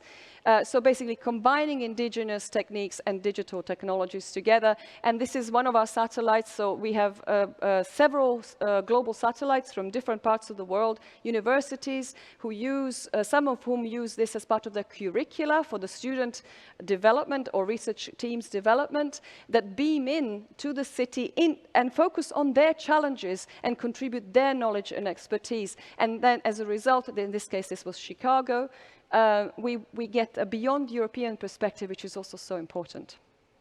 So, very, very important thing that I have been advocating for a while, and this is something that we're doing something concrete about. And this is to each region according to its needs, because everywhere we land, we look at those specific challenges, and the voices from the ground are the ones who have to tackle those challenges together with the great experts from around the world, and then we can actually scale those. How do we do that? This is what I developed with the Committee of the Regions. The idea that we can create with a Meabh-style lab, so European Bauhaus values lab, at regional level through 1 week of engagement. Huge amount of projects. Our last one a month ago yielded 18 projects in just 1 week. The resulting ideas and prototypes then being scaled through Interreg and cohesion funds, and this has been agreed already that they are on board, and then actually concatenate European instruments to really create scaling of these ideas from the ground level. Now, this is part of the Committee of the Regions' official statement this year, so it's been approved at that level, and then also when it comes to funds, this idea that we would then roll out 100 Meabh labs across 100 regions and create this real big recovery spark, scaling from, let's say, periphery to the center, as opposed the other way around, is something that's now on the table, and there are sources of funding that are being prepared. Now, as part of this, of course, what do? We give people frontier technologies and cutting-edge tools to experiment with and to create solutions with. And this is a new project, the dgneabh.eu. You may have heard about it, those of you who have been present yesterday. And we are now connecting these extremely smart communities who literally, when you give them tools, they take over. As soon as they learn how to use a new kind of tool, they actually have fantastic ideas, and they give feedback to the researchers as well, and the researchers run off and write papers. This is what regularly happens with us.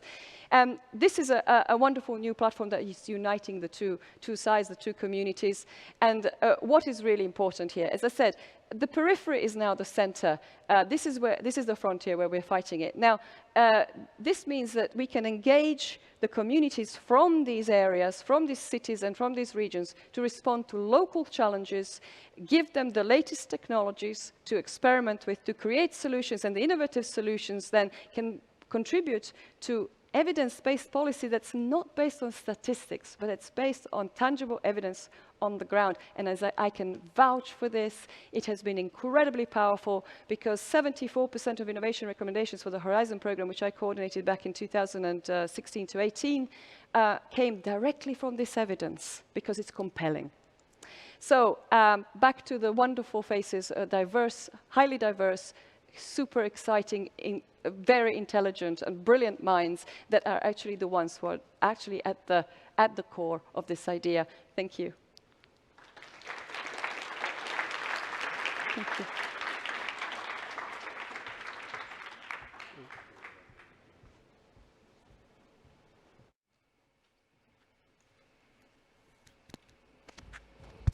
Thank you very much, Michele. What an inspiring speech. Thank you very much for sharing this experience with us.